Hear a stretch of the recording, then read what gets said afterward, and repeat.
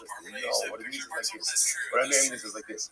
Amir says, Rabbi Lozer says that Aviha means she's in the domain of her father. Kameha means she's in the domain of her father-in-law. Now, what does that mean? When is she in the domain of her father? When is that? Erisin. And when is she in the domain of her father-in-law? Nisuin. The assumption was that during Erisin she's living at home with her parents. During Nisuin, it'll be coming to move in with her in-laws, right? Her husband's parents. So for those that wants to suggest that essentially when she's in Arusa, it's Sreifa. It's Sreifa. And when she's in the Suah, it is Skila. Kiman, who's opinion is this alignment? Ikrabanan, Habi Nesua, Yatzal Sreifa. Hello, Arusa, right? According to the Rabbanan, they hold ultimately it's only Nesua gets Sreifa, not in Arusa. Ikra Bishimon Ha'amar Achas Arusa, Ba'achas Nesua B'Sreifa. Bishimon holds again, basically whether again Arusa or Nesua, Halacha L'maisi gets Sreifa. Ikra Yishmael, if it's a Yishmael, Ha'amar Arusa, Yatzas B'Sreifa, below Nesua. Yishmael says ultimately again, Arusa is ultimately goes after Shefa Nesua. Es Chamel, Chameku. So whose opinion is it? Let's say here's how to arrange the Mishnah. The Olam Kirabana. In reality, reflects if you have Kirabana, Baki covers it, you can say, Koshu, the Madami Nisa Sadia. This is look at Rashi. Rashi says Rashi is 5 lines up on the bottom. Madami Nisa Sadia. Streifa. Lama Ramisa Shikalami Streifa. So essentially, anytime you have a punishment, right? Anytime that relations with a father would have yielded a punishment that is less than Sreifa. If you go Nesua, Dechanek Ba'alma, Hachabas Kohen B'Nisas Aviyah, Kilu Zinsa Me'aviyah B'Sreifa. We'll say, so essentially, Gemara says like this. Anything, Kol Shula Mata Me'Nisas Aviyah, anything ultimately, again, that would have been a lower punishment had she committed adultery with her father. Umayni, what's the example of that? Nesua Bas Yisrael. Di'ilu Nesua Bas Yisrael B'Chenek, because a regular Nesua Bas Yisrael be B'Chenek. Hachabas Me'Nisas Aviyah B'Sreifa. So therefore, again, had she committed adultery with her father, would have been B'Sreifa. Anything that would have been a step above. I think he was just excited to say had she had relations with her father. What is that? Arusa Bas Yisrael. That's the piece of Arusa Bas Yisrael. Arusa Bas Yisrael Ba'alma B'Skila. A regular Arusa ultimately will be Skila. But Halachah Misas Kameha B'Skila. So over here, if we're adultery with her father, it would have been B'Skila. Okay, Maskar B'Yamiyah. Midi the Mal Lamata Kind of B'Yamiyah. What are you talking about? That's what the Rabbi says. It doesn't say Lamala Lamata. Amr Yirmiyah says this on other days. Amr Yirmiyah, the Olam said Yishmael. In reality, Allah again, we're going like Rabbi Shmuel. Right? Rabbi Shmuel says, Rabbi Shmuel is the one that says that Sreifa is only for a din in Arusa and not for the Suah. What does it say? Es Aviyah, Birshus Aviyah B'Sreifa. Bes Chameha, Mechameha, B'Skila, B'chol Adam Mechameha. Okay, this is interesting. The Shmuel holds like this. The Shmuel says the way to interpret the famous device is as follows. Es Aviyah means Birshus Aviyah, which means the bas point means adultery when she's doing the domain of her father. What does that mean? Arusa. What's the punishment for Arusa? Ultimately is Sreifa. Bas point Arusa is Sreifa. Okay. Es Chameha means she has adultery with her father-in-law. What's the punishment for that? That will say that the Gemara says is skila. Now that's an explicit pasuk. That's skila. And for every other act of adultery, what do you get? Chedek. So it's interesting. According to Rabbi Shmuel, there's 3 constructs in the adultery model, right? There's bas kohen who commits adultery as an arusa. That's sreifa. There's a woman who commits adultery with her father-in-law. That's skila. And then there's every other case of adultery, which is chedek. That's his model. Okay, so the Gemara says as follows. It doesn't make any sense. Essentially, what you're saying is Esaviha means that the girl is in the domain of her father, but Eschamea means that she committed adultery with her father-in-law. So the Gemara says, or Rabbi says, it doesn't make sense. Either both mean adultery with the respective individuals, or both mean in the domains of the individuals. So Rabbi, the only condition. Rabbi Shimon says, Asar Lazar, the Suah Karusa. The Lazar holds that in the Suah is no different than an Arusa. Ma Arusa has Darga Maskila Seifa. Just like in Arusa, we move her, Pascal Arusa, we move her one step higher in person.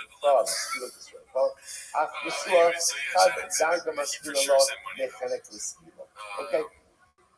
Incredible. So again, the Rosh is of the opinion that Allah essentially what we do over here is in the case of a bas Kohen, we always move her up one level of severity and punishment. So whatever the normal punishment is, we move her up. So therefore, again, by Arusa, normally again she gets skila. Again, this is a lot of, but really, of course, Rabbi Shimon who holds that streifa as the highest level. So we'll take her again from skila to streifa.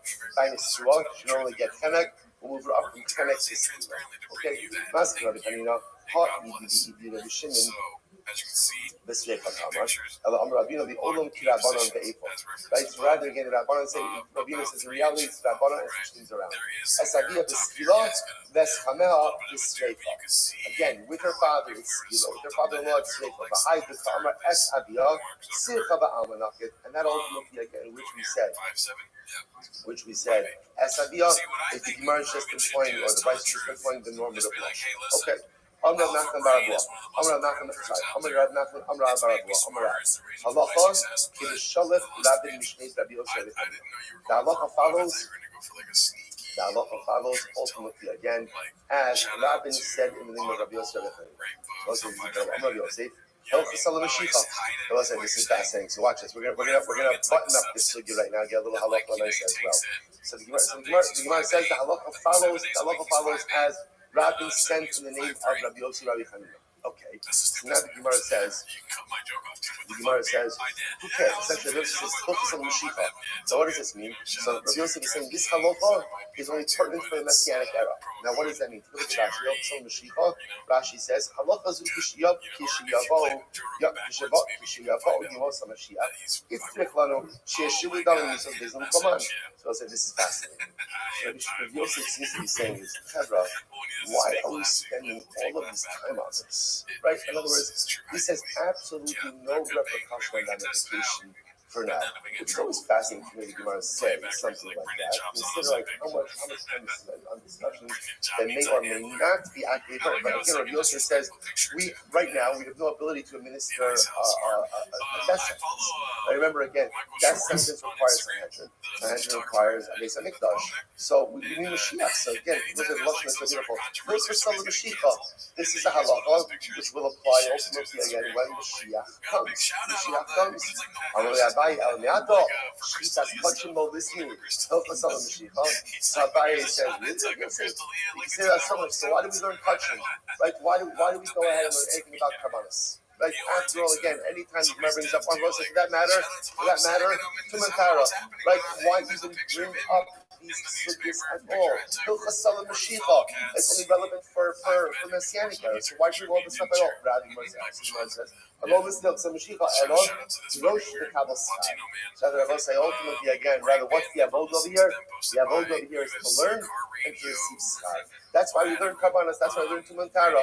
Talkinami. So to over here again by this entire discussion, Josh this is very affirming here. Because I think for many of us after the last 2 days we're kind of wondering to ourselves, what are we doing? Right? And we're gonna see the bottom line in just a little bit. We'll do the numbers in moments. But again, it's almost as if sometimes it's something you struggle with something. It's very affirming to hear someone else who's struggling with it. At least it makes you might be struggling, but at least I know I'm not crazy. So it's interesting because this is coming out in the Gemara. So again, you have Rabbi Yosef saying, Chevra, what are we doing? What do we do? It's very interesting. But what are Lochas Salam Mashiach? What are you talking about? We spend so much time focusing on things that are not yet relevant but will be in the future. So why do we do that? Drosh the Kabbalah Schar. Learn and receive reward for those. So the Pashup Pshat over here is the Gemara saying. Pashup Pshat is the Gemara saying that Halacha L'Maisa, there is a value to learning, even if there's not something immediately applicable to do with your learning. Right? In other words, what do I do with a sugya like this? Okay, so we take a Musar HaSkil that when you learn so much about death, it becomes a life-affirming experience, recognizing I'm alive. My gosh, life is such a precious gift. I need to do so. It's already 6:39, right? I said this last time at 5:57. Look how quickly time goes by when you're having fun, right? And then what happens? And then the nice thing, I gotta live. But in the general idea, sometimes we do things and we're not sure about the relevance of it. It may or may not be halachically relevant, but even if it's not halachically relevant, there's a power to engaging. Learning Torah is not just about gaining information so that you know how to operate. Right? Torah is an operating system, it's true. But I don't Amazing. just learn All day, in order every to know day. how to operate. All right, I just one learn moment. because learning fundamentally changes me. All right, Learning hold on a uplifts second. me. I'm When just I checking. swim in the Yam Shel Kama, All right, can you hear me? I become a different person. Okay, Like excellent. I emerge a different. Dude, I've been really kicking ass in these Twitter spaces. So here's what I've been doing. Like we kind of gave up on them a little bit, and I get why because they're repetitive and they're not always that reliable. But in like 40 days, I got over 2,100 followers, which is like without a blue check mark, which is really really good for me. And I've been going in there. Yeah, it is.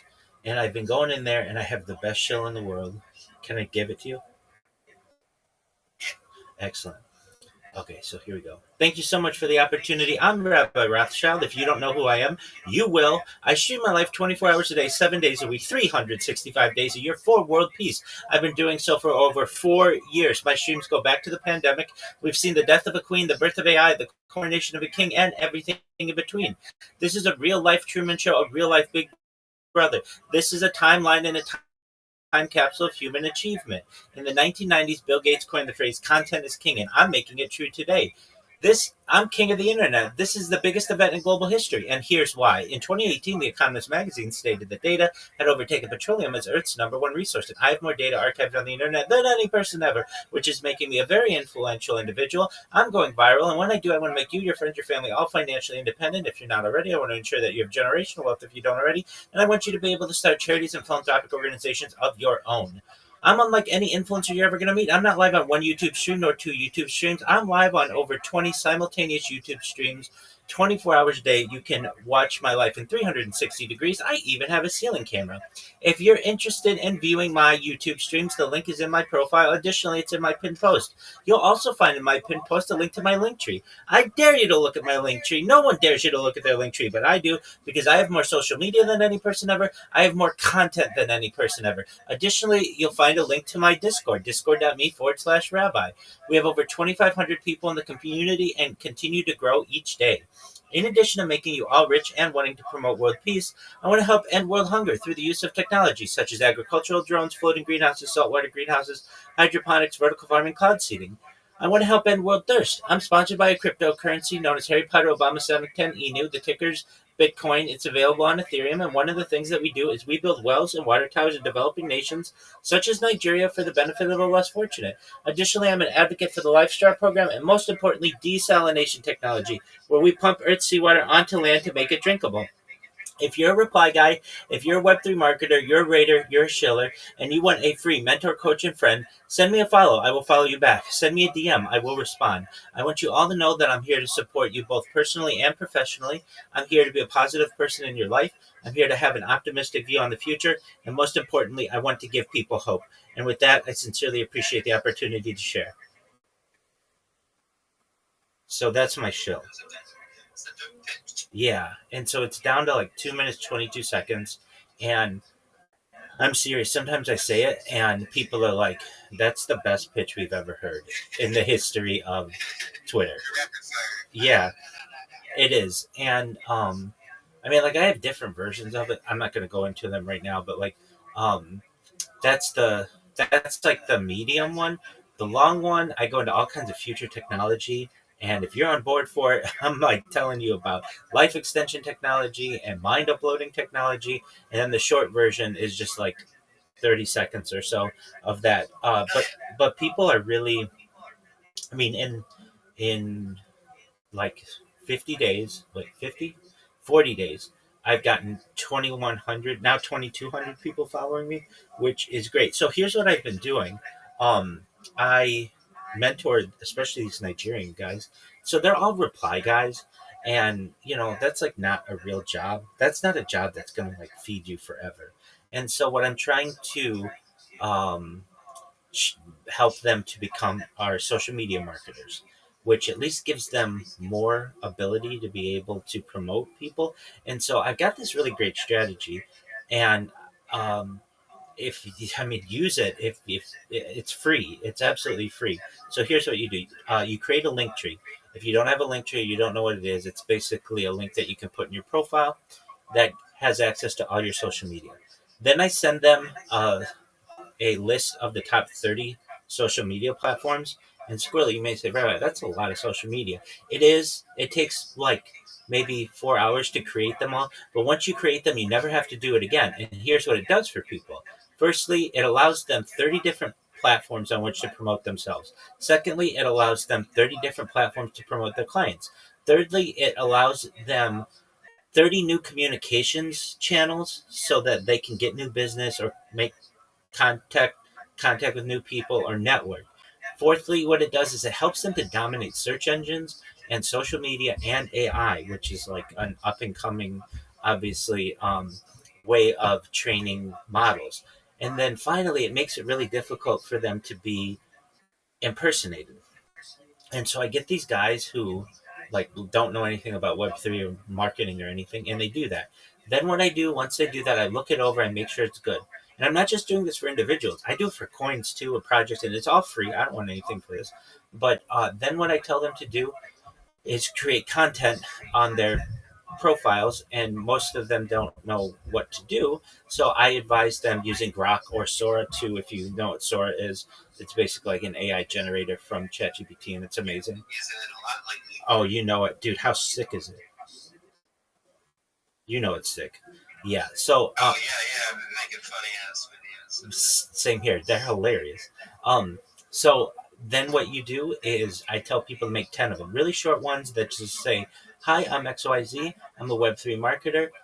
I'd love to promote your project using my platforms, using my accounts. Send me a DM. I'd love to work with you." And what this allows people to do is have 10 good videos on their YouTube and on their Instagram and on their TikTok that help them dominate YouTube Shorts and TikTok algorithm and Instagram Reels and some other places as well. So they have content. Then what I teach them to do, and we also like we title it correctly and description with hashtags and such. And then I optimize their profiles so that they just don't use. I can't tell you how many times I've seen these generic terms like Web3 ambassador. Web3 is not a country. It does not need an ambassador. You know what I mean? Like, or I see like content creator. Well, that's cool, but like, of what? Like, what are you creating? So I want people to be specific with what they're doing, and then I help them to also optimize their profile picture. And that may seem like it's pretty basic, but I don't care what their picture is. But what we do is around the top is I put their username, and around the bottom I put their Linktree link, so that when you are going through all those Twitter spaces and you're just clicking on people's different profile pictures, it allows them to see what.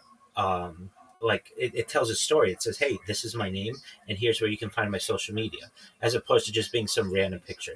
Then what I teach them to do is to join different communities, because your network is your net worth, and I want to increase it for both of them. So I teach them to join X communities, Discords, Telegrams, and like Facebook, and to just get into these networks because there are some influential individuals there.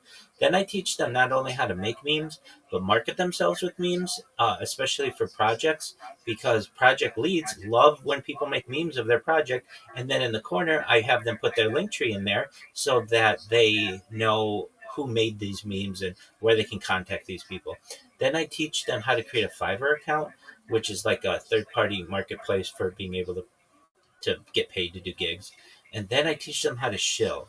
And I teach them how to do a 30-second shill, a 60-second shill, and a 3-minute shill. And we're changing lives. I've helped like 50 Nigerian people and people from other places of the world too. UK projects, Australia, just a bunch of places. I've been working with them just to improve themselves. So that's been really good. And I was in a space like maybe a week or two ago, and there was a big influencer in there. What up, Dono? And this influencer, I don't know if you know him, but his name's Andy Leon. He's like got 180,000 people on following him on X, and he does like um he's like a what he calls a thought leader. Like he's somebody who speaks at conferences on crypto and stuff. He's like a pretty big guy. And I went in and he asked me like what projects I was, or if like I had any meme coin suggestions, and I'm like, oh yeah, haircut of Tenino. And he's like, I used to own that actually, but whatever happened to the community? I'm like, oh, we're still strong. We've got 12,000 people in the Telegram. I've been live streaming my life in there for 2 years. We have a fantasy football league. Like we do trivia nights, we do karaoke nights. Like we're a really great community. He's like, yeah, you guys just don't do spaces anymore. I used to see you guys everywhere, and he's absolutely right. We used to do them all the time, and I want to make sure that we do them again. So I and then there was a guy actually who came into my space this morning, like really early, or not my space, but my Discord. He's got a project, a coin. He's from Britain, and he was paying these like just reply guys. He was paying them like two soul each, like $300 a month, $300 a week to just do like 20 replies for him. I'm like, you're getting you're like no offense, but like basically the going rate for 20 replies is like $1.20. Like I showed him what the going rate for all this stuff was. So he's like, oh, so I don't need this team. I'm like, no, and they're not even helping you.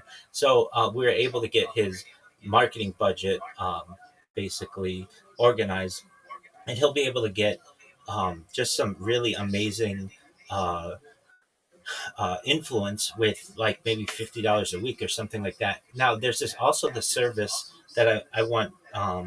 That's kind of why I wanted to speak to more light is for like 100 and for like $150 one time.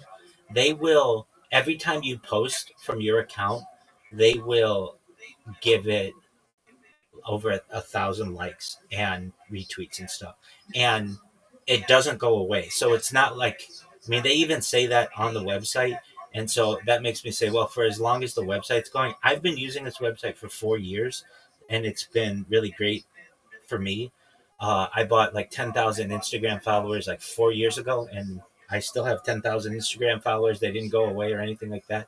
And does it fuck up your algorithm though? well, I mean, it depends what you mean by fucking up your algorithm. Your algorithm's not going to be affected by it because you're not following these people back. So you'll see the same stuff that you normally follow. Um, the only thing that it does is it's going to give it more visibility to all of the other people because you're instead of getting 20 or 30 or 50 different likes, you're going to get every time you post 1,000 likes, and it doesn't do them all at once. It does it like over time and over the course of like 24 hours. So I have found a lot of great um, what I want to say. I've found this tool to be an excellent resource, and Can you link it to me, Rabbi? yeah, actually, it's in the message that I have with more light, but I'll just put it in the space right Or you now. can just direct message to me if you like as well. That'd be cool. Okay. Um, That would be swell. It's funny you're talking about this because I was just talking about how I don't know if I'd want to do that, like pay for followers, because it could, I guess, it could be kind of a double-edged sword. Like I guess what you're saying, it could be where it's timed properly, so it's not all at once, and then it kind of calculates it through the 24-hour period. Makes more sense. yeah. So this is what I recommend to anybody. They offer free, like not even free trials. You can get 10 likes and out 10 likes every 12 hours, 10 reposts every 12 hours, and you can try it yourself before buying. But for anybody who has any questions about it, what I advise them to do is just create an alt and use the free service on the alt and see if you like it. I mean, not all places, especially in social media, are going to let you try before you buy. And Donald, I sent it to you in a direct message. But this website does, and it has everything on it. It has YouTube and X and Rumble and Kick and any kind of social media you'd ever want, basically.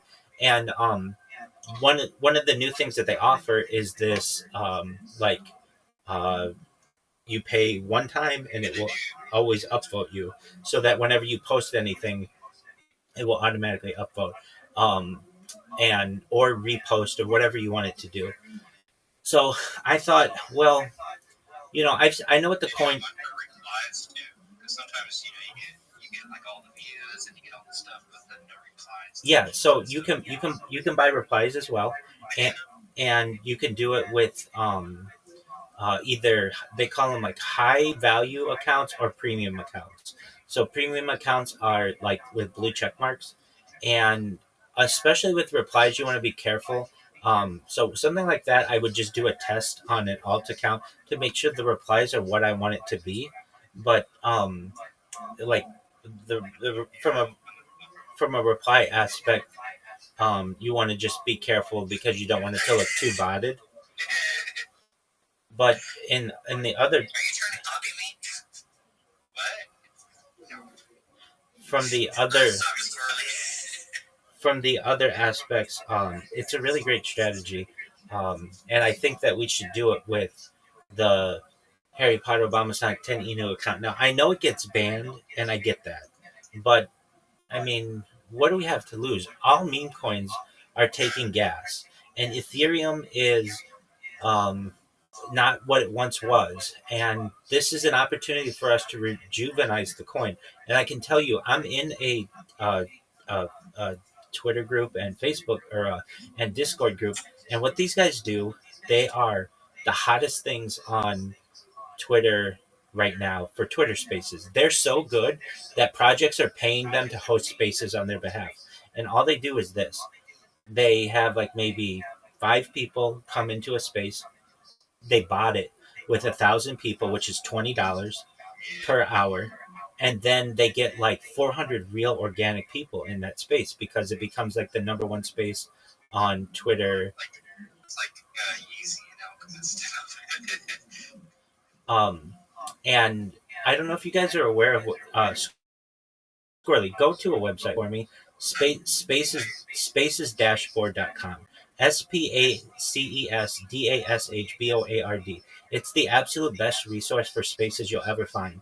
Instead of your only seeing like maybe a dozen or so different spaces on your Android device or your iOS device, it shows all of them. There are 500 different English speaking spaces that are going on concurrently alone, and you'll never see them if you just use your phone. Squirrely, did you have a chance to take a look at it? I think I just found. Spacesdashboard.com. Yes, patience dashes. That's Now, it has every space that's going on. You never see all these spaces, do you? Exactly. And it organizes them for NFTs and cryptocurrencies and yeah, exactly. Um, it has all the different languages that people have. Um, so you're seeing, do you see the list of the top spaces in the United States or in the world right now? it says Italy and England. Are you sure you're on spacesdashboard.com? SPACESDASHBOARD, not spacedashboard.com, spacesdashboard.com. Yeah, it is a purple logo. The you should just see it. Should just have a big list of spaces that are going on. At the very top, it should. Yeah, that's it. That's it. So those are all the spaces that are going on right now. And if the top, you can see all languages, and then you can just go to English or whatever.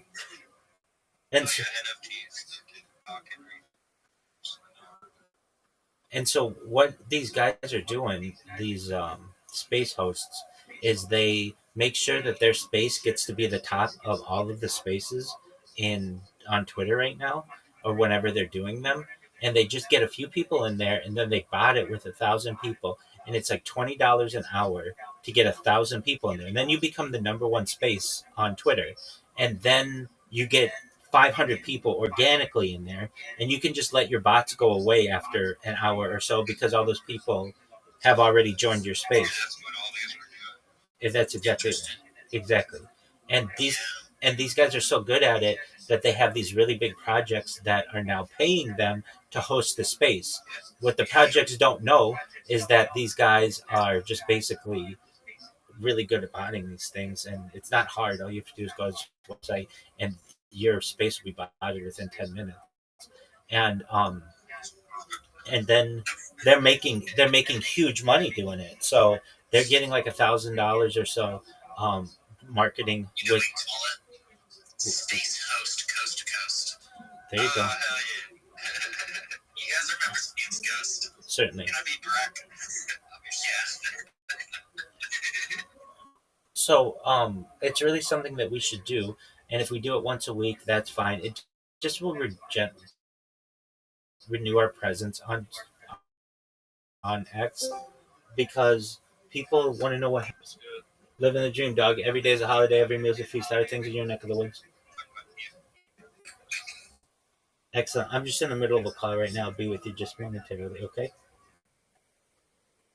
Excellent.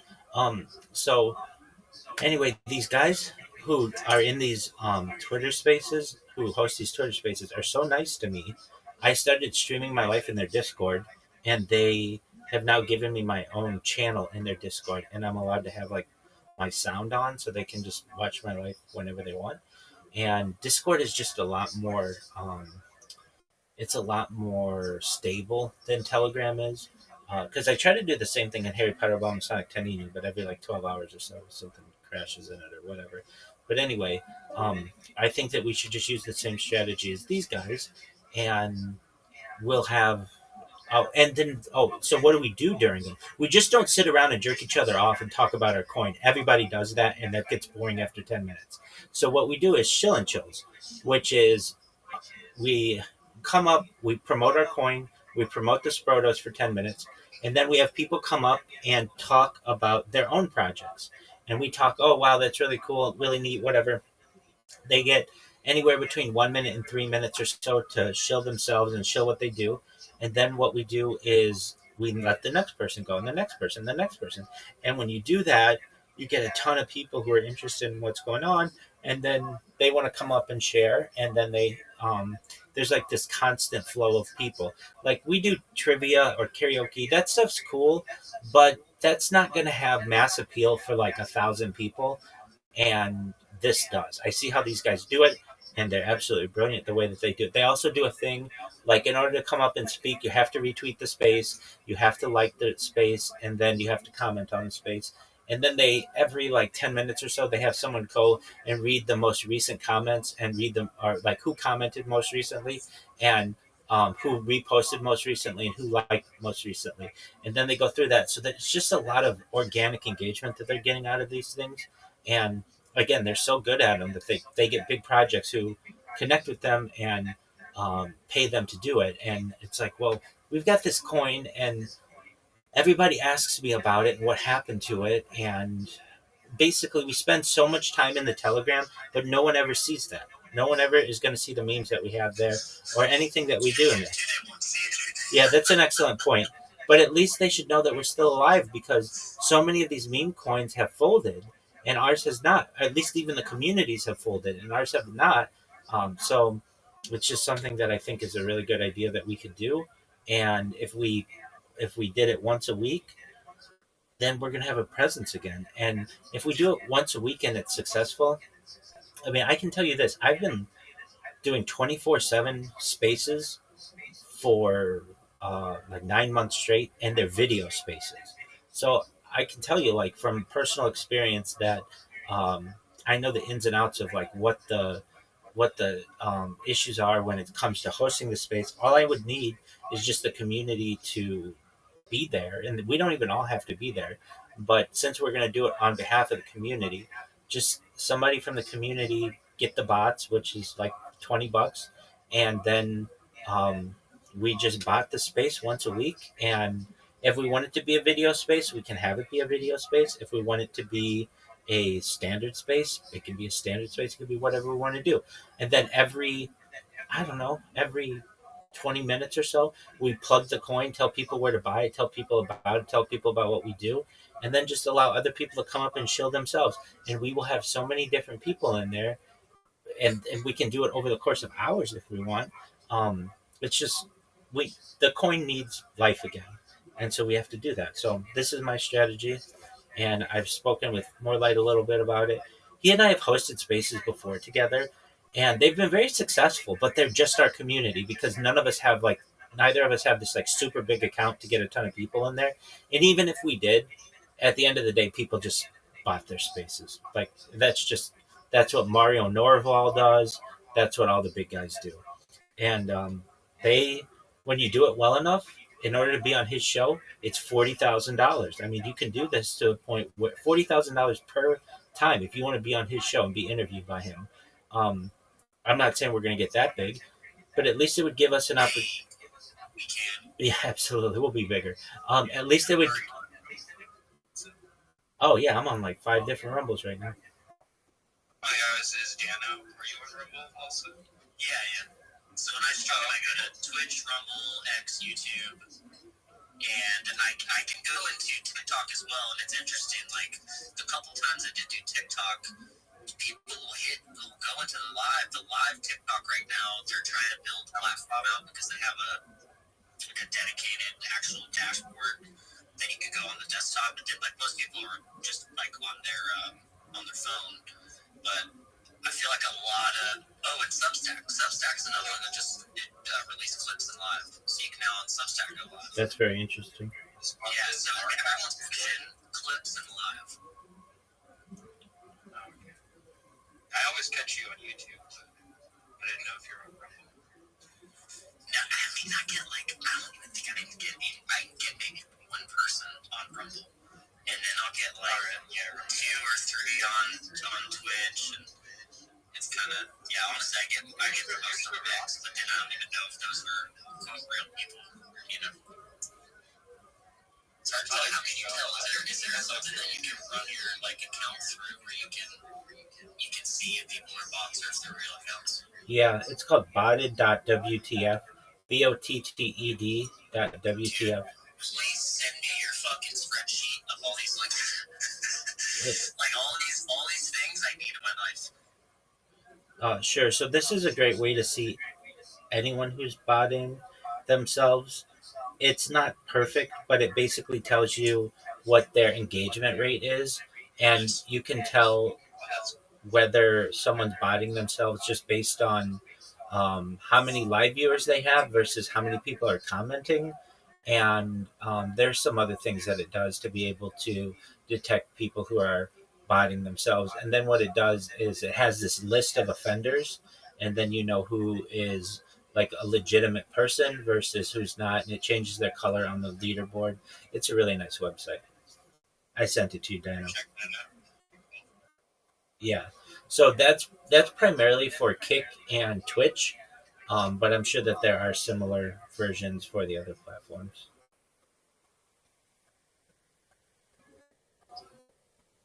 I can actually hear you guys. Oh my god, I couldn't. The volume was like at like a 2% for some reason. I just rejoined and now it's at full volume. Couldn't hear a fucking thing. Okay.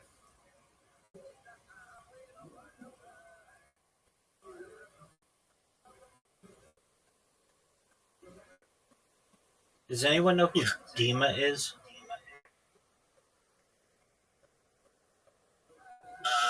Dima, I met him at the meetup, but I can't remember. I have to. Everyone's got to like connect their scrotum with their face again for me. Oh, okay, no big deal. Okay, you answered my question. Morelight said he'd be here in a second, but he had to connect with Dima. I didn't know who Dima was. So, yeah, I think we should start doing spaces again. If we mirror what these other guys are doing, we already have a huge, like, people know the project. I talk about it all the time, and people know the egregore. They know the ticker's Bitcoin. Like, when I mention it, they know, and they're like, but they recognize as well what has happened to most meme coins is they've just faded, and this is a perfect opportunity for us to revitalize ourselves with constant spaces. I don't know how much the frankly reposting and doing all that does as opposed to in comparison to spaces. Spaces are real. They allow people to talk to you. They allow people to know that like your project still has life, and it's more difficult to fake that than it is to just get a good post going and bot it a whole bunch. But that doesn't mean that both strategies don't work. But I sent more light, my suggestion for when we do these, which would be 6 p.m. Pacific time, Monday nights. Some people may not like that. I know I personally don't like it, but I think it's the best time to do it. And the reason why is it's the start of the work week, and people are generally already in the um, it's not like the weekend or something like that, and it's not at the end of the week when they're already taking off and everything. It's like if you're working this week, you're ready to go on Monday, or you're ready to go on Tuesday, and this is gonna kickstart you. And the reason why I don't like it is because that's when Monday Night Football is, and we've got the Sproto League that we have, or the Harry Potter League, and then also it's Kill Tony. But nevertheless, it's I think a really good opportunity if we were to do them then. But if you can, or if you have the opportunity, send more like your suggestion on when you would want to have these things.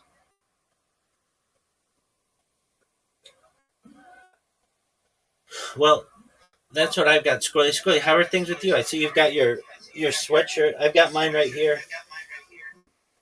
Oh, nice. Yeah, just going for my PSP. Absolutely. How's your life going? Pretty chill. Pretty chill right now. Probably Excellent. gonna head down visiting family right now, but then I'm gonna Rowdy. head to desert. Excellent. Just one moment. Yo, how are you? I have a question. Okay, sure. How old are you? How do we do in these Discord calls? Just one moment. How old are you? I'm 19. Okay, excellent. How do I do it? Yeah. I'll talk to you about that. All in 1 second. Just one moment. I'm in the middle of a conversation with some people. That's okay. Let me finish up with them. I'll be with you in 1 minute. Is that okay? Yeah, that's okay. Excellent. Squirrely, last we spoke, you had just gotten a new computer. How's that going? Oh wow, gosh, that was a minute ago. I know it was. Yeah, it's great. It's been helping me out. Shit. Yeah, I did a lot since then. Went back to Alaska for a little while, worked there, and then I came back here. I'm still just wandering around, and I don't know what I'm doing. Absolutely. You're our traveling man, so excellent. Hey, I've got somebody in my Discord, so I'm gonna leave this call. Of course, I'm gonna keep the Telegram going. But it's great catching up with you, and I'll try to catch you more in lives. absolutely, sounds great, my man. All right. Peace. Love you, Rabbi. Talk to you later. Love you too. Bye bye.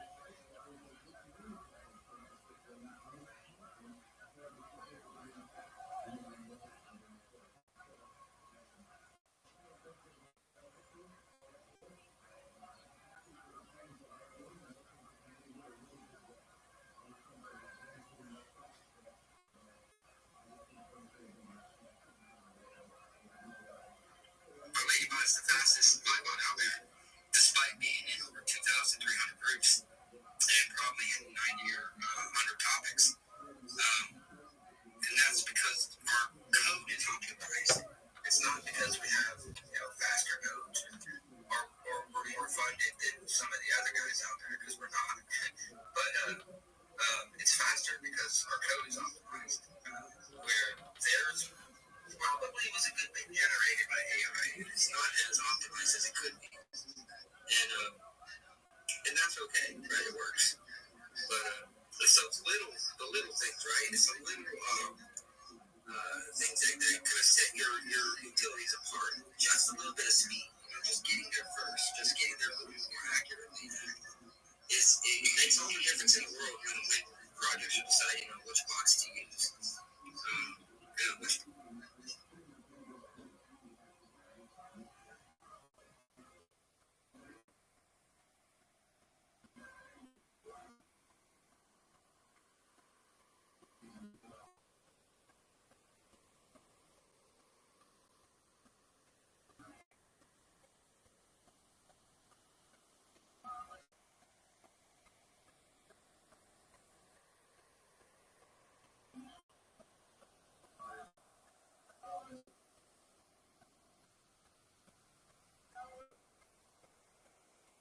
tells you, 95% of them, if you're using a bot, can access your wallet. 95% of them can't. Now, I say that because there was 5%, like, that can't, depending on how the encryption was wrote. Was the encryption wrote with, Fernet, with, SHA-256, using Telegram as the decoding, Telegram session as the decoding factor to decode the private key of that wallet? Some have done it that way. My bots do it that way. So without the Telegram session of the actual user, the wallet can't be decrypted. So that does have caveats, right? If the user ever needs to recover their wallet, I am unable to do it for them. So it's, despite how many times I've tried to recover some wallets for people, and I was just unable to do it. People that have lost their Telegram, people that have that's always a risk. It's always why it's good to back up your private keys. Any of these bots that you guys use out there. But like for the bots that I've built, I'm unable to recover.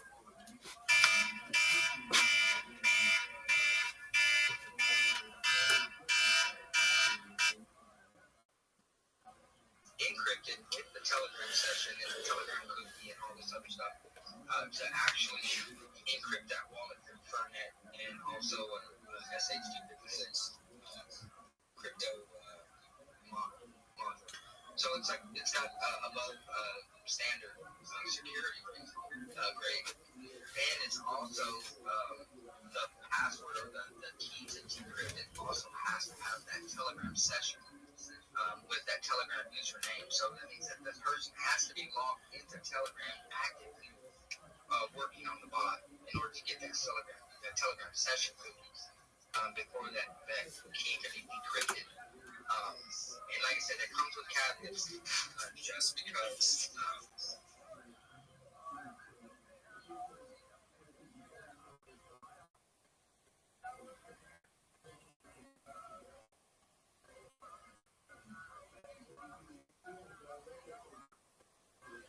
architecturally. Now, if you're a really trusted developer and people really don't care, having a backup is always good. A way for you to actually decrypt it for them. But that's not how we design our things. And I think there are some other developers out there that do it similar. Because believe it or not, you do have developers out there that really care about security and making it, two-factor authentication and all this other stuff, make it really difficult for people to steal. And I encourage people to develop that way. It takes the liability off the developer and also protects the end user because nobody wants to use a bot. When they go into the support chat, it's like, well, I lost all my money. Somebody hacked my Telegram or somebody got over. Nobody wants to use a bot when the feedback is that, right? And some of these bigger bots I have seen in their support chat, well, how come I lost? What happened? My funds got drained. Oh, we're redeploying the routers. Well, we had an exploit. It's like, how many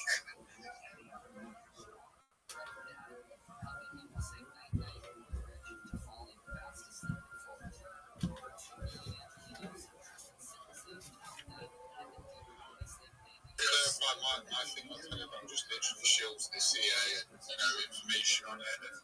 It's a bit like any other one, but it find it.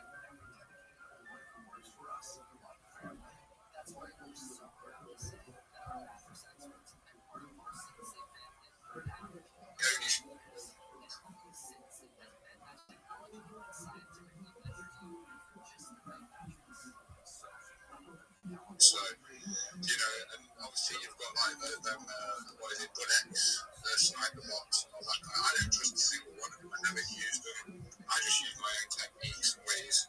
There's, you can just really start for Christ's sake. I've already started building, my own infrastructure of that kind of stuff, There's just no point in you. These people are just basically, if you're lazy, use them. But that's all I can say. You can do a lot of stuff in this space if you actually put your mind and heart into it.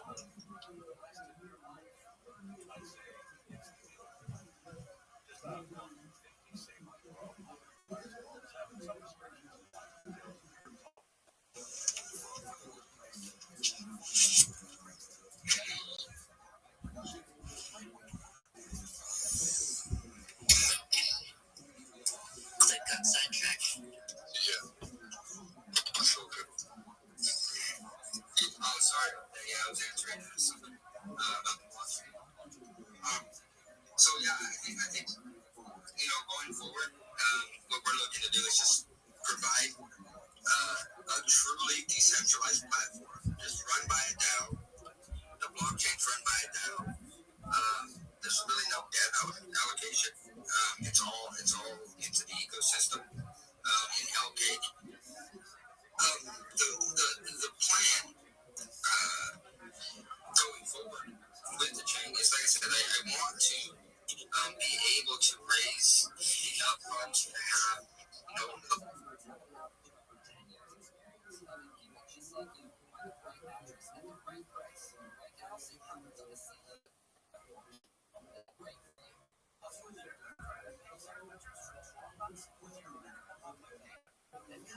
Of the base assets, right? So as BTC goes up, that pool will be valued more than, say, the BNB pool. But if BNB goes up and Ethereum goes down, then that BNB pool will be more valuable. So you'll always have traders looking for that opportunity. So you'll have people actively trading on your chain. And that's really where I want to start by bringing in the DJs. And I think that would be really, really beneficial to the actual Lady Soul holders. Because the only gateway in to the chain is you got to bridge it through Lady Soul. And I think that that is going to provide like a really cool utility to kind of bring value to that the entire Ladybot ecosystem. And I consider it like my end game, my retirement from crypto. Design the entire ecosystem, which I've done. Implement the entire ecosystem, which we've done, and give it to a DAO. So that means that the holders are actually in charge of the blockchain, not me, not Lady. The validators and holders. We'll have 21 trusted validators that are earning 1 Lady per block. There's a block every 2 seconds with over 1,600 GTPS, extremely fast. And the validators and the holders will determine the direction of fees, the DEX, implementations on different features, or actually hiring me or other developers to develop specific utilities on the DEX. So what I mean by that is, say somebody that has 1,000 link, right? They can propose on the DAO.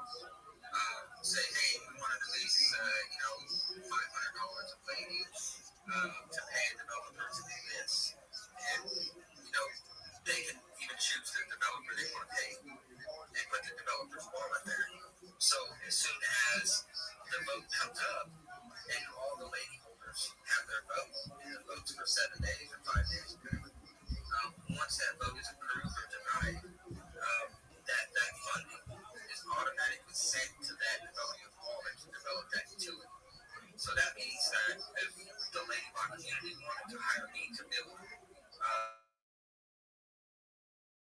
different utility to add on a feature or just to do maintenance or something on the blockchain, they would be able to approve that transaction without worrying about me getting assets or they getting assets or where that funding is going to come from or anything like that, right? And that's clearly up to the Ladybot community, and I think that is going to make it extremely unique, extremely valuable, because it will be truly DeFi, and it will just be based on the amount that you hold. So if you buy and hold, you have to say, it shouldn't be a dictatorship where I don't care how much you hold, I don't care how much you support, I don't care how much you buy, you don't have to say. It shouldn't be that way. I don't believe in that. The lady doesn't believe in that.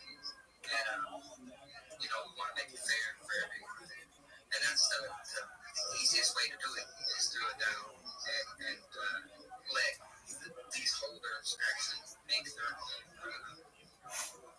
path. So I'm really excited about that. And I hope that it all works out. Technically, the technical aspects of it will work perfectly, but what's to stop, say, somebody that has a massive amount of ladies, right? They just bought 40% of the supply, just kept buying that shit when it was nothing. What's to stop them from going in and basically just, I vote to give myself 2,000 and nobody's not voting, right?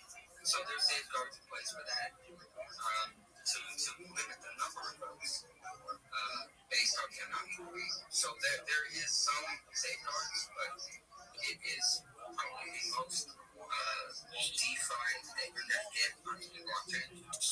It's the most unique blockchain that you're going to get.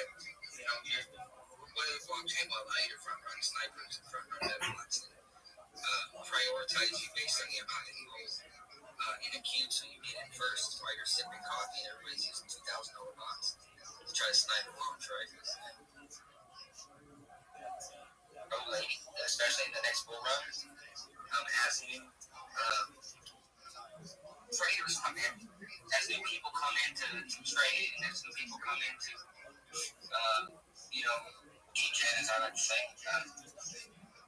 lady's gonna be an option for people to come in and have an opportunity to get on the ground floor with an upcoming unique blockchain that's truly run by the community and truly run by the holders. Without, like if you look at DSC, there's no reason why CZ for Binance should hold so much BNB that he could actually kill his own blockchain. Same thing with Ethereum. Look at Vitality is helping Ethereum right now, and it's killing the market. We don't want to be in that position to allow that to happen on our chain. So it won't be. There won't be. I mean, that all comes down to greed.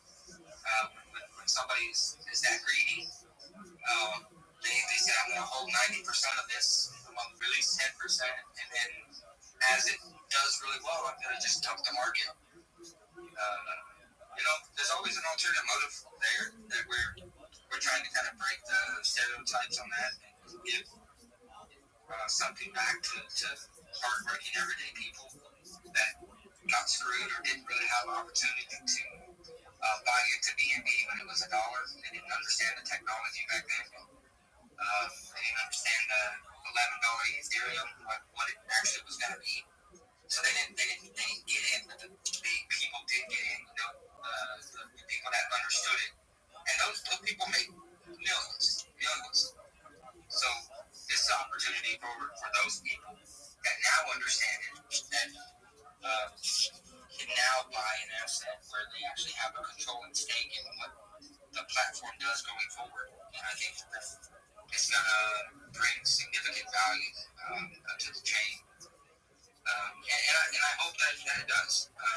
Because it really is. It's my plan for retirement. I think I've done a lot of crypto, and I've built a lot of tools. I've done a lot for a lot of people. But my time is coming to an end where I want to spend time with my family and kind of live a life where I go to bed at 10 o'clock at night and not wake up every hour to check the phone if something went wrong or if somebody's having an issue. Been doing that for way too long. So, I'm going to push it out, complete it, make sure that everything's running smooth, and I'm going to just become a holder like everyone else. I'm going to buy my own tokens, and I'm going to support the chain as a holder, right? So I'm looking forward to that. I'm going to be the guy that goes win, win, win, win. So say win, and I'm going to knock you out. Yeah, so that's my plan. So I think people can respect the fact that I'm actually completing before retirement, right? I'm not leaving our people hanging. I'm not leaving our people out to dry. We might retire from building other things, but we'd still be doing the charity. Right. Yeah, that's all I want to do. I want to focus on philanthropic work. Whatever time left I have on this earth, make a difference in other people's lives. You want to? I'm literally having a project, and every bit of the fees from Pump I'm going to donate to kids. I've got friends from America and all over, and they're going to live VC, dropping off presents and all that kind of stuff. Yeah, I love that. That's what I'm trying to do for Christmas. And I'm not asking people to drop bags. I'm literally saying, guys, if I can get loads of people, just $10 each, that'll just show something more than, people chucking a large amount. I'm not after the big bag in the house. Just trying to get the fees, and then, we'll do what we do, and I'll speak about what I did. I've only got 6 mil tokens in there. I'm not holding a lot, and I won't sell on people. And unless we've got good volume, then obviously I can, I'll sell some back in at the bottom, support the chart, and, it is something that I will keep running, if it continues, in crypto and everything as well, with Solana. But maybe I might even convert this because, I always see people doing these kind of things, but they always bullshit. So saying? I'm going to make each kind of season and, just have it for life.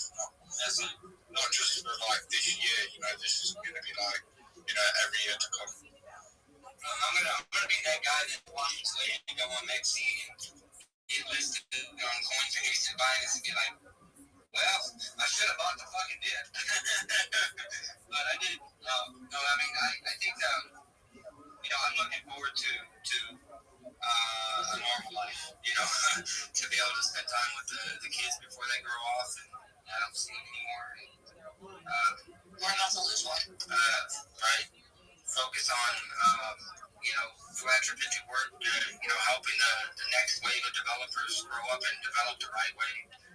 That's the kind of things that I'm passionate about. I think we all need to give back a little bit. Because crypto's been really good to me. I say some of my best friends that I've made in my life that I know that I can call if I ever run into a problem. And there are people in my community. I have a very, very small group, a very, very small group of people that I know I can call at 2 o'clock in the morning if I'm having a personal issue, and they will help me. So those are the kind of friends that I've made in crypto. Yeah, I've got more American friends than I do British. Right. Well, my friends are not necessarily American, but like I said, I've got worldwide friends, and we've made some. You have some American. We do have some American friends. We've got some that are not. Right, where are you guys from? We're from America. We're in Alabama. Oh, nice. I've got one from South America. Yeah, so I think crypto's been really, really good to me on a personal level. I mean, it hasn't been financially beneficial, but it has been on a personal level. Some of my best friends I've made because of crypto. I always looked at the cryptocurrency as a way to build bridges where there was borders, right? With all the different, regulations on trying to fundraise and crowdfund and all this other stuff and all this non-transparency, blockchain provides you 100% transparency. Everything is on the blockchain. It can't be deleted. It can't be erased. And you can actually crowdfund a common goal. I'd say if a group of people wanted to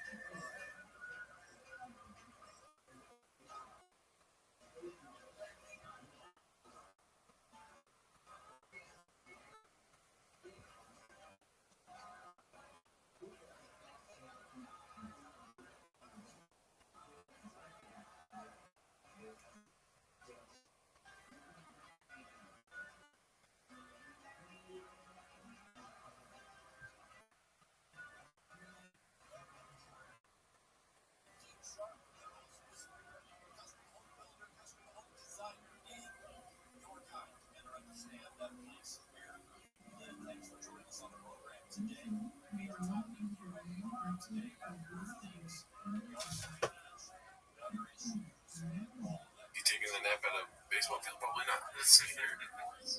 Next one is posted by 28 Texas 832. Will anything ever come? I'm not the same person.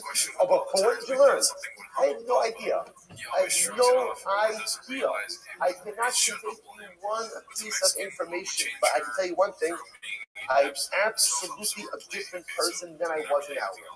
That is an unequivocal, indisputable truth. I'm different. I'm different. That's Drosh V'Kabel Schar. Just learn. Just learn. So listen, we translate it. Drosh V'Kabel Schar is learning. You'll get a reward for learning. No. Drosh, the reward itself is in the act of learning. Drosh, just learn. Just learn. The Kabel Schar, you will receive the reward. What's the ultimate reward? It's not something you get in this world or the next world. The ultimate reward is become a different person. I'm someone different now. And because I'm someone different, that will say, what is the greatest schar in the world? The greatest schar in the world is when you feel good about yourself because you feel that you are engaged in a life of self-transcendence. When I feel that I am just pushing forward to becoming the best version of me, that is the greatest schar. So therefore, the Gemara says, Drosh, sometimes it's just about learning. The Kabbalah schar and reap the benefit of becoming someone different. Reap the benefit of becoming someone holier. Happens to be the Be'er Mayim Chaim says something very beautiful. The Rabbi says as follows. He said there's another part in Drosh the Kabbalah schar. He says also as follows. He says sometimes when we learn something, when you learn about something that's not yet in effect, and it's going to be in effect one day, what it does is it awakens within you an anticipatory desire for what is going to be. So the Be'er Mayim Chaim says when you learn about things that are only going to happen in the Messianic era, what does that do? What does that do? It awakens within you a desire for Mashiach. It awakens within you a desire for a Beis HaMikdash. It awakens within you a desire for a Sanhedrin. The Rebbe says, "Utzmeim alav lomar masai eskel lidabek bo yispar kolasos lo nachas ruach." He goes, "Avinasham bachla bahem chemdas hazman umisabis lekayim kolamitzos kulam b'raga echad." So sometimes what Drosh V'Kabel Schar means, sometimes you learn something that doesn't apply now. But when I learn it, it awakens within me this desire to have it. Okay, so I don't know about Misas Bezdin, right? If it applies as much. But so you learn sugyas about karbanos, or you say karbanos in the morning. It's like, I can't wait. I can't wait to be able to offer my karbanos. I can't wait to be able to do something. I can't wait to see the Kulam. I can't wait to walk with my family over the hills of Yerushalayim and see the beautiful Bayis Shlishi. I can't wait for that. So sometimes when you learn things that don't yet apply now, it awakens within you an anticipatory desire for what is going to come. So two yisodos in Drosh V'Kabel Schar. Number one, the act of learning changes us, even if it doesn't give me concrete information for my life operating system. So Drosh, learn, and learn as much as you can. The Kabbalah schar reap the benefits of becoming a different kind of person. Or Drosh the Kabbalah schar, at the end of the day, learn and awaken within yourself this desire for what is going to come. Awaken within yourself a desire for what the future holds. Incredible. So the Gemara says, "How do you come right?" Okay, this is what I'm going to say. This is what I'm going to say. Hilchasa Lamali, so give the Shmeita Halacha Kamar Mai. So the Gemara says, he said rather what he meant to say is as follows. Hilchasa Lamai. Why do you have to go ahead and make the statement of the halacha follows? The halacha follows so and so. The Gemara says sugi the shmeita. Halacha commerce. Sugi is substitution or sugya. All right, I didn't think so, but okay. The Gemara says this is pretty simple. The Gemara says so. The Gemara says my. So it's not coming my. Rabbi Shmuel Kisanya ubas ish koin kisita mitzvos. But now Rabbi Yarusa kasim medaber. The Torah says this follows. The Torah says ubas koin right. Kisita mitzvos. We're talking about a nara, and she's an arusa. Rabbi Shmuel, right? So Nara is an arusa. She is subject to streifa. Atma of an Rabbi Yarusa. You're saying it's now she's an arusa. Maybe it's only in the suah. Tamalomar ish hashem yinafes ish esraelu most yimas hano ifa hano efes. How you are called before hano ifa hano efes? Everyone was including the general rule of no ifa no efes, right? Adulterer and adulteress. Hoshia kasa basisol skilo. Baskoin the streifa. Torah removes the basisol. The basisol is not the skilo. Baskoin the streifa. Makishotzi akasa basisol the skila arusa. Below the suah, Ashkashotzi Akasha Baskoin the streifa arusa below the suah. Just like when the Torah goes ahead and pulls out a Bas Yisrael from an Arusa Bas Yisrael is subject to Skila, so too when it pulls out a Bas Kohen, it's pulling out a Bas Kohen Arusa. Then it's not going to Arusa subject to Sreifa and not in the Skila. All right, we'll stop and we'll pick up. I'm leaving off mid-sentence. I'm going to make a line. I'm not going to get confused tomorrow. So I'm leaving off mid-sentence over here by Zolman. I'll pick up the rest of it tomorrow. The guy and all right, have a great day, everyone. Out, at the end of the movie, Chop's like explaining everything that happened. Like Agatha Christie guy. So, see, what happened is he starts asking questions. You were there last night, right? You're there? And they're like, yeah. And he's like, then you did it.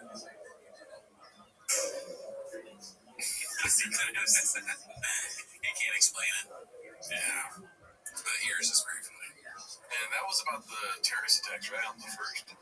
Yeah, I think that guy, he's like a new Roganite. He was a Navy SEAL or something, and he has a show now. Good morning. They were claiming that the truck guy, the Cybertruck sent him an email being like, hey, we know about these terrorists, blah, blah, blah, like I'm on the run and all this stuff, but I guess it was a fake email because it had the squiggly stuff. I didn't even know that. This is my first time hearing that.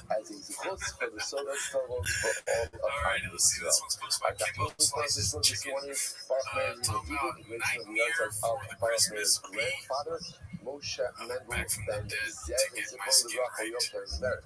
Of our Do you ever family, do our this? Shon Skin care like this? and the family in the Not to common. Of that course, as extent. I have always, lotion. we dedicate You our too. I learning put some to lotion on really earlier. Yeah. in the source. Not this much, But though, precious right? has to do for 12 Let's just let Americans that be a continue mystery, dude. to bring them home the Shalom and the Karov, and in making successful Holy soldiers. May those well allowed to be successful. The whole Maaseh Yidei. Also, with that, let us begin with a lot to do today. There's an interesting job ahead of us. Yeah, I mean, I had moisturize. Some fascinating technicalities when it comes to these days. Remember, again, yesterday we had supposed to be my various concept the beginning of 2615. the new parak. How do they still And make in money the after parak, losing again, 90% of we their had viewers? interesting focus in the Mishnah This is a about frequent the topic of the severity podcast. of the Abelissos, the four This is different a types little while of back when death they were penalties and naming things. episodes Very still. magnificent Country Tanakama and superstar Rabbi Tyler Shimon. Hubbard. Tanakama holding that the order of severity from most severe When to I was least off the severe clock, is sorry, Skila, I was on Sreifa, break. Heret, I was going Chenek, through and the Rabbi numbers Shimon on holding TFAK. that the Yeah, order is it's astounding. Sreifa, There's a Skila, down a lot. Chenek, Yeah. and Heret. So It's then a the median Gemara of began a 40K. discussion regarding, Okay. in general, Well, when the Gemara I'm brings under down an pressure. order, Yeah, you are. You so study how the game. maktive, right? How Let me meticulously ask you you a know the question. particular order How much that's money? been espoused. So that's where Sorry, we what left off in the middle of yesterday. How The much Gemara money is but fucking who driving knows? fast dog gas per hour? No, Lafuki Mitzvah Good Chalitza. question. Right? Good. How many So chicks? four lines up from Exactly. the What point number are gets you wide. thinking? So remember, so Lafuki Mitzvah Chalitza. Now, again, interestingly enough, one of the areas where everyone agrees that the order is really not specific is in the area of Chalitza. What happened with Chalitza? Listen to this. This now is actually fascinating. There's no way he's It says Chalitza. okay. See, here's What the is thing. the order of That Chalitza? drive fast Now, dog again, gas I money should be made feeling the like truck a giveaway. You trigger take warning. that It's up. only bonus You over put that there, right? in a So, week. You for some of toast. us that I get Okay, over you trigger stack but that up again, again the in a answer month. is thoughts. What is the order of chalitza. Both of these don't play business. So what's the halacha? So again, remember, it's a split case. Reuben is married to Rachel. Reuben dies without children. Reuben has a surviving brother, Shimon. Shimon has a mitzvah of yibum. Shimon doesn't want to do yibum. He does not want to marry his sister-in-law Rachel. So what happens? They come to Beis Din. Moavians are Beis Din. Are you listening or Yitzhak Guinness? So Beis Din gives Shimon proper Yitzhak for Shimon. Should Shimon marry her, not marry her, right? So again, Beis Din said she should do yibum, she should do chalitza. So Shimon, the car was sitting out here, the people I love. So she said, Rachel says, my brother-in-law Shimon does not want to marry me. Okay, first one, I don't marry her.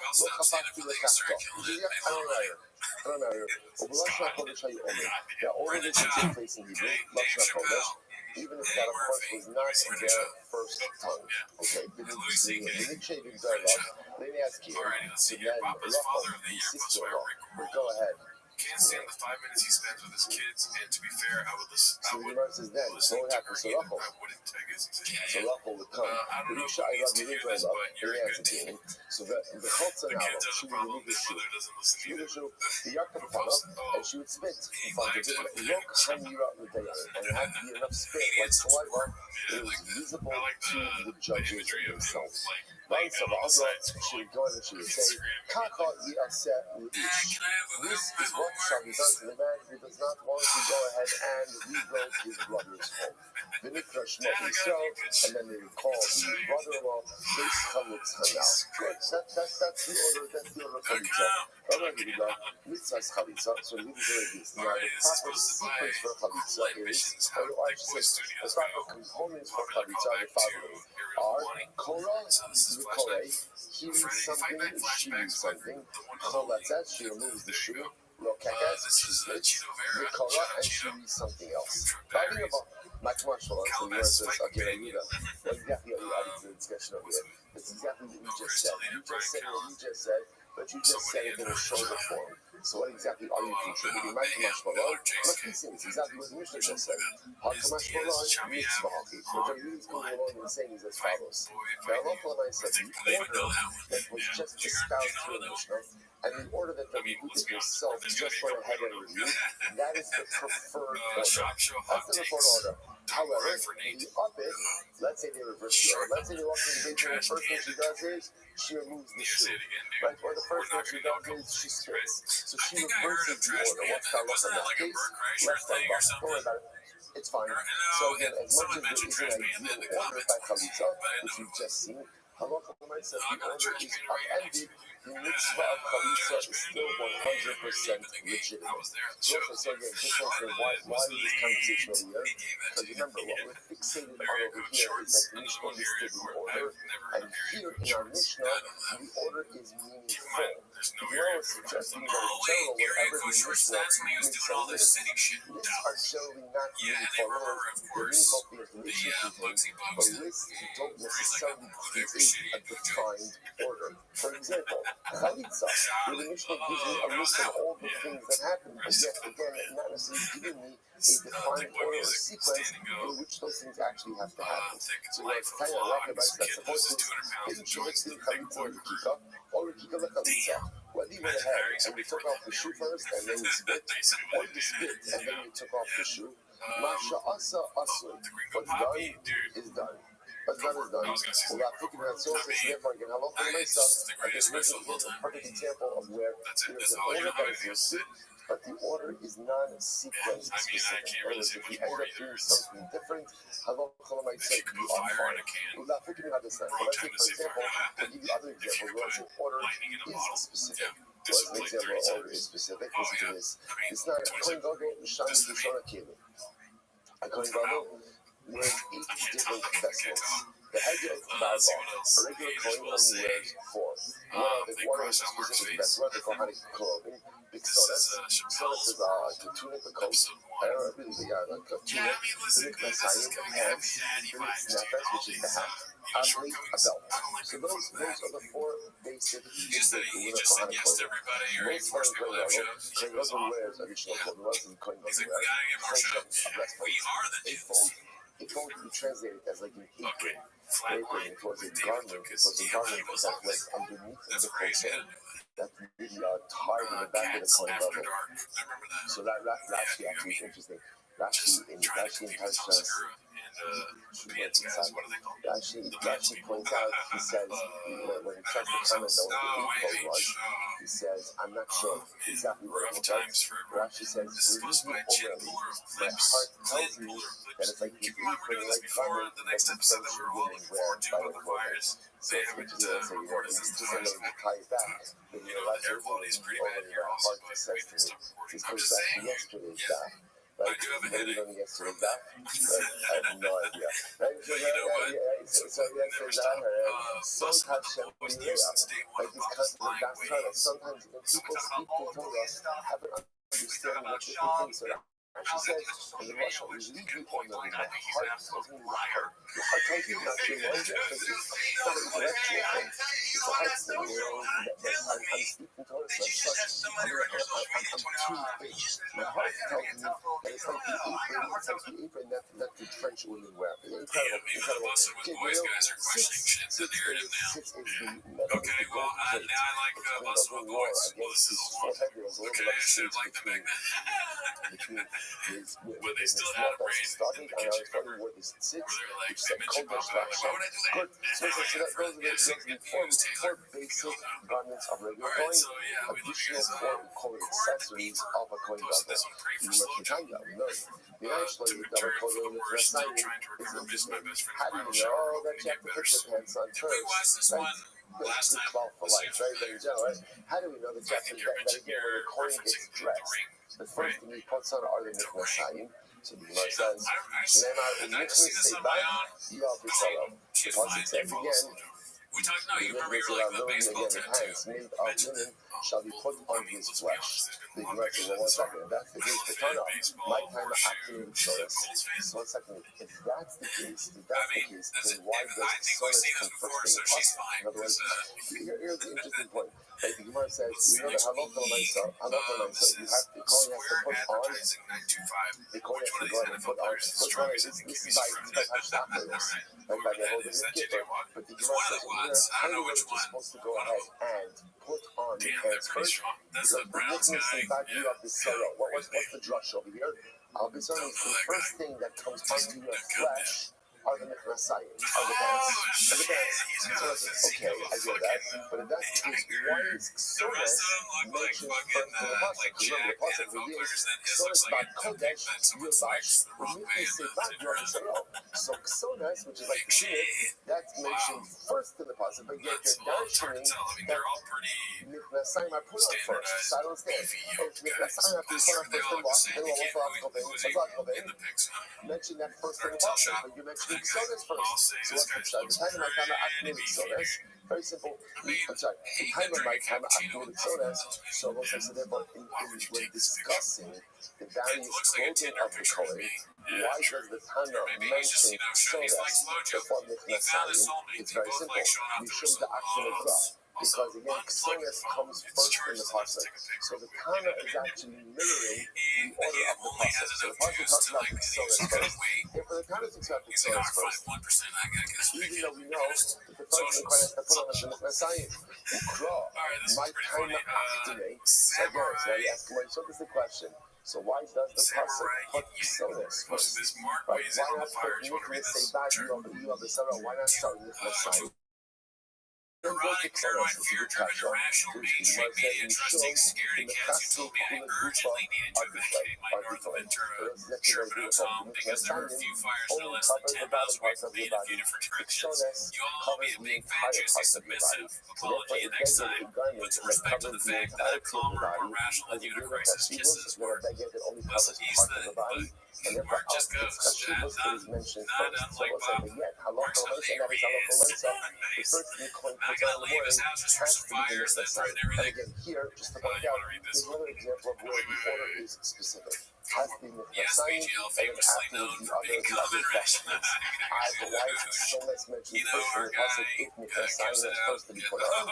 Ultimately, again, because Mechasayim covers part of the body, Sonas covers the entire of the body. Yeah, let's just point out something interesting. If you think about this also, it's fascinating. There's funny mental hospital and everything.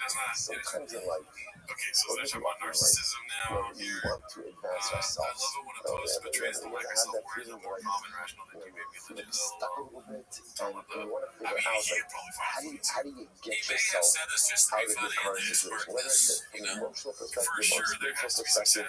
And often there's like a little bit of this unknown about where should I start? What should I do for myself to move myself forward? So if you think about it, there's always like two different approaches to change. There's a silent change and a sonus change. Making a silent change means choosing something more and localized. Like, don't necessarily start looking for something that is comprehensive. If you only need to do one thing, a little tweak, making it silent, it covers part of the body. It covers part of the body. So maybe it's just a little tweak here and a little tweak there. And just small adjustments or small adjustment singular that can make all of the difference. But sometimes, like, a person wants sonus change. Sonus is something that covers the entire body. And sometimes to get myself out of where I am, change has to be something much more complex. Something that covers the body in its entirety. Something that really, again, not going to move the other side of the world. It's something that goes ahead and really just changes. It's like a paradigm shift in my life. So which one is right? Should you do it for a sign change? Or should you do it for a change? And what's the answer? And it's interesting because the Torah gives a couple of precedents to both. Because on one hand, the first thing mentioned in the pasuk is sonus. That's the first mention in the pasuk. Because sometimes in life you absolutely need that comprehensive paradigm shift in order to move yourself forward. So it's mentioned first in the pasuk. But yet again, practically, what did the Kohen start with first? Is that first every single morning? With the dance, small localized change. So is it a paradigm shift, a comprehensive change, or a localized shift, a silent change? They both available to us, and depending where we're holding the light, they will determine which type of gardening change we need to affect. Yeah, this is it. The word is that. Give us a Alright, so let's say we go. So now remember again, the topic of the Mishnah was severity of utilization. I won't say. Now, I know some of you may be thinking to yourself, what is odd machlokas, right? Which death penalty is more common. Death is dead, right? The death is dead, so what does it matter? So of course, what matters, and we'll see this later on, toward the end of the death, audiences. I don't know where they lean or what they're into, but they're so stupid it doesn't matter. If you're watching Whitney Cummings, I'll tell you why it matters. It matters in the following case. A person commits two averos, she's like liable to two different death penalties. The general halacha is when you kind of like kinder the grabbing, we've seen that concept many times. You do two things. You have dual liability, one financial, one capital. So you get the capital liability, but it dispenses with the financial one. Same thing is in terms of death penalties. When you do two things and you incur two death penalties, you get the more severe of the death penalties. As such, figuring out which one is more severe is actually a practical consequence, not just academic. So that's potential here. Okay, so now we're on my focus. So once again, just to review our order. Tanakama says severity is skila, shrefa, harek, skila, shrefa, harek, harek. Okay, stoning, burning. Again, we haven't seen what shrefa is. The only reason that we've really gone through exhaustively is skila. The other things we'll get that we're never going to know. Burning, harek, which is set by certain passages, the heading and harek strangulation. That's the kind of combo. That you shouldn't disagree on 2 points. You shouldn't hold shrefa, skila. So you put shrefa in front of skila, and you put harek, strangulation, in front of harek. These are 2 strong machlokas, Tanakama and Rabbi. Okay, here we go. So this Gemara was really actually the Gemara is going to flow pretty seamlessly. The Gemara says as follows. The Gemara says skila, come over this way. Skila is more common this way. Now why is skila more common this way? The Gemara says she needs to know the Rabbi will only go common. So this is interesting enough because who gets skila? Skila is different than the Rabbi. The Rabbi is one who lacks narcissists are firefighters stop the fire without water. How the fuck did they do that? How about you put that in your clip, New York is smoking, you fucking people. You fucking couldn't live a day in here during fire.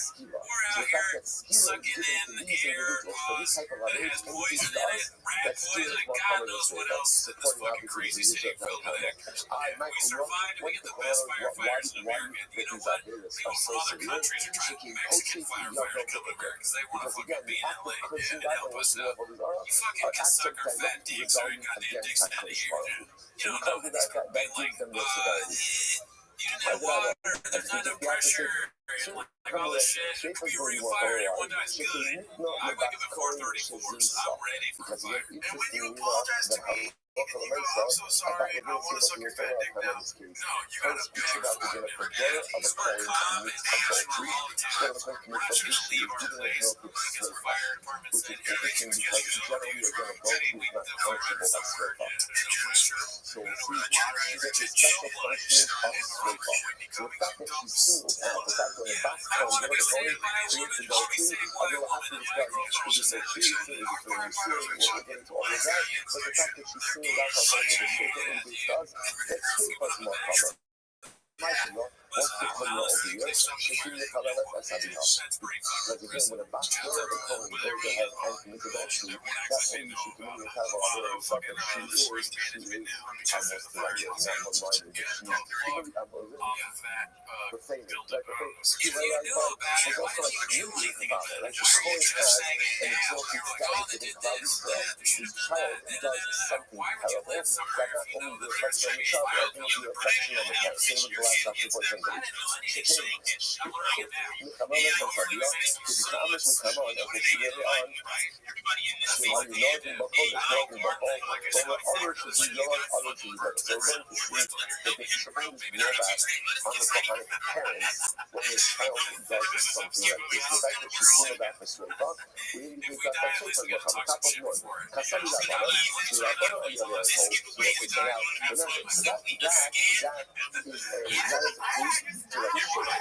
let's figure out one way to pursue with the fact that the daughter of a Kohen is immediately going to say that it's the point is with that type of noise, and some guys are going to see us going to sweep off the law of research. The other over to three holes, that is when you sue us. But then you see that we is subjected to sweep off, and not allow research to look at actually getting sue off. That's Kohen, that's in the front, you sue off, that's the something Kohen. You sweep off. About a research that that's the other skill off, well, that's about Kohen in the car, you about this one. This is the way that they hold that in a research, a research about Kohen, you can look at what you're saying with a research about this one. That's Kohen going to be that skill off.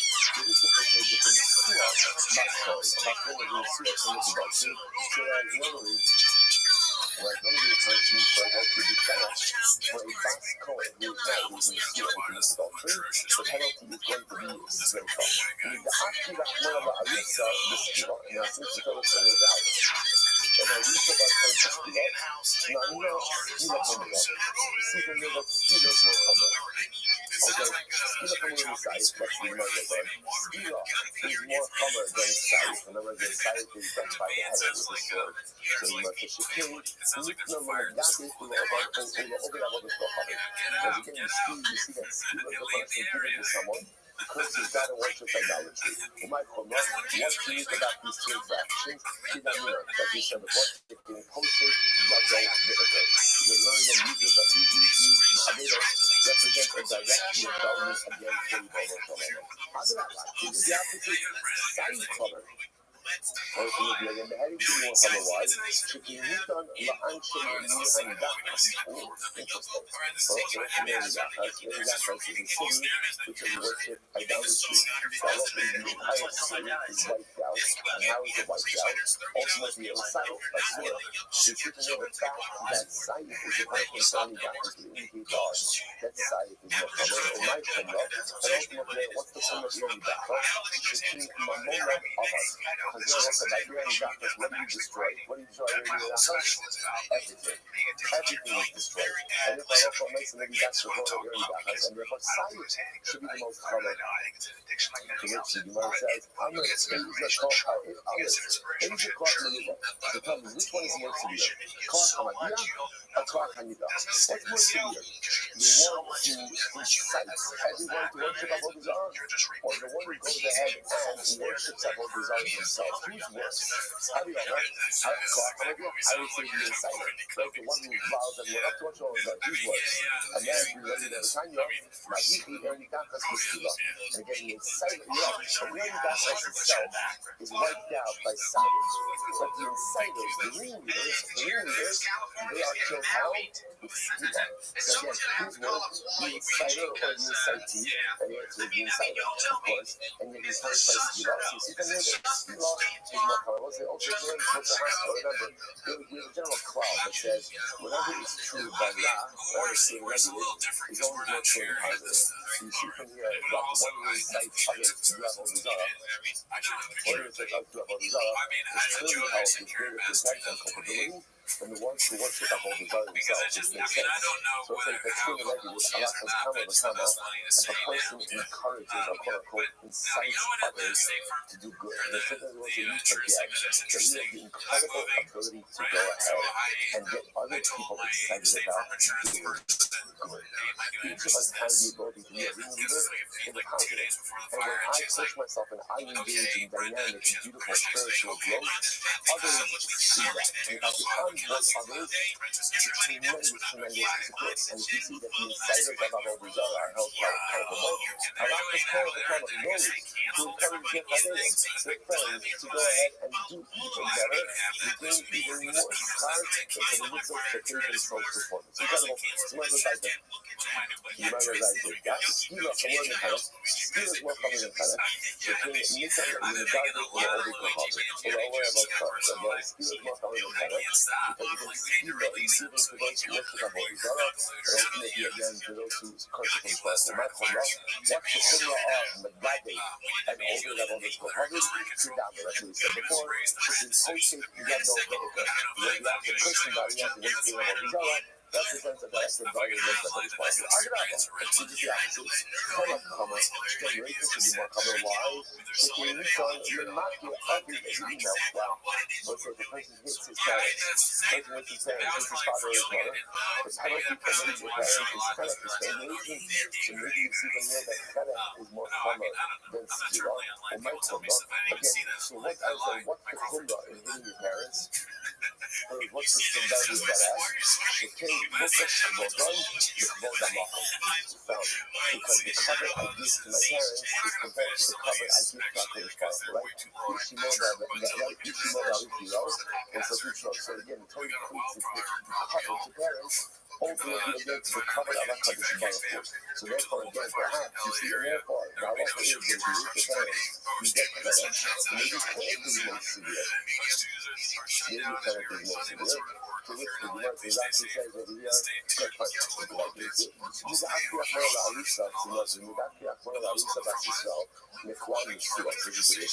So now, since it's the Gemara says, the fact that we got the Torah has distinguished between a Lisa Basisrael, who does the Knesset adultery, from the Lisa Basisrael, from Chenek with Skila, and Lisa from Chenek with Skila, whereas the fact that in a Lisa, who commits adultery, gets a different penalty than in a Shua who commits adultery, and we move it from Chenek to Skila, right? So again, Ramina Skila Hamura. So the Gemara says it like this. The fact that there's a big Muslim punishment from an Alisa to a Shua, like the Chenek adultery is talking about Chenek. And yet, when we look at the adultery going to get Skila, the fact that there's big Muslim, to imagine that Skila is going to be more common. Okay? Shaifa Kamur is side. Shaifa is more common than side. Burning. It doesn't actually mean burning someone, it's actually molten lead. It's called down the throat of the Israelis we'll talk about. Shaifa is more common than side, and then death by sword. Why? If you use the Lebat Kohen, which is inside, there's no Allah Myself, the daughter of the Kohen, commits adultery, she's judged with Shaifa. You might know what's the severity of her act. She came to Karalas as Avila, because she profanes her father, right? She views her father, even maybe the Adraba, just the opposite. Side cover. No side people cover watch. You need to actually learn that because again, the people that learn that is because people are wiped out by science. No kumlok. What will kumlok learn that was shaking mama on the cover because when you destroy learn that you destroy everything. Nema via the skill. The nema via the safer. So the positive is much more via by skill. This is talking about again. The daughter of the Kohen, who goes ahead and commits adultery. So it says, Avia by skill, Avia by Seifa, Ma Avia ha'amor b'skila, skila hamor b'sayid. So just like the only one who says Avia by skila, skila is more sayid than sayid, Avia ha'amor b'seifa, Seifa hamor b'sayid. So to the Avia that goes by Seifa, and it is like that Seifa is more hamor than sayid. Okay. When it's Seifa, hamor b'sayid. So Seifa is going to be more hamor than sayid. So each one of us qualities and stuff, and look as we just said before, straight up is given to Bas Cohen, who goes ahead and commits adultery. So again, the fact that he's singled out for this punishment indicates to us that it is more common. In my Kumra, what is the Kumra? What is the severity of a Bas Cohen who commits adultery? That's what we said before, because she embarrasses, humiliates, and profanes her father. Allah, this is the opposite. Cannot come on, can literally even more. Why? She can use it in the matter of the demo, because it can benefit the punishment from hitting your parents. You might know what's the severity of the act of striking one's parents. She can hook up to well done the cover on them, because ultimately, again, the cover of the parents is compared to the cover of a Kodesh Baruch Hu, which you might mean the Akli Akmar with the Slobat Kohen. You call it Slobat Kohen, but that's what we said before. The fact that a Yeshua, right, a Bas Kohen, who is fully married, right, with adultery, gets a different punishment than a regular married woman who commits adultery, and it changes her from Kedah to Sifra. Normally the punishment for adultery is Kedah. So if a Bas Kohen, Yeshua, goes ahead and commits adultery, she gets Sreifa. So what does that show you? Now we know Sreifa Hamura. That shows you that Sreifa is more Hamura ultimately again than Kedah. Okay, Sayyid Hamura Kedah. Sayyid is more Hamura than Kedah. So the Gemara says, okay, you tell me what I'm saying you only got us. Once again, people getting got us are killed by Sayyid. Agraba, Kedah Hamura. Don't you know why? So you tell me not to have a deal.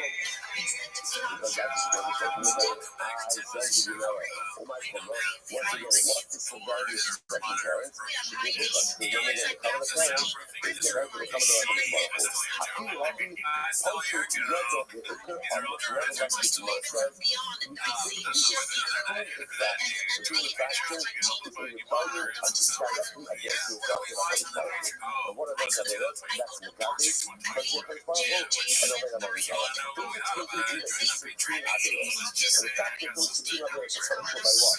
By Skila, indicates us that Skila sits at the top of the Nisas and David pyramid. Okay, take similar, Shimon says something, what is one of them? Fine, that's kind of common. But the Shimon comes along, and the Shimon up and down. Shimon said, number one, straightforward, it's more common realm. Like, again, than Skila. And number two, Kemet is more common than Hayat. So Rabbi Shimon's model, it's straightforward, Skila, Kemet, Hayat. Says the Gemara, Skila, Skila, so it appears that Skila is more common than Skila. Why? She can look at about places himself because this is the punishment for the blood of a Kohen who commits adultery. What is the Kumra? What's the Kumra? What's the severity of this act of a Bas Kohen who commits adultery? She can be Chalalet al-Hadira. She's profaning and demeaning and denigrating her father. Let's say the first line. Skila Kamura. I think Skila is more common. Why? Second wide line. She can mitzvah the gadis over the devil. So again, that is the punishment for one who curses Hashem or worships idolatry. What's the severity of the act? The fact is that holy level is not very simple. Potion, chicken, potion, yogurt, or ifer. The Gemara says, what, how do you do it? So Shimon comment. And Shimon country is what do you say? Da'amar, Achas, Alisa, Ba'achas, Yeshua, Yotzin, Sreifo. So listen, Shimon was like this, and by adultery, whether a woman is in Arusa or in Shua, Halacha L'Maisa, the act of adultery is punishable by Sreifo.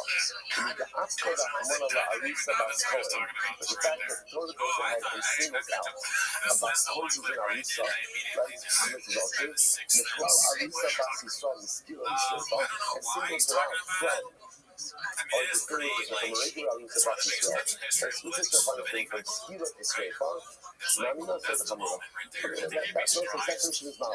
The king's entire thesis kind of rests on Arusa Bas Kohen who commits adultery. He's singled out from any other concept of adultery, and ultimately the punishment that she is given is sreifa. And therefore, the students that you see from here, that Sefer Luchah Hazeh, but I just want to point out, it's interesting, in the Jewish model, why is it that an Arusa Bas Kohen would be singled out for the worst punishment? So it's interesting, if you think about it, the students happen over here. Someone she's a Bas Kohen. She's a Bas Kohen. So Kohanim are held to a higher standard, and the children of Kohanim are held to a higher standard. What's interesting is, because of the children, we'll get into this a little more tomorrow, the next day, which is, it almost appears that adultery by an Arusa is even more severe than an adultery by a Sila. Right? What's the logic?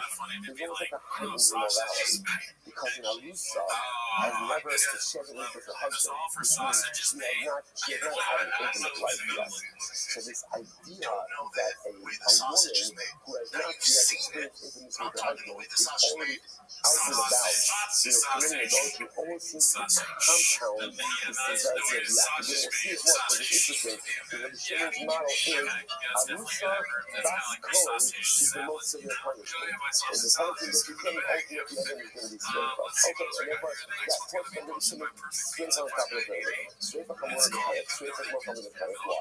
She can use them Bas Kohen to do something. Because he's given to a Bas Kohen, he's not going to do it. They're not going to what's the problem. Look at anyone, that's because she married her father.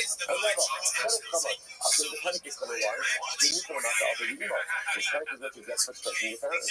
Or my problem, it is what the problem with the Kashama, or what the problem happens. Because you get the covenant parents, it's compared to the covenant parents, or custody.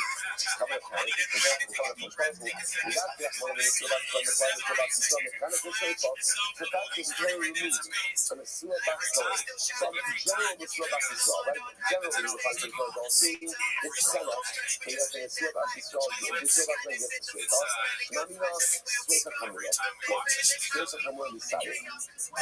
Ultimately, again, straight off. It's more Hamura decided for the rest. If you look at about Kohen and Lisa, because the punishment for about Kohen and adultery, in my Hamura, he got what the severity of the act about Kohen and adultery. He got that, like we said before. But I'm not for myself.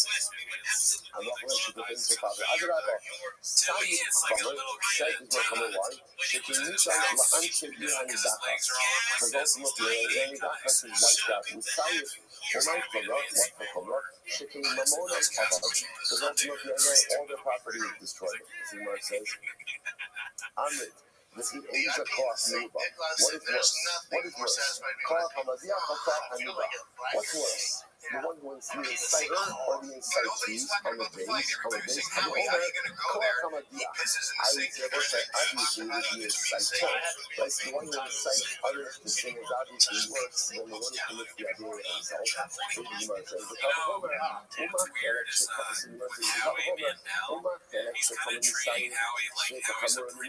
said, which is more common than science. Straight like more common than it. Therefore, again, science are comical. Because all the words of my science, again, skila, the word in the Kenneth, skila is more common than Kenneth. Why? She can use the Megadi and all the other ones because of the punishment for the Megadi and the words of God and worships idolatry. Oh my God, I want to come up. Keep on here, what I can say before, because it's in conscious judgment of the because Allah for myself, such a person is actually rebelling against that which is powerful. I don't know, this is just the opposite.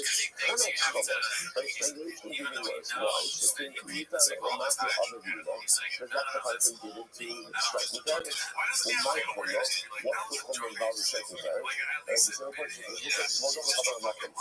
Now the parent is compared to the coming up in partially. So you have to need the Akira Mana.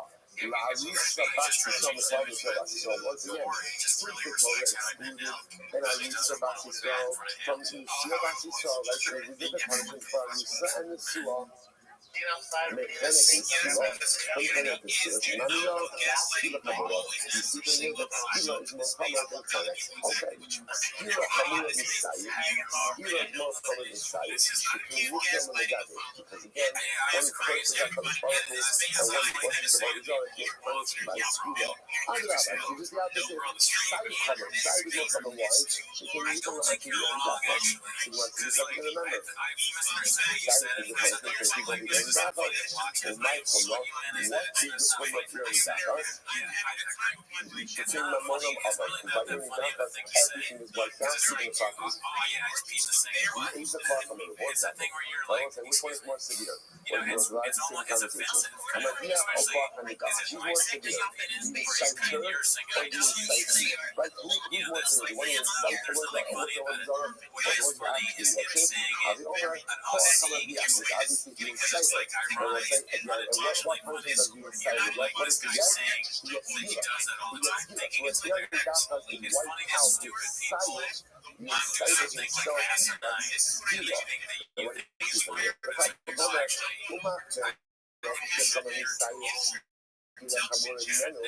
so Konak, which is more common than Sayyid, so yet Skila is more common than Konak.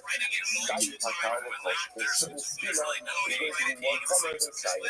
Okay, we want to Konak common than Sayyid. Sayyid is more common than Sayyid. But the things we need to remind other people. Because ultimately, again, Konak is what you get back to God, of course, stressing the parents. I might come up. What the severity of the act is stressing the parents? Is the honor, as we just said before, that Allah mentioned the cover, use the parents. To cover these lessons for Allah. This is the opposite. Side cover. Side will have a wife. Can you come out to the Because again, remember, side is the punishment for the people of the Amidah. I say, well, my Kumrah, what the Kumrah, so the Mamonam of an ultimate Yayan, because of the Amidah, all of the property is wiped out. The cost will be off. It's still the 24th of the year. Cost Hamadia, or cost Hamadia. We can all get the other inside here, or the inside here. So you know, says, cost Hamadia. I don't know about Hamadia. It's obviously the insider. You know, I don't know about Hamadia. The time you're, I do see the inside, but the skill of the show all the time. So you see over here, and I'm not going to mention the inside here. Is with Skila, and as well also with the again, and we're not going to do with Side. Incredible. Like the other chooses, right? Other chooses like that. Good. So now we just established the two models. The model of Tanakama and the model of Rabbi Trinity, each laying out their respective arguments. So we know that Martin of the Pillars of the Yochanan. What says it was, the Martin of the Pillars of the Yochanan means that there is something that Yochanan was accustomed to literally use the jewel. The jewel in the mouth of Rabbi Yochanan, which the Pashtus means that there's something we use to say to you. What do you say? Nagamu writes the best places into the Skiba. What is this?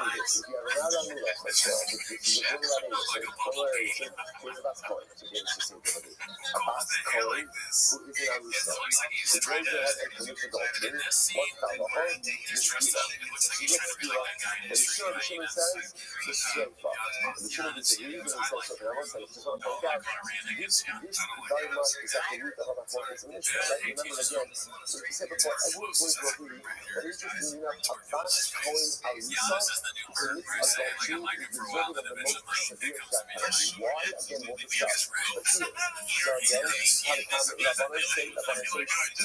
The Shimon says, straight off. Now, to see some idea, so it's just meaning up what happens there. And how local makes up.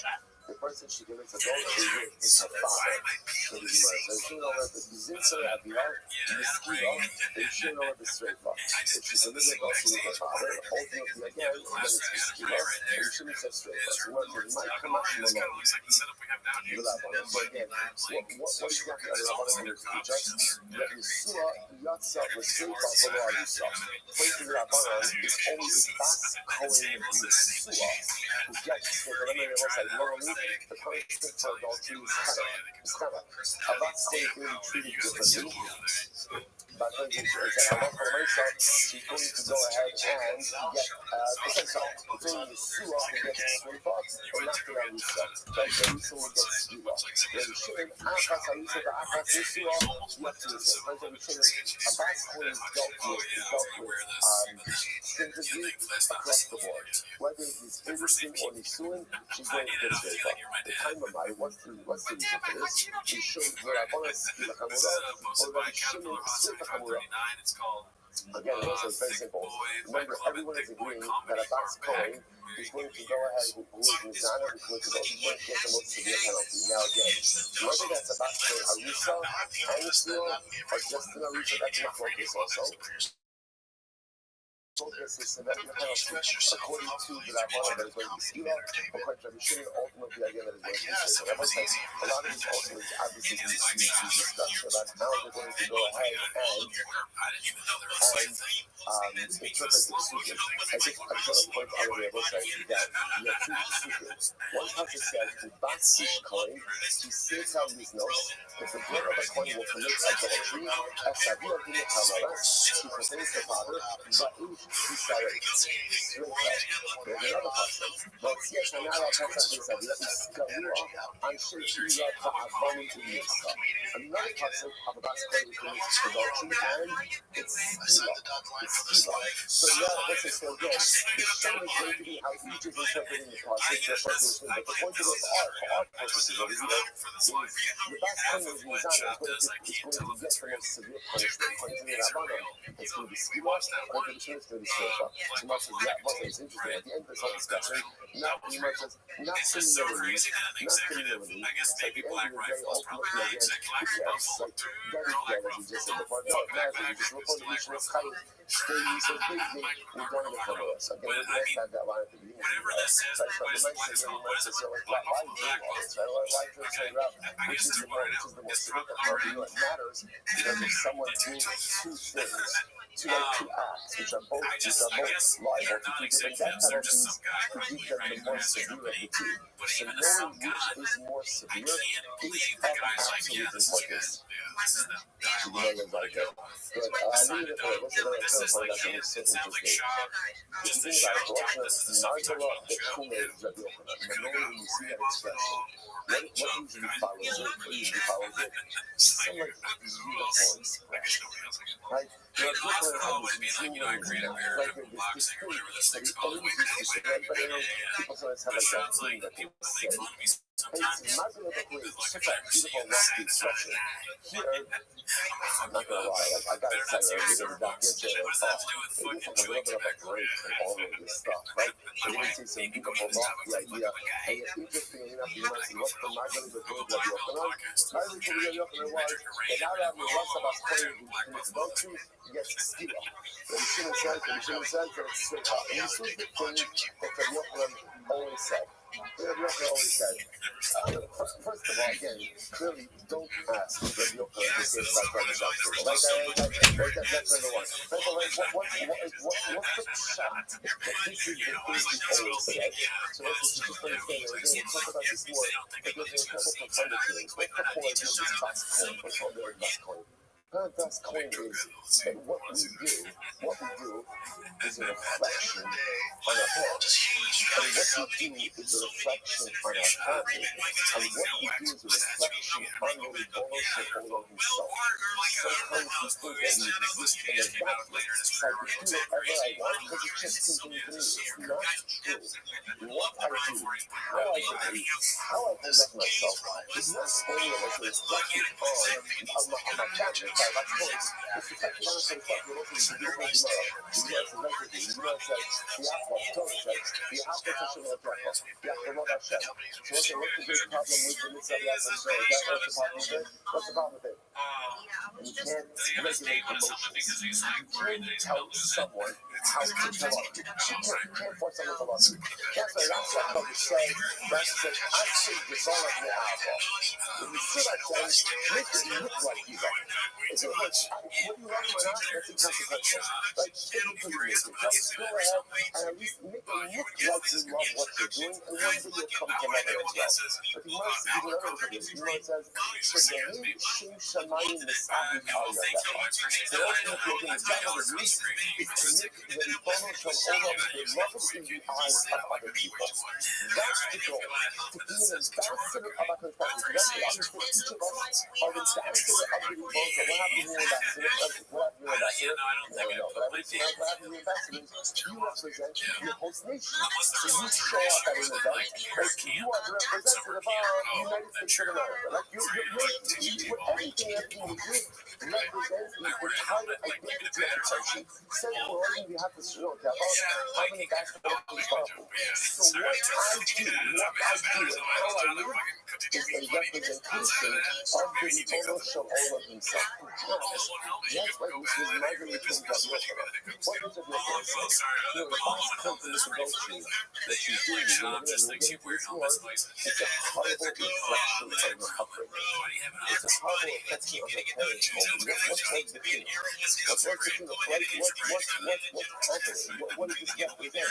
Why? Because the genre of the coin, again, is supposed to represent a lofty level. So what she does reflects the parents. What we feel as what we do reflects not only our parents, it reflects not only our people, but what we do is a reflection on a person directly himself. We are the ambassadors of the Ribono Shel Olam. And to live right with that idea, that what I do, a lot of times it's just me on these certain things. If I know that I'm representing others, I know that I have to act in a different way. I'll have to come with a come up, but I'm representing a Kodesh Baruch Hu. How much more refined my actions have to be. Perhaps that's why it's the mother of the Kodesh Rabbi Yochanan. To live right with the Rabbi what you do and how you act represents other people, not just the parents, not just the parents, but himself. That is a profound way to live, and that is a profound resource to people whose love life. Incredible. Shema advice. My name is Shimon. Shema, what's Rabbi Shimon? So the Gemara says, what's Rabbi Shimon? So, this time Rabbi Shimon over, Shnei Kavos Hemru Baskoy. There are two rules said about Baskoy. The Baskoy no Baskoy. So ultimately, okay, we're going to see what are these two quotas. If you look at Rashi, Rashi says over here, well, number one, the Baskoy no Baskoy. These two rules said by Baskoy about Baskoy. Ema As the Baskoy, the Hotzi Akasa Yisrael, the Kavosua, the Arusa Mishwal, Arusa. So you know, so some of this we'll pick up on this Rabbi Shimon tomorrow. Again, what we'll do tomorrow is by the end of the annual Scotch We'll do that month, so we'll see exactly how we pass in terms of the severity of the insultation.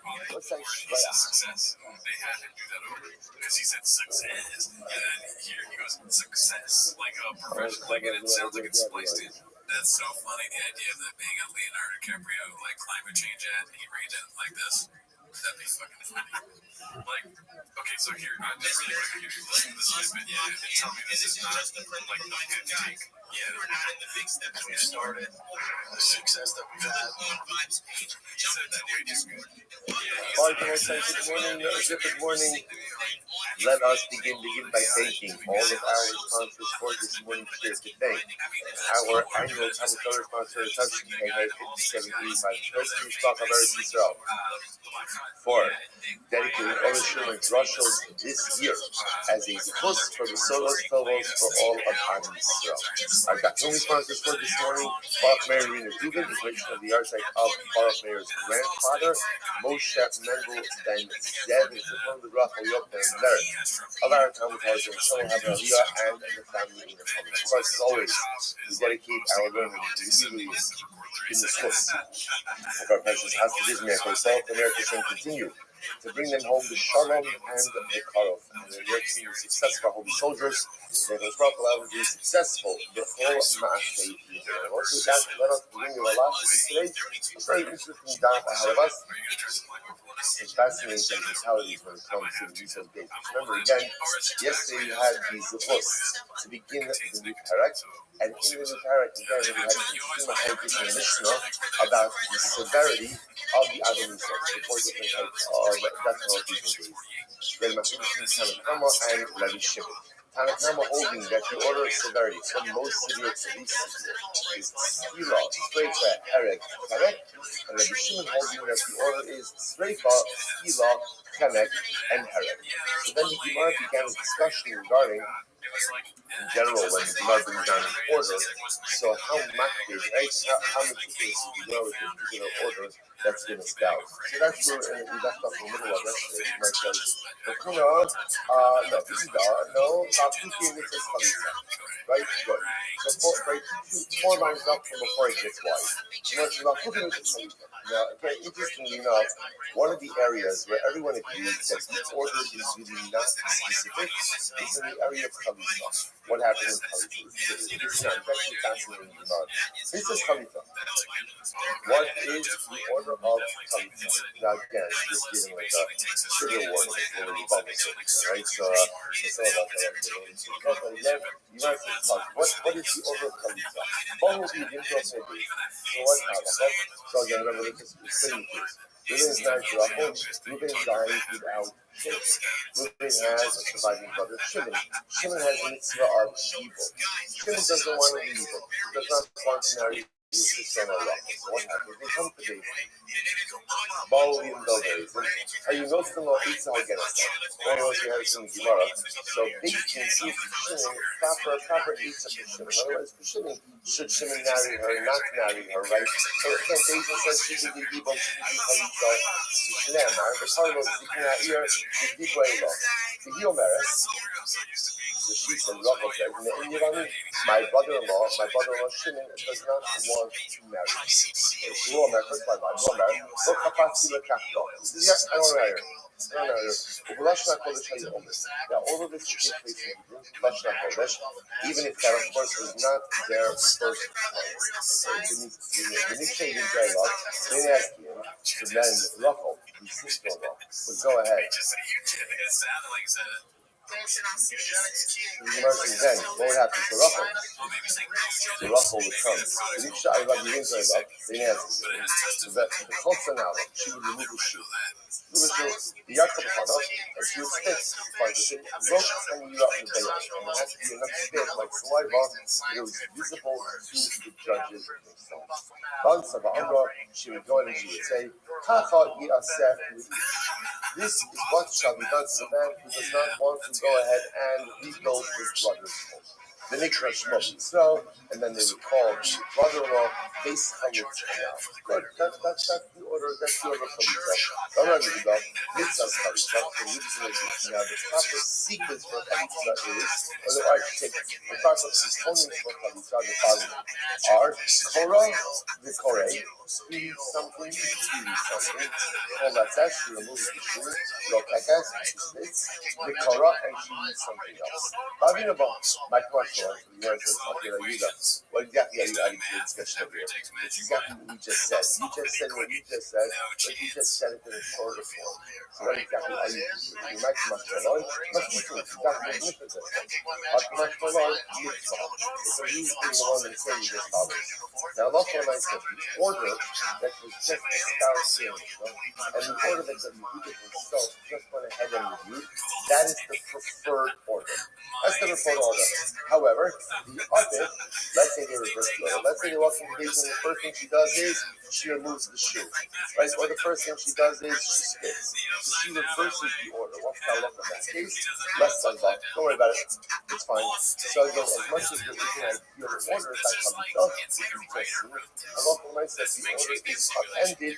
The mitzvah of chalitza is still 100% legitimate. So again, just saying, why is this conversation over here? Because remember, what we're fixated on over here is that we can the order, and here in our Mishnah, the order is meaningful. The Gemara was suggesting that in general, whenever the Mishnah makes a list, lists are generally not meaningful. In other words, they're meaningful for the information contained, but lists don't necessarily create a defined order. For example, chalitza, where the Mishnah gives me a list of all the things that happen, but yet again, it's not necessarily giving me a defined order or sequence in which those things actually have to happen. So you're kind of not right, that the horses finish the lifting chalitza or tzita, or if you feel like chalitza. Rabbi went ahead and you took off the shoe first and then you sit, or you sit and then you took off the shoe. Masha asa asur. What's done is done. What's done is done. So therefore, I can halacha l'maaseh. Again, here's a perfect example of where there's an order that is listed, but the order is non-sequence specific. In other words, if you end up doing something different, halacha l'maaseh, you are fine. We're not looking at this now. So let's say, for example, we'll give you other examples. Let's say order is specific. What's an example of order is specific? It's not a Kohen Gadol, it's not a Kohen Gadol wears 8 different vestments. The head of Barba, a regular Kohen only wears 4. What are the specific vestments? What are the Kohanic clothing? It's Sonas is a tunic, we got a tunic, tunic Messiah, pants, tunic snappers, which is the hat, Avri, a belt. So those are the 4 basic Kohanic clothing.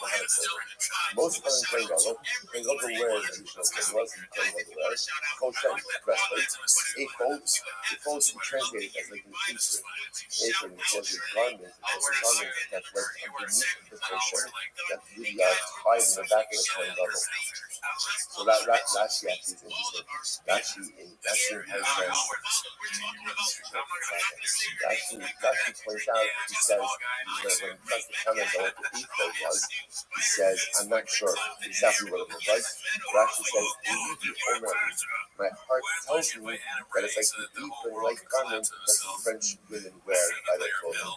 So it's interesting also, when you just tie it back, when you're right, over my heart says to me, it says back to yesterday. Like, what are we doing yesterday? Like, I have no idea.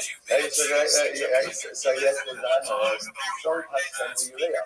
Just because of the best time that sometimes when people speak the Torah, have an understanding of different things. So Rashi says, in Russia, we read the Omer in my heart. Heart tells me not to mind yet, because it's not an intellectual thing. It's a heart thing. You know, that I'm speaking Torah, so as such, I'm tuned in. My heart tells me that it's like the apron, that's French women wear. Incredible. Okay, Mayo, six is the gold plate. When God in war against his forehead, there was a little bit of a space between where the snap has started and I was wondering where the 6 said Kodesh Hashem. Good. Those are the 4 basic garments of the going additional 4 important accessories of a Kohen Gadol. Learn. The nice way we got a Kohen Gadol is interesting. How do you know? Oh, that you have to put your pants on first, right? Right, but right? How do we know that you have to that again when the Kohen gets dressed? The first thing he puts on are the Nichnasaim. Where it says, Neymar Nichnas Seibad, Shirav B'Shalom. The Pasuk says again, the Nichnas Seibad will be again the pants made of linen shall be put on his flesh. Big verse. Well, 1 second. That's the case. My time of acting with Solas. 1 second. That's the case. Then why does Solas come first in the cast? In other words, here's the interesting point. Like the Gemara says, you know that halacha l'maaseh, you have to, the Kohen has to put on. The Kohen has to go ahead and put on. What's the matter? This is by Hashem's afterwards. Like by the Avodah Kipper. But the Gemara says, how do you know that you're supposed to go ahead and put on your pants first, because Mishnah Seifad you have the sorrow. What's the drush over here? The sorrow is the first thing that comes onto your flesh are the mikvasayim, are the pants. So the pants, okay, I get that. But if that's the case, why is sonas mentioned first in the pasuk? Remember, the pasuk begins, sonas bad kodesh, yilbash, Mishnah Seifad you have the sorrow. So sonas, which is like tunic, that's mentioned first in the pasuk. So yet you're darshaning that mikvasayim are put on first. So I don't understand. If mikvasayim have to be put on first, then what? Then what was the logical thing? What's the logical thing? Mention that first in the pasuk. But you mentioned sonas first. So what's the time? The time of my time accumulated sonas. Very simple. I'm sorry. The time of my time accumulated sonas. So we'll say, so therefore, in discussing the various clothing of the Kohen, why does the Tana mention sonas? The form of Messiah. It's very simple. You change the accumulated crop. Because again, sonas comes first in the pasuk. So the Tana is actually mirroring the order of the pasuk. The pasuk comes back to sonas first. Therefore, the Tana comes back to sonas first. Even though we know the first thing has to put on us in the Messiah. Grow. My time accumulate. Again, now we ask myself this question. So why does the pasuk put sonas first? Right? Why not put Nichnas Seifad the other sorrow? Why not start with Nichnas? And then go to sonas. This kasha, which Gemara says in Shul, in the Chasik Kula Gufa Adisra. It was actually very beautiful. Messiahim only covered the bottom part of your body. Sonas covers the entire part of your body. Therefore, a beged is garment that covers the entirety of the body. As a good hashivos, that a beged that only covers parts of the body. And therefore, hashivos is mentioned first. So we'll say again, halachal mesa, and that is halachal mesa. The first thing the point puts on in the morning has to be the Messiah. And again, here, just to point out, here's another example of where the order is specific. Has to be Messiah, and then afterwards the other destinies. But why is sonas mentioned first in the pasuk if Messiah is first to be put on? Ultimately, again, because Messiah covers part of the body, sonas covers the entirety of the body. Now, let's say this point that's really interesting. If you think about this, also it's fascinating the way that there's many ways to ask for everything. Sometimes in life, it would be awful when we want to advance ourselves. You ever have that feeling where, like, you're like stuck a little bit, and you want to figure out, like, how do you get yourself out of your current situation, whether it's from an emotional perspective or a spiritual perspective. And often there's this, like, a little bit of this unknown about where should I start, like what should I do with myself to move myself forward. So if you think about it, there's almost like two different approaches to change. There's a Messiah change and a Sonas change. Messiah change means choose something small and localized. Right? In other words, don't necessarily start with something that is comprehensive. Maybe all I need to do in life is a little tweak, like Messiah, to cover part of the body. Maybe it's just a little tweak here and a little tweak there.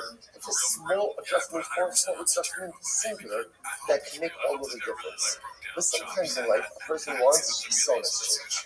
What's sonas? Sonas is something that covers the entire body. Sometimes to get myself out of where I am, change has to be something much more comprehensive. Something that covers the body in its entirety. Something that really, again, not that I'm moving to the other side of the world, but something that goes in really just changes. It's like a paradigm shift in my life. So which one is right? Should you do a sign change, or should you do a sonas change? What's the answer? The answer? Yes, it's interesting, because the Torah gives incredible precedence to both. Because on one hand, the first thing mentioned in the pasuk is sonas. That's the first thing mentioned in the pasuk. Because sometimes in life you absolutely need that comprehensive paradigm shift in order to move yourself forward. So it's mentioned first in the pasuk. But yet, practically, what does the coin start with first? Right first every single morning is the Messiah, with the parents. Small localized change. So is it a paradigm shift, a comprehensive change, or a localized shift, a Messiah change? They're both available to us. Depending on your life, really determine which type of garment change you need to affect. This is so. The Gemara is like this. Illustrate law. Alright, so let's say it all. So now remember again, the topic of the Mishnah was the severity of mutilation. Now, I know some of you may be thinking to yourselves, what an odd makom, right? Which death penalty is more chomer. Dead is dead. Right? Dead is dead. So what does it matter? So of course, what matters, and we'll see this explicitly later on towards the end of the daf. Towards the end of, I don't necessarily mean towards the actual end of the daf, because towards the end of our shir, I should have said it like that. Towards the end of our shir is, I'll tell you why it matters. It matters in the following case. A person commits two averos, liable to two different death penalties. The general halacha is, when you, kind of like kimei b'drabimei, we know we've seen that concept many times, you do two things. You have dual liability, one financial, one capital. So you get the capital liability, but it dispenses with the financial one. The same thing is in terms of death penalties. When you do two things, when you enforce two death penalties, you get the more severe of the death penalties. As such, figuring out which one is more severe is actually a practical consequence, not just academic. So that's the tension of it. Okay, so now we are not going to answer on this. So once again, just to review our order. Tanakama said severity is Sriva, Sreifa, Herek. Sriva, Sreifa, Herek.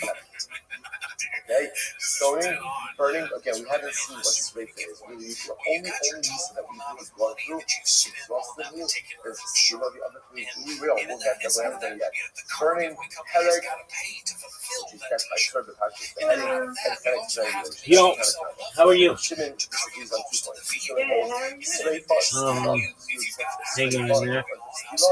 and he puts Chenek, strangulation, Yeah, I was just going down. and Rabbi Shimon. Okay, here we go. Everything's with you. So this Gemara will say, really, actually, the Gemara is going to flow pretty seamlessly. The Gemara says as follows. The Gemara says, Skila chamura b'sreifa. Skila is more common than sreifa. Now, why is Skila more common than sreifa?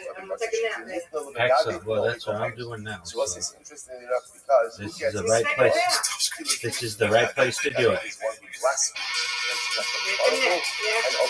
ma'am. Sounds like a plan. Apologies when you first came in. Your profile picture is different than normal. It's absolutely fine, but I didn't recognize who you were, and I didn't have my glasses on, so. Oh, I saw it, but I'm just used to seeing the purple one. And no, I understand, and I have very bad vision, so I just didn't recognize who it was, or I would have made a bigger deal. Excellent. All right, nap time.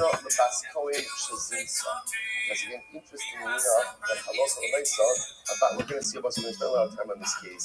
Torah speaks about again, if the daughter of a Kohen commits adultery, she is given the penalty of sreifa, which is interesting because generally, again, adultery is not punishable by sreifa. So we see she gets a special punishment of sreifa. So the fact that she's singled out, the fact that when a Bas Kohen, daughter of a Kohen, commits adultery, again, we'll have to discuss, is this during Peterson, is this during Yisuan, we'll get into all of that, but the fact that she's singled out her punishment of sreifa indicates to us that sreifa is more common. Or my chumrah, what's the chumrah over here? Shekin the chalaras asabina. Because again, when a Bas daughter of a Kohen goes ahead and commits adultery, that's when you should see the Kabbalah herself, but she is, what's the right word, not maligning, but she's really, what is it? Profaning, right? Profaning. Like humiliating the father, right? The Kohen has an exalted status within Klal Yisrael. His child does something terrible that not only is a reflection on the child, but ultimately a reflection on the parents. Think of the last Rashi before translation. Shekain. Mechamel Nesaviyah. Mechamel Mechamel. As we'll see later on. Shemayu Nodin Bakodesh Nodin Bakol. Kona Orush is Yod, Orush is Yod. So we're going to see that there's tremendous blowback on the Kohanic parents when their child does something like this. The fact that she singled out for sreifa would indicate to us that sreifa is more common. Top of nun. Kasami Rabbanon. So the Rabbanon on the other hand hold. So we'll say, so now, remember, so that is a proof to Rabbi Shimon. So what does the Rabbanon do with the fact that the daughter of a Kohen committed adultery and singled out with sreifa? What do they do? That's top of nun. Kasami Rabbanon. Nesua Yot to the sreifa. The law of Rabbanon hold that if we hold that it's only Yeshua, right? Only Yeshua who is subjected to Sreifa, and not an Arusha. Take a look at that again. Yeshua, Bas Kohen Yotza Mekram Yeshua, Bas Yisrael Mekram Yisreifa. Aval Arusha B'Gai Bas Yisrael B'Skila, Lo Yotza Bas Kohen Mekram Arusha Bas Yisrael. Interestingly enough, according to the Rabbanan, they hold that an Arusa Bas Kohen who commits adultery, the same as an Arusa Bas Yisrael. Like both of them are going to be Bas Yisrael.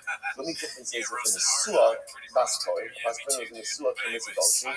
So whereas normally the punishment for adultery would be Fenech, for a Bas Kohen who is married, who is in the Sua, who commits adultery, the penalty is going to be Sreifa. Now since the Torah singled out and Arusa Bas Kohen to Skila, Shmamina Skila Chamura. See from here that Skila is more common. Okay, Skila Chamura is Saif, that's the Margos are. Skila is more Chamur than Saif. In other words, Saif is death by the head with a sword. So the Margos Shekin, Nitna Lamagate Ula Obed Avodah Kohav. Because again, you see that Skila is a punishment given to someone versus God and worships idolatry. What's unique about these two infractions? Kidamina, as we said before, Shekin Koshe Gado Be'ikah. Because many of them, these Avedos represent a direct rebellion against the Ribono Shalom. Adrabah, this is the opposite side color. Ultimately, again, the heading should be more from a why. Shekin Nitan La'anche Nir Hanidachas. Oh, so what's an Ironidachas? Ironidachas is a city which has worshipped idolatry. Galok is the entire city is wiped out. And how is it wiped out?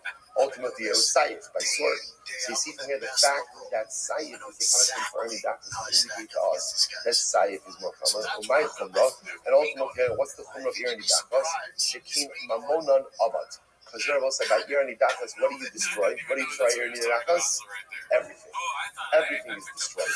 And therefore, maybe that's the color of Ironidachas. And therefore, Saif should be the most color. To which the Gemara says, Amrit Eza Klach Meruba. So tell me, which one is more severe? Klach Hamadiyah or Klach Haniva? What's more severe? The one who incites everyone to worship Avodah Zarah, or the one who goes ahead and worships Avodah Zarah himself? Who's worse? I would say the inciter. That's the one who inspires everyone up to Avodah Zarah. He's worse. And then, what do we learn in Tanya? And again, the inciter, you're right. And the Ironidachas itself is wiped out by Saif. But the inciters, the ringleaders, they are killed how? With Skila. So again, who's worse, the inciter or the incitee? And the answer is the inciter, of course. And yet he's punished by Skila. So you see from here that Skila is more powerful. Also, remember, we have a general 12 that says whatever is true by Ra, whatever is true in the negative, is always more true in the positive. So you see from here that one who incites others to do Avodah Zarah, is clearly held with greater contempt and culpability than the ones who worship Avodah Zarah themselves, which makes sense. So let's say that's true in the negative. If a person encourages or quote unquote incites others to do good, because sometimes we forget that we have the incredible ability to go ahead and get other people excited about doing good. Each of us has the ability to be a ringleader in the positive. And when I push myself and I engage in dynamic, beautiful spiritual growth, others see that. And if I can onboard others, it's tremendous support. And if you see that the inciters of Avodah Zarah are held culpable, halachas kama those who encourage their chaverim, their friends, to go ahead and do even better, we gain even more schar than the mitzvahs that they themselves perform. It's incredible. Gemara goes weiter. Skila is more common than Fenech. So again, Skila is more common than Fenech, because again, Skila is given to those who worship Avodah Zarah, or ultimately again to those who worship Baruch Hu. What's the chumrah of Megadeh and Oved Avodah Zarah? That's what we said before. Shekin Toshet Zado Be'ever. Because the act of cursing God and after worshiping Avodah Zarah represents a direct rebellion against HaKadosh Baruch Hu. Adrabah, it's just the opposite. Chenek Chamor, strangulation should be more Chamor. Why? Shekin Nitan Lemakeh Aviv V'Imo. Wow. Let's say if a person hits his parents, his father or his mother, The penalty for hitting your parents is chenek, is strangulation. So maybe you see from here that chenek is more chomer than skila. Or my chumrah. Again, so what I was saying, what's the chumrah in hitting your parents?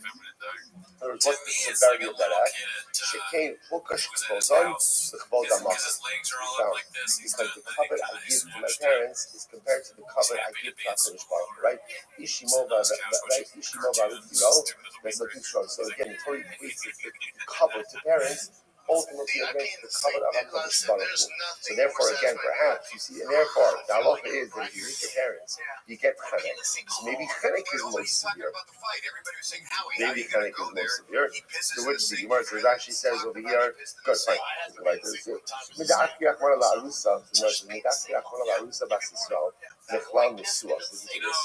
now, since the Gemara says the fact that the Torah has distinguished between an Arusa Bas Yisrael who does commit adultery from an Arusa Bas Yisrael from Chenek L'Skila, an Arusa from Chenek L'Skila, in other words, the fact that an Arusa who commits adultery gets a different penalty than an Asua who commits adultery, and we move it from Chenek to Skila, right? So again, Shema Mina Skila Chamura. Essentially, the Gemara says it like this. The fact that there's a deviation in punishment from an Arusa to an Asua, right? General adultery is punishable by Chenek. But yes, an Arusa commits adultery is going to get Skila. The fact that there's deviation would lend us to imagine that Skila is going to be more common. Okay, Streifa Chamura Misayif. Streifa is more common than Sayif. Burning, which we're going to say doesn't actually mean burning someone, it's actually molten lead that's poured down the throat of the individual, which we'll talk about. Streifa is more common than Sayif, than death by sword. Why? Shekinikin Labas Kohen Shizinsa. Because let's say Allah if the daughter of a Kohen commits adultery, she is judged with Sreifa. So you might know what's the severity of her act. Because she profanes her father, right? She demeans her father through her negative behavior. It's just the opposite. Saif Kamer. No, Saif Kamer, why? She didn't see that any dakas. Because again, the people of the Dakas, as we just mentioned before, are wiped out by Saif. What's the Chumrah of Yerni Dakas? Shekin Mamon Abad. When you destroy Yerni Dakas, you destroy everything. Ne'emar Aviyah B'Skila. Ne'emar Aviyah B'Seifa. The Pasuk is Lashon of Aviyah by Skila. This is talking about again the daughter of the Kohen who goes ahead and commits adultery. So it says Aviyah by Skila. It says Aviyah by Seifa. Ma Aviyah Ha'amar B'Skila. Skila Hamor Misayed. So just like again, when it says Aviyah by Skila is more Chayiv than Sayed. Aviyah Hamor B'Seifa. Seifa Hamor Misayed. So to the Aviyah there is by Seifa. In the case that Seifa is more common than Sayed. Okay. Well, so Sreifa, Chamura Mechanek. So Sreifa is going to be more Chamur than Chenek. Shekinit no lebas kohen shizinsa. Because as we just said before, Sreifa is given to Bas Kohen who goes ahead and commits adultery. So again, the fact that she's singled out for this punishment indicates to us that it is more Chamur. My Chumrah, what is the Chumrah? What is the severity of a Bas Kohen who commits adultery? Kidama, that's as we said before. Because she embarrasses, humiliates, and profanes her father. Adrabah, you just got it. Chenek Chamor, this should be even more. Why? She can meet in Lamaka other than you know. Because again, Chenek is the punishment for hitting your parents. You might know what's the severity of the act of striking one's parents. She can Hukash Kvodan L'Kavod HaMakom. Because ultimately, again, the covet of parents is compared to the covet of HaKadosh Baruch Hu, which the Gemara says, the Akira Akmara B'Nesua Bas Kohen, Nechvar Nesua Bas Kohen. This goes back to what we said before. The fact that a Nesua, right, a Bas Kohen who is fully married, right, commits adultery, gets a different punishment than a regular married woman who commits adultery, and it changes her from Chenek to Seifa. Right, normally the punishment for adultery is Chenek. Then if a Bas Kohen, Nesua, goes ahead and commits adultery, she gets Sreifa. So what does that show you? Shmamina Sreifa Chamura. That shows you that Sreifa is more Chamura ultimately again than Chenek. Okay, Sayif Chamura Chenek. Sayif is more common than Chenek. So the Gemara says, once again, people of Irani Dachas are killed by Sayif. Adrabah, Chenek Chamur. Chenek you know why? Shkimitan L'Makya Avavimo. Because that's the striking your parents. I says the Gemara, Once again, what's the severity of striking parents? Shekin Hukash. Remember again, the covenant of parents is compared to the covenant of the Afilu Havi, Hoshe Yodo Be'ikr Adi. Nevertheless, the Gemara says, we consider to be the supreme infraction. Supreme infraction is a rebellion directly against the authority of HaKadosh Baruch Hu. And what are those averos? That's the Gade, Kursi HaKadosh Baruch Hu, and Oved Avodah Zarah. Those are considered to be like the supreme averos. And the fact that those supreme averos are punishable by what? By skila indicates thus that skila sits at the top of the Misas Beis Din pyramid. Okay, Rabbi Shimon says so. Remember again, fine, that's kind of common. Now Rabbi Shimon comes along, Rabbi Shimon upends Rabbi Shimon says, number one, Shreifa is more common than skila. And number two, Chenek is more common than Herek. So Rabbi Shimon's model is Shreifa, skila, Chenek, Herek. Says the Gemara, Shreifa is more than skila. So Rabbi Shimon says Shreifa is more common than skila. Why? Because this is the punishment for the daughter of a Kohen who commits adultery. Whereas in my chumrah, what's the chumrah, right? What's the severity of this act of a bas Kohen who commits adultery? She's profaning and demeaning and denigrating her father. Let's say into the first line. Adrabah, skila chamura. I say the skila is more common. Why? Second wide line. Because again, that is the punishment for one who curses Hashem or worships idolatry. What's the severity of the act of Makati for Oved Avodah? Very simple. Poshet Shikin, Poshet Yado Be'ikr. So where it says, how does it translate? Rabbi Shimon Kameh. Rabbi Shimon explains what does Rabbi Shimon say? Da'amar, Achas Arusa Ba'achas Nesua, Yosef Sleifa. So Rabbi Shimon was like this. In general, by adultery, whether a woman is an Arusa or a Nesua, halacha l'maisa, the act of adultery is punishable by Sleifa. The fact that Torah goes ahead and singles out a bas Kohen who's an Arusa, right, commits adultery, Mechlal Arusa bas Yisrael, and singles her out from, or distinguishes her from a regular Arusa bas Yisrael, and switches her punishment from skila to Sleifa. That process, that's Rabbi Shimon's model. Rabbi Shimon's entire thesis kind of rests on Arusa bas Kohen who commits adultery. She is singled out from any other construct of adultery, and ultimately, again, the punishment that she is given is Sreifa. And therefore, Rabbi Shimon says, you see from here, that Sefer Luchar Bazar, I just want to point out, it's interesting, Rabbi Shimon's model, why is it that an Arusa bas Kohen would be singled out for the worst punishment? So it's interesting. If you think about it, there's two things happening over here. Someone, she's a bas Kohen. She's a bas Kohen. So Kohanim are held to a higher standard. And the children of Kohanim are held to a higher standard. What's interesting is, compared to Rishon, we'll get into this a little bit more tomorrow, the next day. It almost appears that adultery by an Arusa is even more severe than an adultery by an Nesua. Right? What's the logic? There's almost like a heightened immorality because an Arusa she hasn't lived with her husband, which means she has not had an intimate life. So this idea that a woman who has not yet experienced intimacy with her husband is already out and about, committing adultery, almost seems to compound the severity of the act. You're going to see it more because it's interesting. Because Rabbi Shimon's model is Arusa bas Kohen is the most severe punishment.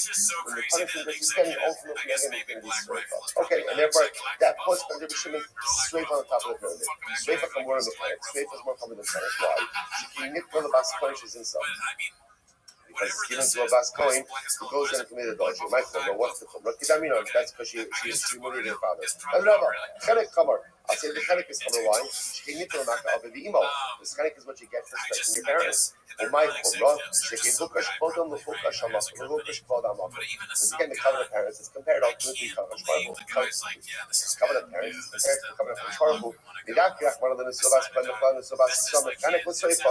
fact that the Torah removed the Nesua bas Kohen from general Nesua bas Yisrael, right? Generally, the punishment for adultery is chenek, but yet the Nesua bas Yisrael, Nesua bas Kohen gets Sreifa. Mamina Sreifa Chamura. Sreifa Chamura Misayif. ultimately against Shreifa is more common than Saif for the Rabbi. Shekin Yitron Abbas Kohen Shazimsa, because it is the punishment for Abbas Kohen who commits adultery. Umay Chomra, Kidam, what's the severity of the act of Abbas Kohen who commits adultery? Kidam, that's what we said before, that Halakha myself, Halakha she's defends her father. Adrabah, Saif Chomer, Saif is more common. Why? Shekin Mitan La'anshe Irani Dachas. Because ultimately, Irani Dachas is wiped out with Saif. Umay Chomra, what's the Chomra? Shekin Mamonam Abad. Because ultimately, again, all their property is destroyed. Umar says, Amrit, V'chi Eiza Koach Meruba. What is worse? What is worse? Koach Hamadiach or Koach Hanida? What's worse? The one who is the inciter or the incitee on the days? The Omer, Koach Hamadiach. I would say, obviously, it is the inciter. Right? The one who incites others to sin is obviously worse than the one who commits the Avera himself. The Gemara says, the Kavachomer, Umach, and extra. Umach, and extra, common Messiah. Straight from Hamur and Imenu, which is more chomer than Sayyid. Straight is more chomer than it.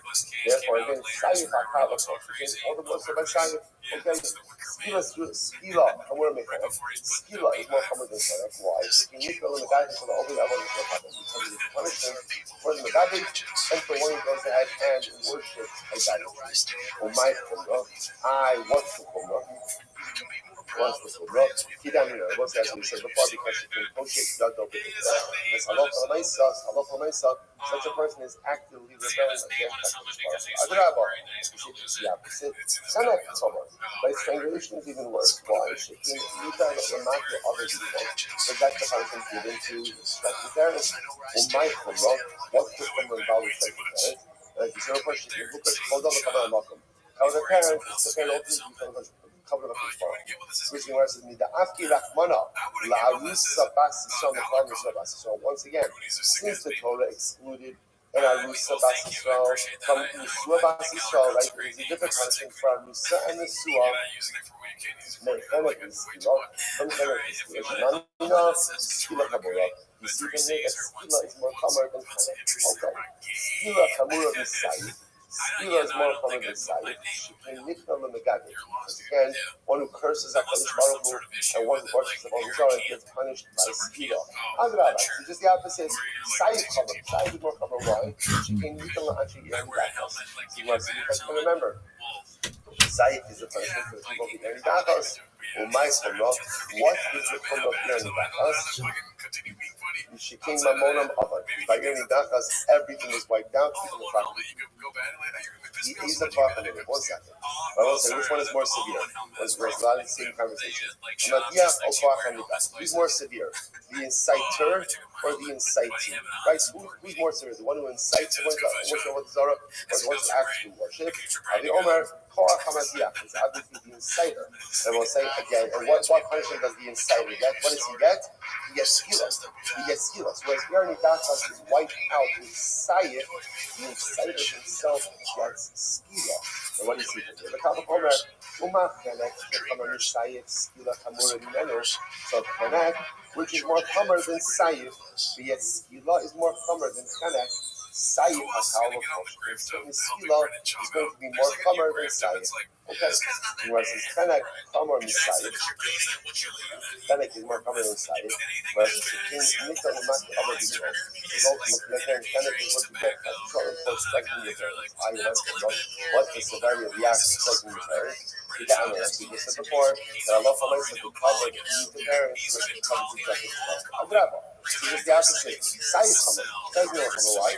Because again, remember, Sayyid is the punishment for the people of the Yerni Dachas. I said, my Chumrah. What's the Chumrah? What's the Chumrah? Shekin Mamonam Avad. Ultimately, again, because we're like Yerni Dachas, all of the property is wiped out. Is the Koach Meruba? So which one is more severe? Koach HaMadiach or Koach Hanida? Is it ultimately, again, the inciter or the incitee? And the Gemara says, Koach Hanida. I'm sorry. Hagi Omer Koach HaMadiach. It's obviously the inciter. The Gemara says, Hagi Omer Koach HaMadiach. Kanya, Avicii Yerni Dachas, Skila Rishon of the Torah. And what we see over here, that Allah for the inciter is the Skila, and everyone else ultimately, again, everyone else is going to be with success. Incredible, right? The Shara of Shimon says, right? Rabbi Shimon says, right, that's good. So now we've just established the two models. The model of Tanakama and the model of Rabbi Shimon, each really laying out their respective arguments. Now remember, like a little bit. Martin Rabbi Chomet Rabbi Yochanan. We'll say Martin Rabbi Chomet Rabbi Yochanan means that there was something that Rabbi Yochanan was accustomed, literally means there was a jewel in the mouth of Rabbi Yochanan, which the Pashtus means that there was something used to say frequently. What would he say? Nara Murasa Bas Kodesh was into the sea. You have a Nara Murasa, so this is a Prolarius. Where's Bas Kodesh? A Bas Kohen who is in Arusa. She goes ahead and commits adultery. What Talahos? The Skila. She gets Skila. And sure, the Shimon says, the straight law. The Shimon disagrees and he says, so I just want to point out, this very much is at the root of our conversation. Right? Remember again, like you said before, everyone is going to agree that interestingly enough, a Bas Kohen Arusa commits adultery is deserving of the most severe punishment. Why? Again, we'll discuss. But she is. So again, how to comment Rabbanan say Skila. But Shimon says straight law. Now, Zin Sameadiyah, interestingly enough, what happens is how Rafa Lamaisha, the person she commits adultery with is her father. So the Gemara says, Zin Sameadiyah, the Skila, is Shimon the straight law. If she committed adultery with her father, ultimately again, then it's the Skila, and Shimon says straight law. The Gemara says, Mike Kamash Malon. The Rabbanan. So again, what exactly are the Rabbanan to teach us? That Nesua Yatsa Nesreifa below Arusa. According to the Rabbanan, it's only a Bas Kohen Nesua who gets it. So remember, I was like, normally the punishment for adultery is kind of a Bas Kohen is going to be treated differently. Is that Allah she's going to go ahead and get it's only the Nesua who gets Sreifa and not the Arusa. Right? The Arusa will get Skila. Rabbi Shimon, Achas Arusa Ba'achas Nesua, Yatzuzah. Right? Rabbi Shimon, a Bas Kohen is dealt with stringently across the board. Whether it's innocent or influence, he's going to get Sreifa. The time of matter, what's the reason for this? He's shown the Rabbanas to the Hamurah, or Rabbi Shimon, Sreifa Hamurah. Again, I will say it's very simple. Remember, everyone is agreeing that a Bas Kohen is going to go ahead who is Mizana, who is supposed to get the most severe penalty. Now again, whether that's a Bas Kohen Arusa and Nesua, or just an Arusa, that's Machlokas also. But Machlokas is the most severe penalty. According to the Rabbanan, that is going to Skila, according to Rabbi Shimon, ultimately again, that is going to be Shimon. I will say, a lot of this also is obviously the discussion about how they're going to go ahead and interpret the psukim. I just want to point out on the other side that there are two psukim. One pasuk says, "Bas ish kohen yisechal liznos." If the brother of a kohen will commit adultery, asavia himech havaras, he contains the father, va'ish yisarei sreifa. There's another pasuk.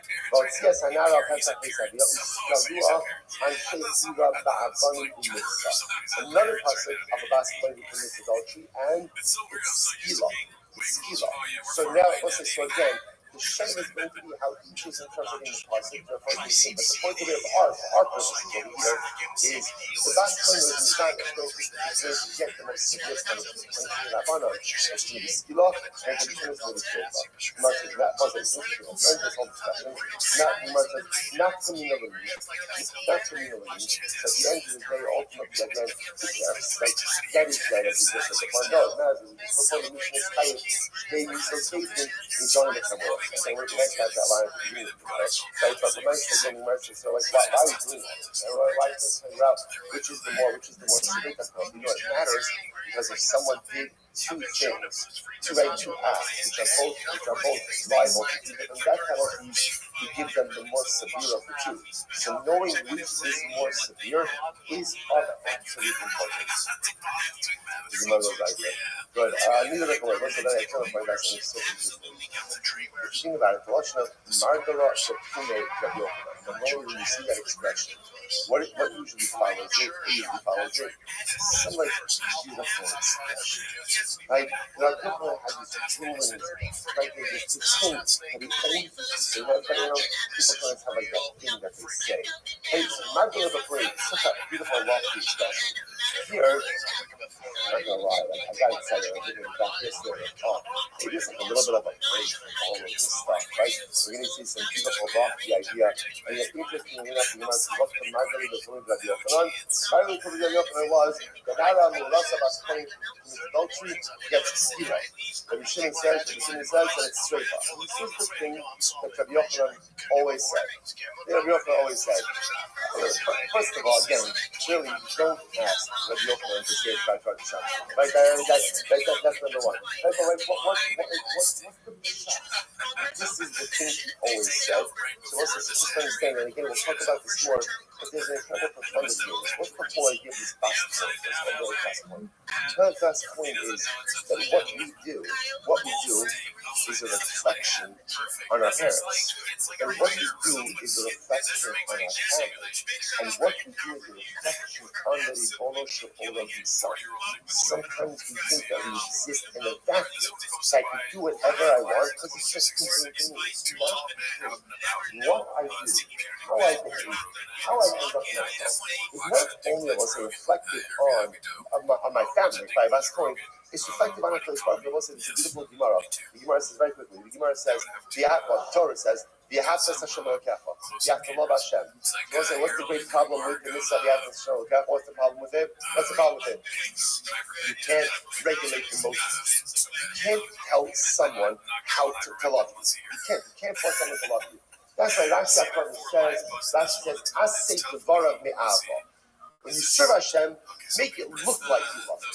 It's not like, whether you love Him or not, that's inconsequential. Right? Fake it till you do it. Right? Go ahead and at least make it look like you love what you're doing, and one day you'll come to love it. The Gemara speaks another example. The Gemara says, "Shetehei Shem Shamayim B'Sahiv Ayata." That ultimately, again, the job of a yid is to make the Ribono Shel Olam beloved in the eyes of other people. That's the goal, to be an ambassador of HaKadosh Baruch Hu. Each of us are an ambassador of the Ribono Shel Olam. What happens when you're an ambassador? I don't know, but I would assume what happens when you're an ambassador is you represent your host nation. So you show up at an event, right? You are the representative of the United States of America, right? Everything you do represents the entire identity of the country. Says Lord, you have to stroke. I'm an ambassador of the world. So what I do and how I live is a representation of the Ribono Shel Olam himself. That's why this was Magdalene B'Churi. What does it look like? The last point in this adultery, what she's doing is, and we'll get into this more, it's a horrible reflection on her upbringing. It's a horrible reflection on her parents' home. What was the thing? What's the thing? What's happening? What does this represent? Why? Because the daughter of the coin, again, is supposed to represent a lofty level. So what she does reflects her parents. What we do, what we do, reflects not only our parents, reflects not only our people, but what we do is a reflection on HaKadosh Baruch Hu himself.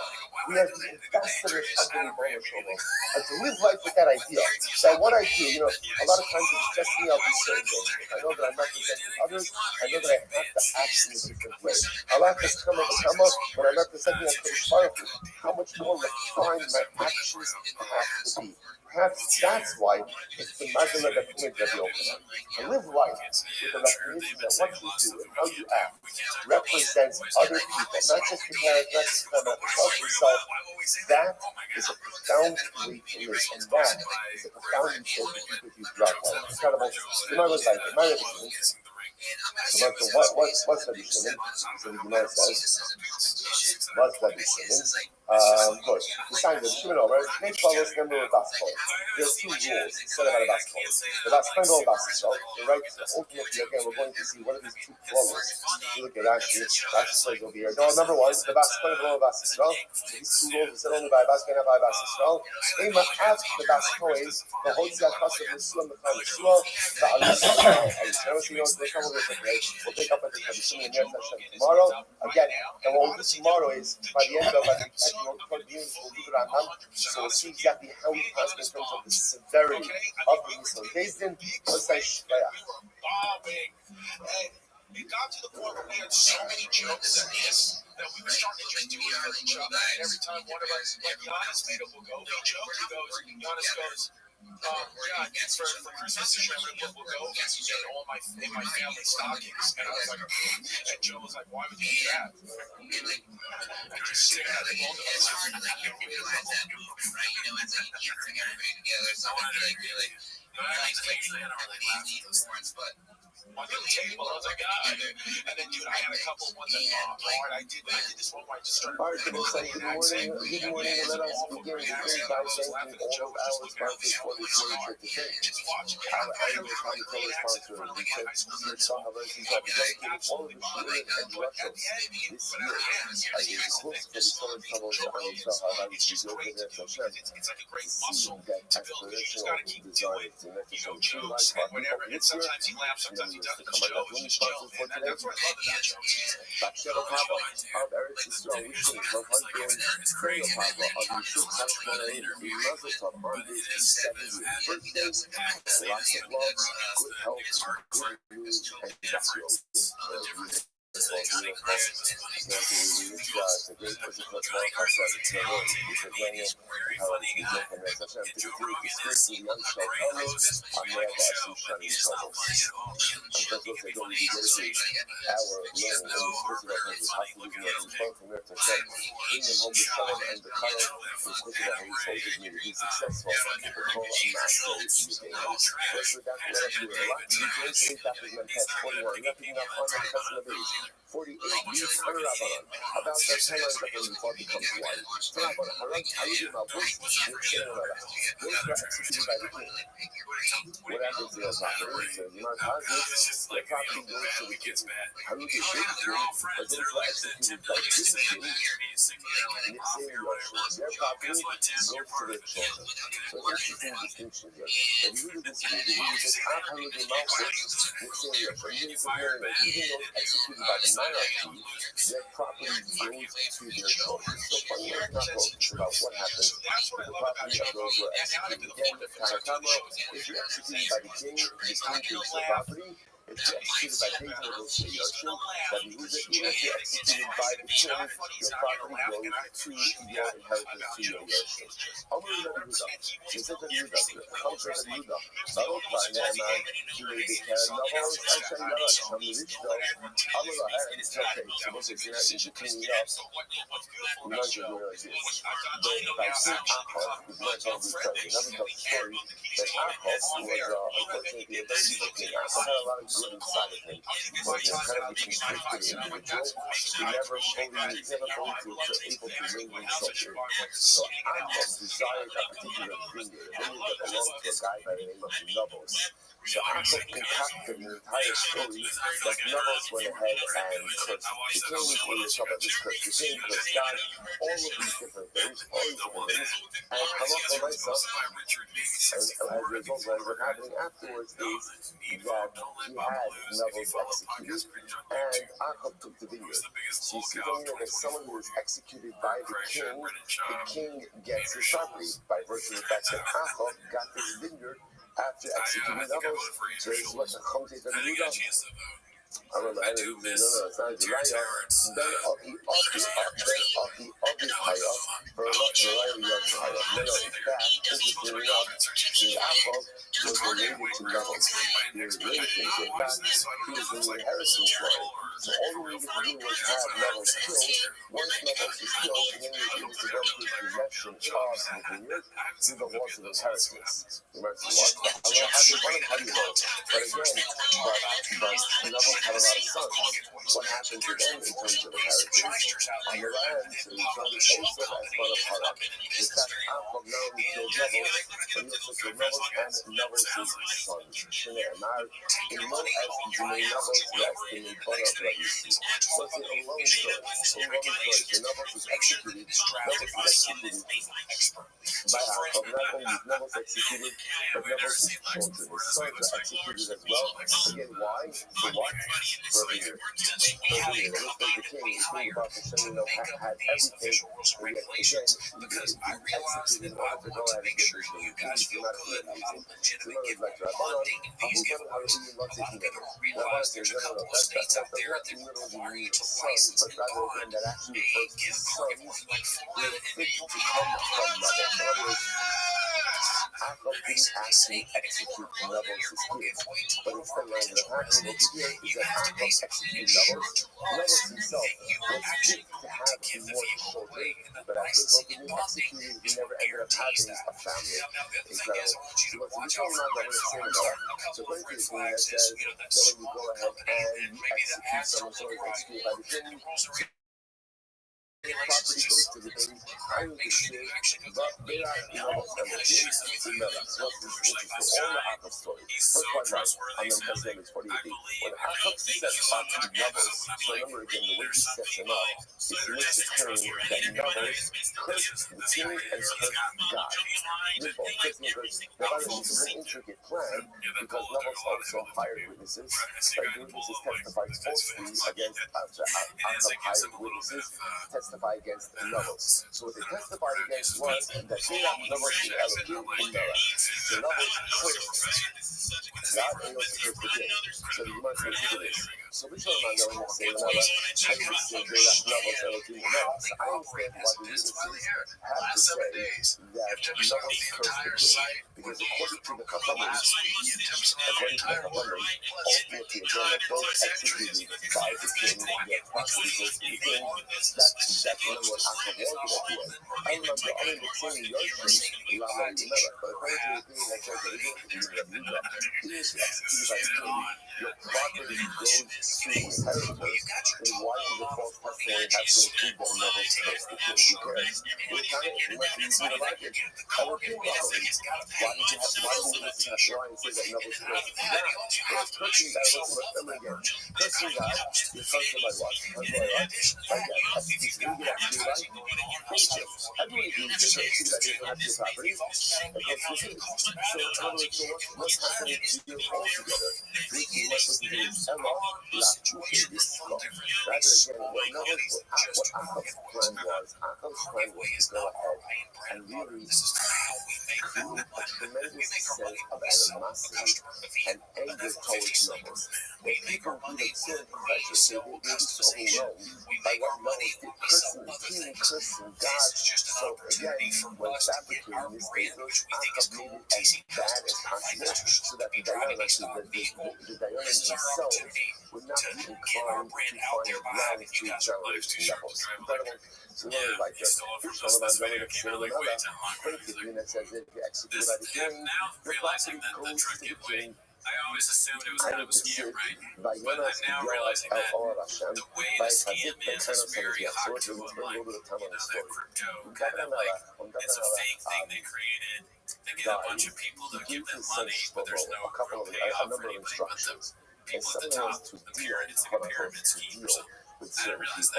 If you people that don't know stuff that you cannot execute during his lifetime for a variety of different reasons, that he felt was absolutely necessary to be punished by Shlomo. One of those people was Yoav. Now, Yoav was actually a famed general of David HaMelech, but it just went off the rails doing his own thing in a number of different cases being discussed. So what happens? So David dies, so Yoav hears that he's about to be executed. What does he do? He runs to the Mishkan, to the oil where the Mizbeach and the Mishkan per se, but where the Aron and where the Mizbeach was. And what does he do? He grabbed onto the corners of the Mizbeach, like the Havdil, like claiming like sanctuary. You know, he's holding onto the corners of the Mizbeach. And what happened? The kid, by Yom HaMelech, he said, people are much. And Yoav says, I'm not leaving, rather again, I'll die here. Now, what does this mean?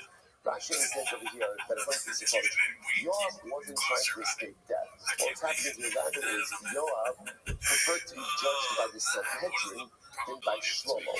Why? I would say 0%. Makes a lot of sense. Yeah, I mean, Because, okay, the Yoav guy that knows has he's so going to many die. people in the He ship, knows he's going to they be got killed. money to do But at some of this least if stuff. he's still by the Sanhedrin, then what? Maybe cook. His property goes to Once his he does kids. cook, right? If he's executed by the Beans monarchy, and cheese every his night. property becomes If he the does a lot of monarch. laundry, then So therefore he holds on to the corners yeah, of the Mizbeach. He says, fine, you need to and execute lose me. my shit. I'll That's the be only judged by the believable thing Sanhedrin, but not by She Shlomo. did, yeah, she So got again, mad at the guy at according to Starbucks. that makes a lot of sense. Elamandoric said the Yorshin. So, But according to Rabbi, he says, Icarus he List was this one. What happens next? This your was great property last goes week. to your We'll see what kids. the second one's My about. nafkale meaning. So in other words, why is Yoav holding on to the corners of the Mizbeach? Either way, in other words, if he knows he's going to die, even if he knows his property is going to his kids, truth will most you can find the answer. L'chai Shah.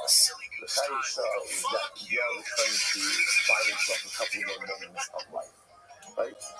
By saying I'm not going to be executed by the king, but I want the message. I want the trial of the Sanhedrin. Oh, fuck. No, Haisha. doesn't He's repeat the finding terms. himself Not a what few happened. extra moments of life. Really profound. Really profound. So you know what like Vayishem and Ayah Cody Yoav refining preparation to this. So Yoav says to Shlomo HaMelech, okay, Jacob is going on. Yoav is going ahead and holding on to the corners of the Mizbeach, and he refuses to be judged by the king. Rather, again, he insists on being judged by the Sanhedrin. He doesn't really say So that. the Yoav sends message back to Shlomo. He says, Cody Yoav, v'chol anini. So what's going on here? I'm late. So listen to this. So here's the conversation that happened between Yoav and Benayo, which was subsequently conveyed to Shlomo. I'm late. Zil emalei kalti lo kadi b'haygadra. So listen to this. So Yoav says to Shlomo, through Benayo, Shlomo can't do two things. It's not fair to have two persons. One of the two persons. Echad was late. Now again, so just to point out, as much as David did not go ahead and kill Yoav, he cursed Yoav. And the first that he gives to Yoav is that essentially Yoav's descendants would be crippled, would be poor, would die early. Give him a pretty significant curse. So Yoav said to Shlomo, it's not fair. I can't have two punishments. He said, there's two catalysts, right? Coupled with Tuesday Black Evil. So again, he says, Shlomo, here's the deal. If you're going to kill me, fine. But then you have to accept upon yourself, upon you and your descendants, the curse of your father. It's not fair to actually execute and have the curse. So if I'm being executed, the curse is going to devolve upon you and your descendants. Reload, shut people, or if not, spare my life. And I'll suffer the curse. I and my descendants will suffer the curse that David HaMelech gave to us. Very well, I say to Hashem, he said to me, we'll go on class. So Shlomo says, fine, he kills Yoav, and Shlomo accepts the curse of David upon himself and his family. Again, this is exactly what this means in just a little bit. And tragically enough, all the curses that David leveled upon Yoav actually boomerang back onto David HaMelech, Shlomo and his descendants, David's descendants. For example, I encourage me this Yoav in Sodom and Machshir Tahara, in Yotah B'Keret V'Chasa Lechem. So remember, this is the curse that David gave to Yoav. The curse that he gave to Yoav, your descendants will be all amongst them will be Zod, Sorot, Saras, Machshir B'Kala means supported by a king, right? Crippled, supported by a king. Yotah B'Keret, stricken down by the sword, Chasa Lechem, without bread. Poor. And you know what points out? All of these curses came true in David HaMelech's descendants. Zod Merechav, and Mechavam was the son of Shlomo, the king of B'Tziv. HaMelech Mechavam is Amitzrael Tzmerechav, Alex Mitzrayim B'Tziv. The Chalamerchav, Asher Yerchav Alav Azavitna. So the one that points out the symmetrical Shlomo between what happened to these individuals and the maladies. Sorah and it was Yoav became Sorah B'Tziv. Okay,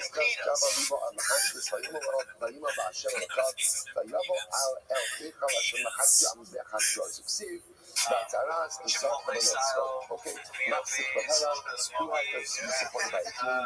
That's Assault. Again, these are all kings descended from David HaMelech and Shlomo. So the Asa, Rock Le'ez is Signoso Chava Es Laglo. Remember, you know what I It looks like he just realized that he was seized by this element called Pudgara, which required him to use a king. Let's put Pudgara אמרו לי מטוס שבי רב נחמן Alrighty, well that's all we have today. We wish this last part here. It's posted by, as painful what is this name? as a needle Jealous. in the flesh of a living person. That's what Happy New Kudgara Year's, feels like. Almost Cats, Constant dude. needles This is in the the flesh. first show So for the what's new the year bad for words? us. Check that out. By New the Year's. Shul not See you too. mentioned this. You Any were thoughts on that no, Facebook? no, how do I Good notice? one. How do I not know what Kudgara Looks was? like a rough New Usually Year's. was his e-bikes in Moss, Metrish Havichayish, right? So it's could be Rabbi Nachman himself suffered from Kudgara. Maybe he had this particular ailment. E-bikes in Moss, Melatei Havagama, right? Or he learned it from his Rabbi. But most of this let's say e-bikes in Moss, Sod Hashem Lireav, which also literally means the secrets of Hashem are given to those who revere him, and his covenant made known to them. So let's say this is very interesting. All right, see you Much next more to say week. on this topic, but we often speak about the concept of Das Torah, that great Torah personality, great Torah leaders have the concept of Das Torah. What's Das Torah? Das Torah doesn't know that Hamidi Chachamim know everything about everything. But what it means is that sometimes when a person is heavily steeped in the light of Torah and spiritual development, connection to HaKadosh Baruch Hu, constant growth, they understand the world in a certain way and see things with a sense of clarity that sometimes the rest of us don't. The concept is often misunderstood to me, like that you should ask about everything, that answers everything. No, you should ask doctors medical questions, right? Ask doctors medical questions, ask accountants, financial questions, ask lawyers legal questions, right? That's good things, but the concept of Torah just means like this sometimes that a person is connected. We know this already also. When just amongst friends, we know, right? If I am in touch with my learning, I'm in touch with my learning, right? I'm good. I'm a cheer. I'm learning. I'm steiging. I'm attentive. I'm tuned in, right? When the shir is over, or again, when you shir, chavusa, I'm like, I'm plugged in. I'm checking the box. I'm really plugged in. You close the Gemara, or whatever shit you're learning, and you feel different.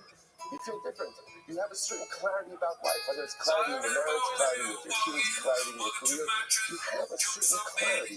That's a shmiras to the shmiras of that Torah. When you're plugged into Torah, you understand the world and life in a different way. The worst thing when I'm not, when I'm missing shit, I'm missing my conversation, so I just feel different. Everything feels different. That's because I'm not plugged in to the source. So therefore, so that feeling that all of us feel, right, when we're into our learning and we're on and we're there and we're plugged in, so amplify that, by 100, that's what great Torah scholars have. So that little bit of clarity that we had after our own episodic moments of spiritual connectivity is exactly what great Talmidei Chachamim feels amplified often every day of their life because they're constantly perpetually plugged in. That's the concept of unity of that. That's what it says. He was not made this news. He just, how do you know? Because he knew. You talk to the service over there. You gotta go. See one of the guys that no fault the fella who got that song. Let's go. Welcome back to Tim as the shop. Thanks for tuning in. As always, join the Patreon, join the Discord. On this week's episode, we have IDM Podcast joining us, Othello and Blue Shorts. Wanted to empower the whole wanted to lead his army throughout Israel. Doesn't work. Not fuck war, just wanted to bypass Israel. And They're professionals. They've done a lot of Yisrael crap. was so convinced of the people's righteousness that he refused to allow a foreign army to march through. And he made a mistake.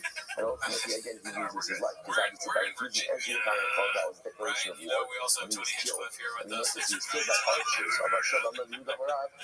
Anyway, and also on the Patreon this week, we have He was pierced by so many arrows that literally, again, his body became 27 minutes of me doing stand-up, so if you want to see that, join the Patreon. But anyways, that's not why they're here by any chance, right? So anyway, start the timer.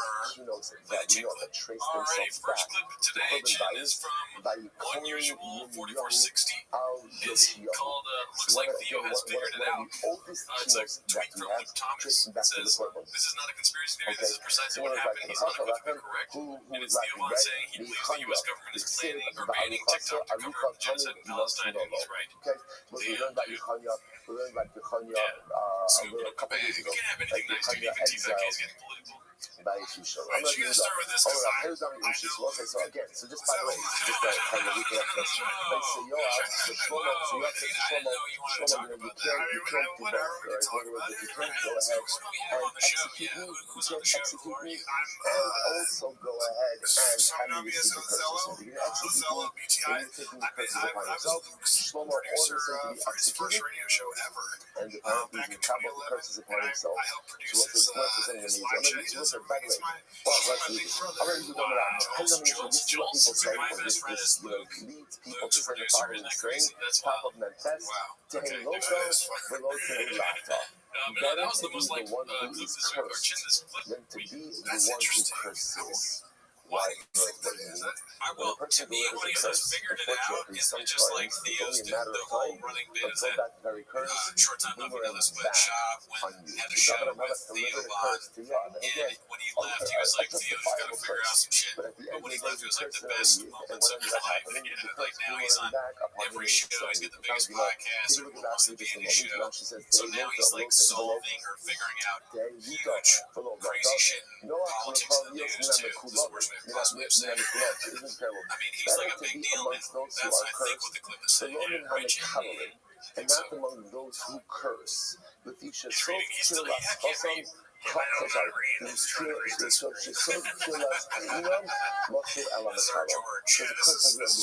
boomeranging back.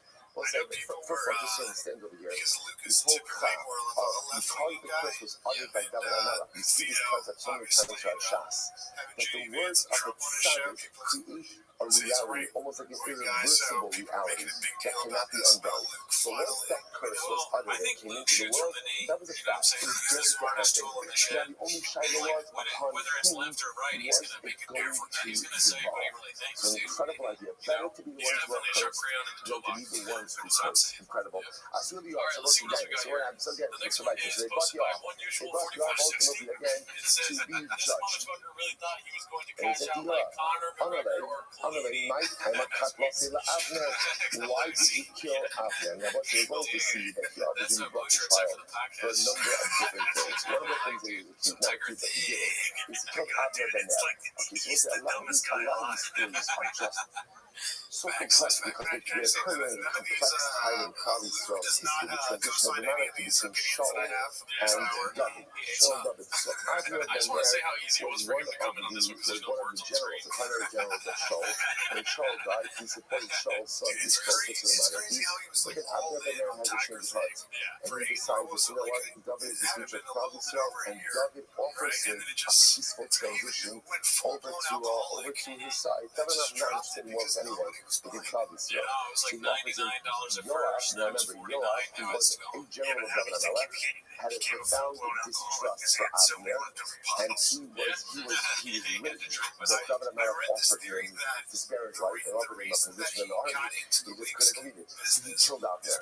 So Yoash killed Abner. That's one of the things that David never forget. Again, the problem with all of these things, one of the hardest things about leadership is that, remember, when a person is in a leadership position, anything that happens in the under him is his responsibility. That's what at least effective leadership is when a leadership's responsibility for everything. So for David, as much as David didn't kill Abner, his general did. His general did. As such, again, for David, that represented a heightened sense of culpability. So therefore, Yoav is just determined to ask, number one, why did you kill Abner? Amalei, Yoav Hadam, Za'asar Hari. Because Abner killed my brother, Asar. Kill my brother, Asar. Which is true, right? We'll see this. When we kill my brother, Asar, I'm going to go like that. Come on. Asar, what did Abner? You know why Abner killed Asar? Because Asar was running after Abner to kill Abner, which was war. So running after Abner to kill Abner. So yeah, Abner killed Asar in order to save his life. on the way, Tobin the Hatzil after Maybar. So I understand. Avner had to stop. Avner had to stop Assault in some way, but he could have injured him. He could have maimed him, right? Right? Just, I don't know, whatever, hurt him away, give him some type of injury that prevents him from pursuing what he doesn't have possession in that sentence. Dennis Rodman's daughter's professional soccer player. Like, that's the person. What do you think the chances are that that's real? How could I injure him in order to stop him? You just have to stop him. Whatever you have to stop him. Then it's messed up. Not true. I unfortunately have seen Courtney out for inches, so I know it is, but I wish it wasn't. Maybe it'll work. So this is it. So I can't be on the podcast saying how because if you look at the way they the same have day he wasn't around. Dennis Rodman posted a thing with him, so I wasn't around. Tell me your life now. That's what's unfortunately to become great in your respective sport. You gotta have that little bit of why help, would you man. strike someone under the fifth grade? The muscles, the molar is covered to the apparently it's the area where the gallbladder and the liver intersect are next to each other, so you can get them both in one. It's a death blow. It's a death blow. So just come on. A skilled soldier who can deliver such a precision strike to someone who's pursuing him underneath the fifth grade, and you're telling me that he couldn't just swing to him to stop him from pursuing him yet to kill him like that? I don't buy it. Therefore, Yoav says, I'm justified in killing Avner, because at the end of the day, Avner killed my brother. I'm the one Adam. I had a right to do that. I'm right. He's Avner. Fine. So they said, fine, let's leave aside Avner. Let's move on to the next thing.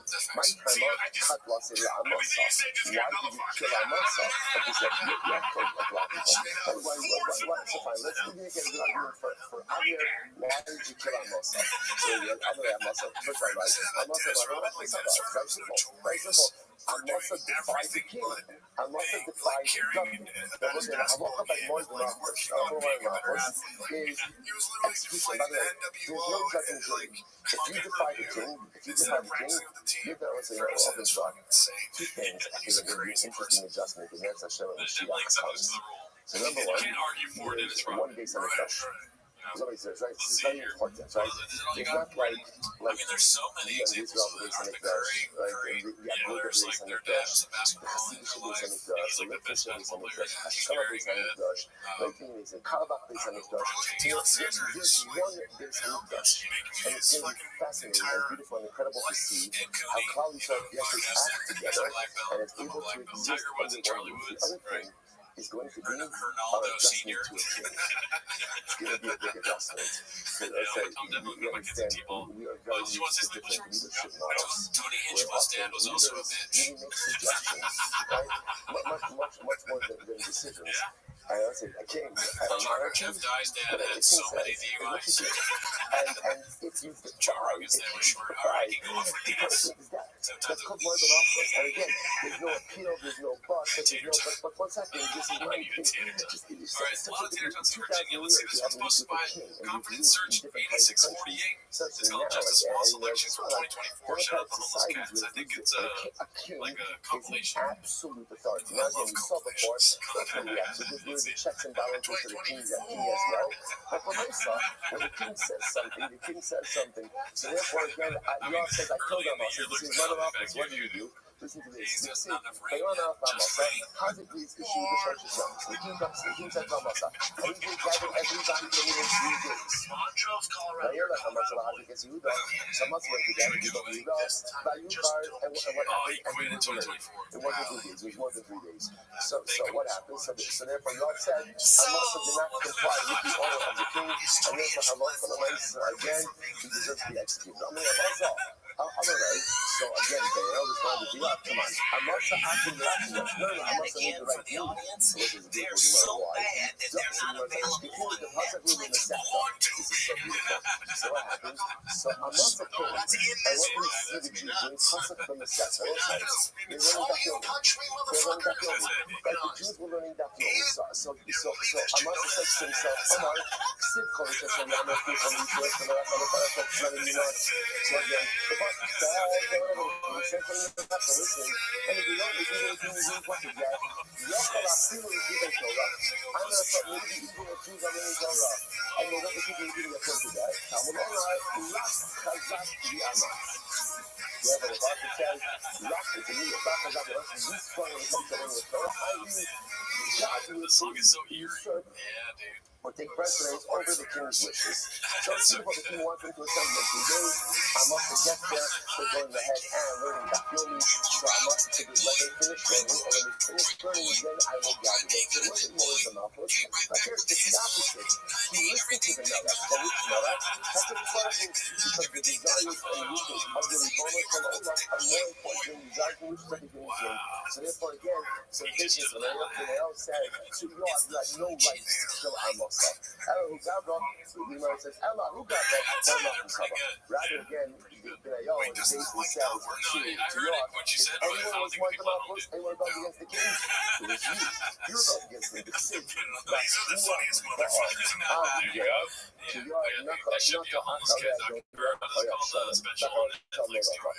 So listen to this. Because the Pasuk says, What an eventful you came 2024. to Yoav, So that much Yoav happened in just one appeared night. after Adonio, and also with the again, but after Absalom, he did not appear. Now this is incredibly important. I'll say that Adonio faced multiple rebellions in his lifetime. One was by Adonio ben Chagis, like Absalom's slaughter. But Adonio ben Chagis was the son of David, who proclaimed himself as king when David was very dying in his deathbed. Like Adonio, I'm gonna go easy, like hacking, just saying Adonio ben truth. Chagis mismasculine more and you can go. I know my saddest So moment. he proclaimed himself as king. That's He for said sure. David dying. Now David did not appoint an explicit heir. So therefore, again, David declared. Now Absalom was a much more brutal and violent rebellion. So the Gemara says that Yoav, not the Achai Adonio, again, he followed after Adonio ben Chagis, but after Absalom he did not follow. My vote is not what he didn't follow. Not because he didn't follow. Nothing is like to veer. He says, "I'm not doing the Shigiti from those from Naka." He wanted to follow Absalom.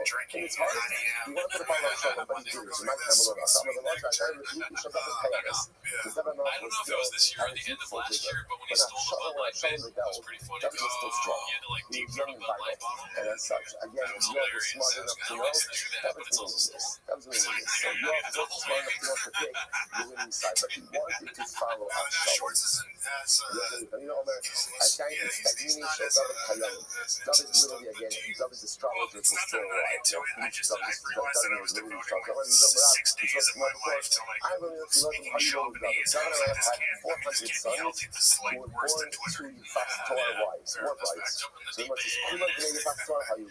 all right, well, that's it's been an eventful 2024 for sure. We'll see what we got next year. This is posted by Icarus Lives. It's called What Happens Next Part 1. Let's see. Would go ahead and grow. Oil Air Force or something, that's what they're called, man. Some of the baddest ass dudes I ever met in crowds. You know what he's trying to say, right? Bear Grylls. Right. You know the guy who's doing Man versus Bear Grylls. Man versus Food. Very scary. Yeah, The son again, it felt like it wasn't just the Jews who were aligned with David, but rather again it was even Gentile nations who were aligned with David. Okay, so therefore again, Yoav is smart enough to know David's got all this muscle, he's got all this muscle, probably not graduate. But again, in Yoav's heart, first of all, he followed Adonio ben Chagis, so he was part of one rebellion, and he would have been part of Absalom's rebellion had he thought that Absalom had a better chance. He could even have about that. One thing, so remember, coming down to this entire studio so far is that Yoav was antagonistic to David. Right? He was antagonistic to David. But again, here's his last piece, actively antagonistic, and then he joined one rebellion, Adonio, and was ready to join a second rebellion, Absalom. Now, if you want to point out, there's another total version to this story. So let's give you that later about that. One about that. The mother David will also know, the mother David will also know the cover. But there's another version of this tomorrow, or another version of the relation between Yoav and David. So these versions were not for David. Yoav would have never been able to successfully wage war. Yoav will also cover the Torah. And we're not for Yoav. David would not have been able to learn Torah. What does this mean? Right? He David also Mishpat Mitzvah in a Kalano. He Yoav is true Ayat Sabah. David and Ara before Mishpat Mitzvah. Really was an adjudicating cases. Dispatcher for all of Klal Yisrael. And Yoav and Steve was in charge of the army. Not Ham, God said David Mishpat Mitzvah in a Kalano. Why was David able to do Mishpat Mitzvah? Also, by the way, just as an aside, you see something amazing. What's the role of the king? The role of the king is to make sure that there's savor, to make sure that there's justice, and to make sure that there's chesed. That's the job of the king. And the Gemara says, why was the king able to do his job? Why? The Gemara says, we shouldn't be Yoav al Aksava, because Yoav was raising the battles. Uma kam Yoav al Aksava, and why was Yoav able to be successful in the army?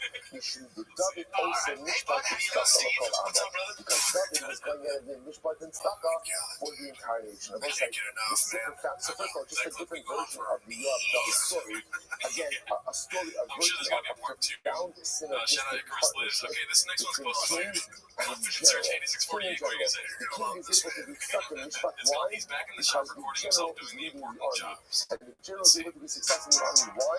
Because the king is leading stuck in Mishpat. The Shavuot David is also a profound model for just, we'll call it organizational success. One person can't do everything. So at the end of the day, the only way there's success, you can plug this into anything. There's synergistic partnerships between different people. So David is able to be David because Yoav is Yoav. And Yoav is able to be Yoav because David is David. But if David would have to be David and Yoav, and Yoav would have to be Yoav and David, the whole thing falls apart. I hope you profound idea. I mean, you say it's David is super powerful. And by the way, David Amelech was a warrior also. Let's understand that. Whenever you see paintings of David Amelech, like he's always singing with God. What's he always singing with? So he's singing with the harp. Looks good. That go with that clip. That's good. Yourself, like, He has to know he's for the I don't know what's coming up when I play the harp. That's number one. I like that song. But how much time do you think you actually wait here? You just sit and I like the harp. like a lot of the check out. I don't know if it was a warrior. He was a warrior. His entire life, he was a warrior. So he could have managed the army. But he also understood that if David was managing the army, he's not doing stuff in Mishpat. And that means he's not doing Tisha.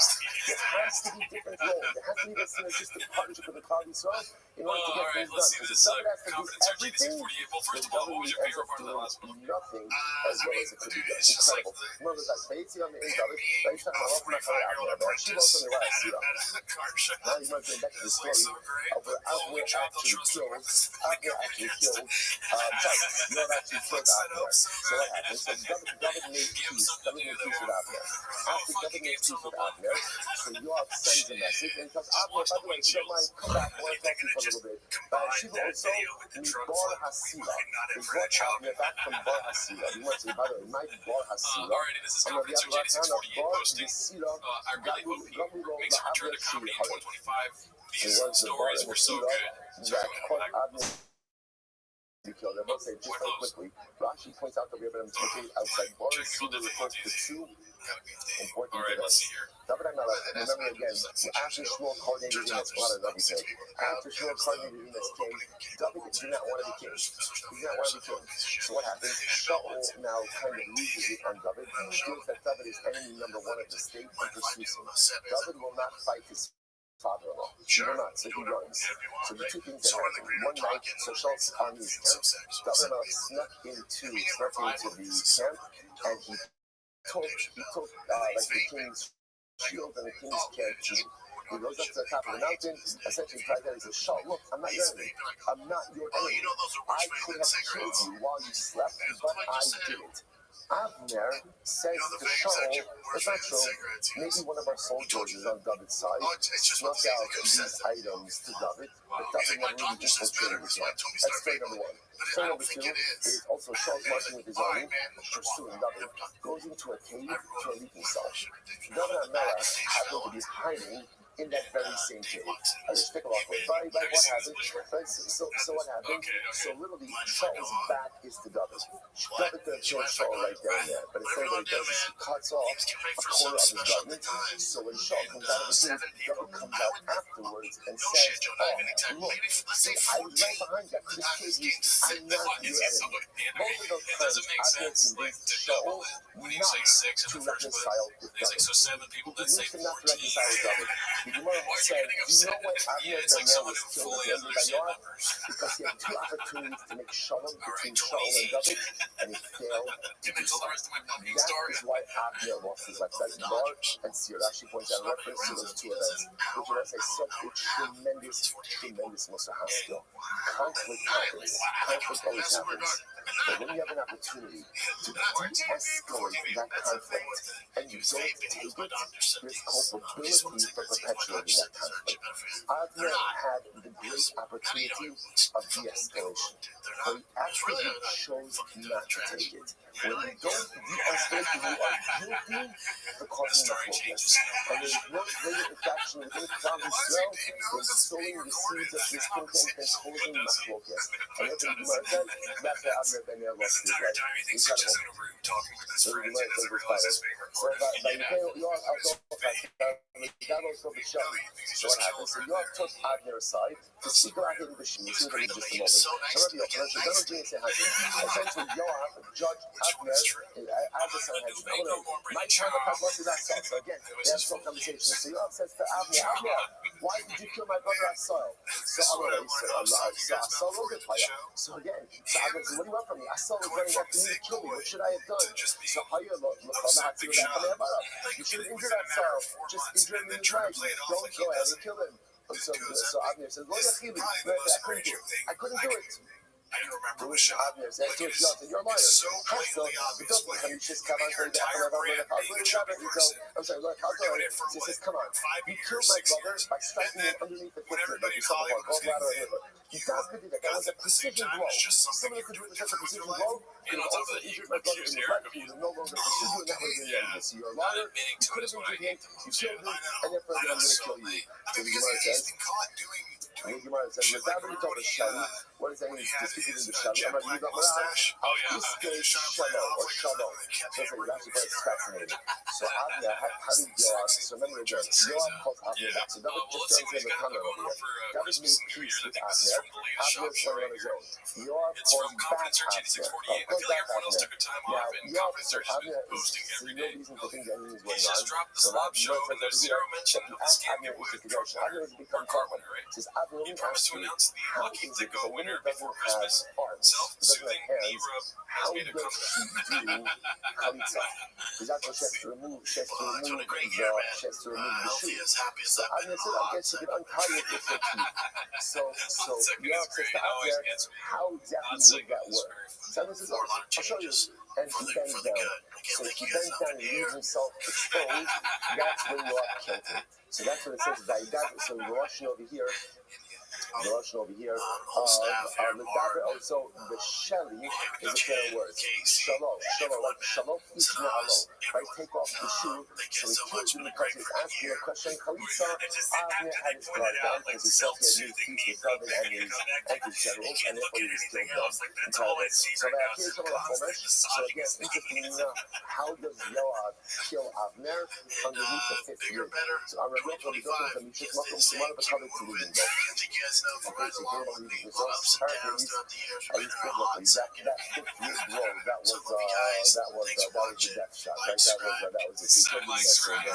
So you remember that good. So you know, so the Eish Hashem Estemo Al Hashem, Asher Chaber B'Shvei Anashim Tzadikim Tovim Melech. So the Gemara says that Hashem, so now when Yoav himself is being executed, so the pasuk is that Hashem will go ahead and repay Yoav for the blood he has shed because he killed two people who were tzaddikim and Tovim Mimenu. People who were righteous and better than Yoav himself. Tovim or Yerubit, saying Darshan Achim Barakim. So again, that's the reference to Amasa, right? Amasa, because Yoav killed Amasa because he said he was more than Amasa. It wasn't more than Amasa. He just thought that cover to Hashem trumps cover to the Rebbe. Sorry, trumps cover to Hashem trumps cover to the king, right? The Rulo Darsh said we did Shaheen the Pebble Asu, the Rulo Yaris Asa. So I'll say this is incredible. One of the things that Abner did not do is when ultimately again, when Shaul wanted to wipe out the city of No, so ultimately again, Abner did not comply with that command, even though Shaul said it verbally. On the other hand, when David commanded Yoav to place Uriah on the front line, which was an incorrect thing to do, Like he did to a letter, and you have to comply. Incredible. So the mother was like, "Amasa was nishma b'charet shel yad Yoav. Amra shelo pashtu." So in other words, again, Amasa didn't think that Yoav was going to do it. He didn't watch himself, and therefore Yoav was able to kill him. By Yikuba, the base of the midbar, so now Yoav was executed. So Yoav was executed. So now what happened? The Pasuk says he was buried in his house in the desert. So at the base of the midbar, I understand Yoav's house in the desert. What does that mean? I'm not using it out. Yoav's home was like a midbar. What does that mean? Man midbar mufra l'kol. After being said that Yoav mufra l'kol. So what says part of Yoav's punishment was his property wasn't taken by the king. So what happened to his property? It was made hefker. Just like the desert is hefker, Yoav's property was made hefker as well. No possibility. He's like big truck guy, he knows all about trucks, and they're like, oh, where are you coming from? But he's been doing trucks his whole life. Other possibility is that the Yoav house was like a midbar. What does it mean? Just like in a midbar, there's no volume punching. There's nothing to steal, and there's no alliance, there's no morality. Why not? Because again, there's not many people there. So just like the desert is clean from theft and immorality, so Yoav's house was clean from theft and immorality. The Yoav Yitzchak was the Yoav Yitzchak Shar Ha'ir.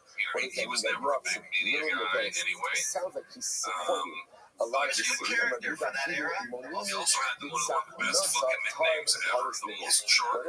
Just an unbelievable name. Yeah, that guy always knows where you got a shot to that guy, right? Addie's, Maddie's, Phoebe's, whatever one's available, that guy already has. Stay tuned to the show. We get plenty of truck later.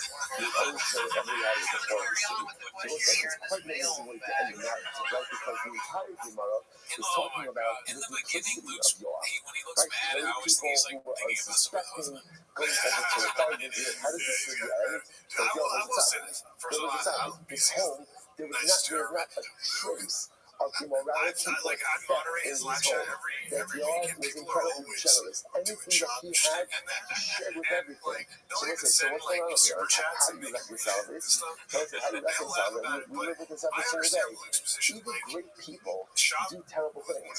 And even great tzaddikim make significant mistakes. It's not a stira. Each of us have parts of us that are incredibly beautiful, holy, and incredible. And then we have other parts of us that are incredibly compromised, broken, and impure. That's what it is. And that's the inconsistency we live. And the incredible part is, my impurities don't obscure my pieties. Pietishness, right? And my, on the other hand, my righteousness also doesn't go ahead and eclipse my negativity. I think it's so funny the way they say constant state of almost inherent contradiction. That is the nature of the human condition. Even in Noah, who was clearly so duplicitous in his very year, yet had so many elements of himself that were so profoundly righteous. The beautiful part is saying, this is what triggers me to the tshuva. This is why no matter how badly I mess up in life, I can always turn myself around. Why? Because for everyone, there's always that bucket of good that is still there. There's always that beauty that is still there. So no matter how bad the bad parts are, because the good is there, I can simply rebuild the love. How do you know? Meanwhile, the website, Mazel Tov, not just amazing. I'm going to be so amazing. Therefore, the effects of execution, given up today's thing, skila, sveicha, having the connect, skila, stoning, straight up, we're going to go through all of these skila hero. Burning, terror means, again, decapitation. Natasha doesn't mean decapitation with a sword. And kind of strangulation.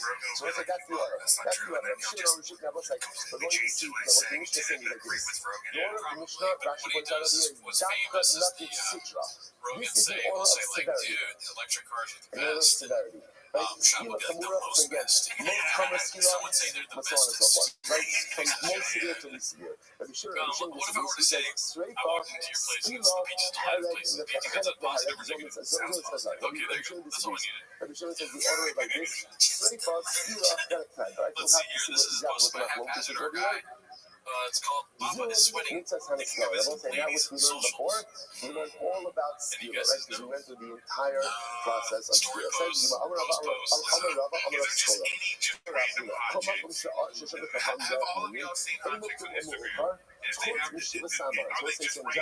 Whatever Chazal makes a list, I never make a list.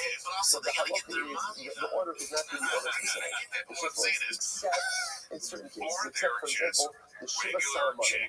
The most saying that this man, what's this case? This man, Shiva ceremony, Ma'avina Rakasa. The most says, let's say again, a woman has this thing on her garment. And what do we not sure about? We're not sure, is it blood or is it something else? So really good looking Instagrams, but not like this. Essentially, you watch the garment I feel like with nowadays 7 different things.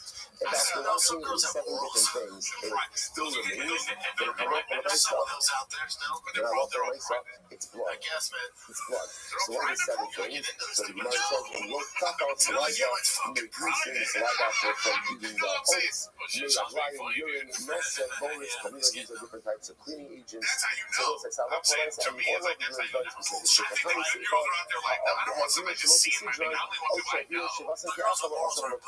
If you use these cleaning agents out of order, or if you use them all at once, the process is invalid. So again, what you mentioned is like this. Normally, you never see like this. Normally, when Chazal give us orders in Mishnah, orders don't really matter. They're not really order specific, except where they are. So if the Papa said, Mishnah, Amar, Av, Misos, if you come up with the Mishnah, I'm not that. No, what about our Mishnah? Our Mishnah also was our Mishnah is also order specific, right? Why? How do we know that? From the fact that Rabbi Shimon argues on the Tanakama indicates to us that the order is specific in the Mishnah. Alright, so 1 second. So if that's the case, then why doesn't Rabbi include this as well?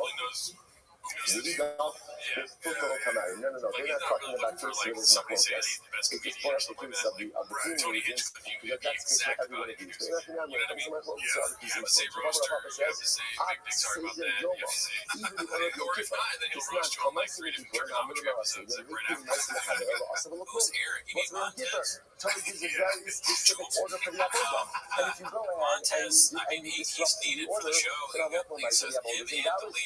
So why doesn't Rav include that in the three of them together, they make for the shot, and sometimes those are the best ones. Yeah, that's true. Eric watch this. I mean, sorry. That any part of the Avodah is more important than the other that should go first. It's just because of the chumrah of the day, the Torah solidifies in order for the Avodah. We're talking about over here in order because of severity of items.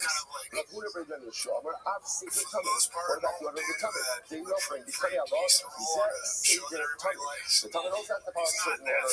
Nida, Talmud, the mitzvah, ba'alma. Another thing you will say, no, the order of the tummy, that's just a country. Country is good at giving the order, but I'm also going to change the order. It's ultimately so good. I'm also going to stop over here for today. More, I know, choose that last part a little bit. And that's when we'll catch up tomorrow. I feel like he knows exactly what his role is, and it's to wait for the perfect opportunity to just rip on shot. Yeah, that's what they're all there for. Yeah, that's what makes it great. Yeah, I think as soon as like the Hardy's meal that he just had wears off, he's like, well, sure. He goes to the only Hardee's in California. Yeah. What is the Hardee's? Not Hardee's. Carl's. I'm so stupid, dude. I'm back on East Coast mode. All right, good morning. Let us begin by thanking all of our sponsors for this morning trip to thank. All right, this is another haphazard. It's called The Soy Boy Got His Feelings Hurt. Annual commentary sponsor, the Toast Mishpacha Israel, for dedicating all of the Shurim and Drushos this year as a chus for the Soros Tavos and the Sahar Babish Bizet of Hashem. See that aspirational desire to Merz Hashem materialize for our people for this year, as many years to come. I got many sponsors for today. Batsheva Papa of Eretz Yisrael wishing her husband Daniel Papa of Yishuv Hashmonaim in Mazel Tov on his 70th birthday. Lots of love, good health, good news, and dafyom. Beautiful. Yes, we wish it's a great visit for Baruch Hashem to learn from Daniel. Hashem to continue to swim through the Yam Shal Talmud and there the Esim Shanim Tovos. First of all, as always, we dedicate our learning in this book of our conscious hostages and Hashem. Bring them home with Shalom and the Karel, the Swiss of our holy soldiers, may they be successful. The Chol Naaseh Yitei. Thus, with that, let us be able to do today. Today's baptism is 49. We are picking up on the Testament of days. 48 weeks, and Rabbanon. About that 10 lines up when the blood becomes white. Those who are executed by the king. What happens to their property? So the Gemara posits their property goes to the king. Harude Bezdin, but those who are executed by Bezdin, their property goes to their children. So interesting distinction here. But Yehuda disagrees. Yehuda says, after Rudy Malchus, Nixon Yosh. Yehuda says, no. Even those executed by the monarchy, their property goes to their children. So fundamental mathematics about what happens with the property of those who are executed. Again, Tanatama, if you're executed by the king takes your property. If you're executed by David, it goes to your Yarshim.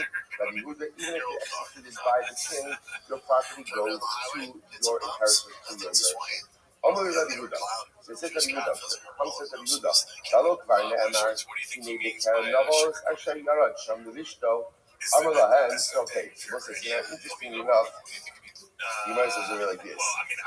By King Achov, you might as well do it right. The Rabbi tells the story that Achov was, unfortunately, a very evil king. Achov had a lot of good inside of him. Was an incredibly conflicted individual who never fully able to bring himself in. So Achov desired a particular vineyard that belonged to a guy by the name of Navos. So Achov concocted the entire story that Navos went ahead and cursed the king. We were talking about this curse the king, cursed God, all of these different things, and I looked for myself, and so as a result, what ended up happening afterwards is that he had Navos executed, and Achov took the vineyard. So you see here that someone who was executed by the king gets his property by virtue of the fact that Achov got this vineyard after executing Navos. So this is what comes with Rabbi Yehuda. I remember the Rabbi said, no, it's not Uriah. Ben Avi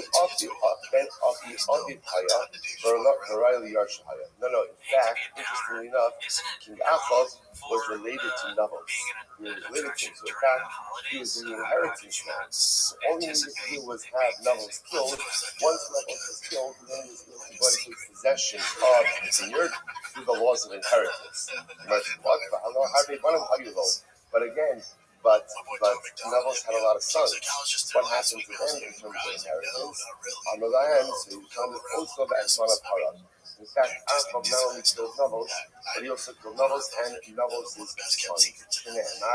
In Lo as Jimei Navos, that's Jimei Bana of Ladies. Of course, an overwhelming story. So Navos is executed.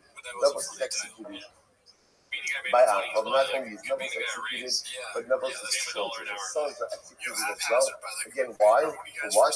For a vineyard. And this was the king. The king brought his son, had everything. And yet, again, executed in order to go ahead and get his vineyard. Really dramatically. So now he's like, Rabbanan, Rabbanan says, no, that does not literally mean sons, but God, again, that actually refers to sons who were fit to come from Navos. In other words, Achov didn't actually execute Navos' kids, but instead what ended up happening over here is that Achov executed Navos. Navos himself was fit to have more children, but as a result of being executed, he never ended up having a family. Incredible. So according to the opinion that says that when you go ahead and you execute someone who is executed by the king, so their property goes to the king. I know the Ksiv, but Berach Navos Elohim Umelach. So what's interesting? All the Achov story. First by life on Memphis 48b. When Achov set up Navos, so remember again the way he sets him up is he makes it claim that Navos cursed the king and cursed God. Did both cursing and cursed. Now, by the way, this is an intricate plan because Navos also hired witnesses. Right? The witnesses testified falsely against Achov hired witnesses to testify against Navos. So what they testified against was that Berach Navos Elohim Umelach.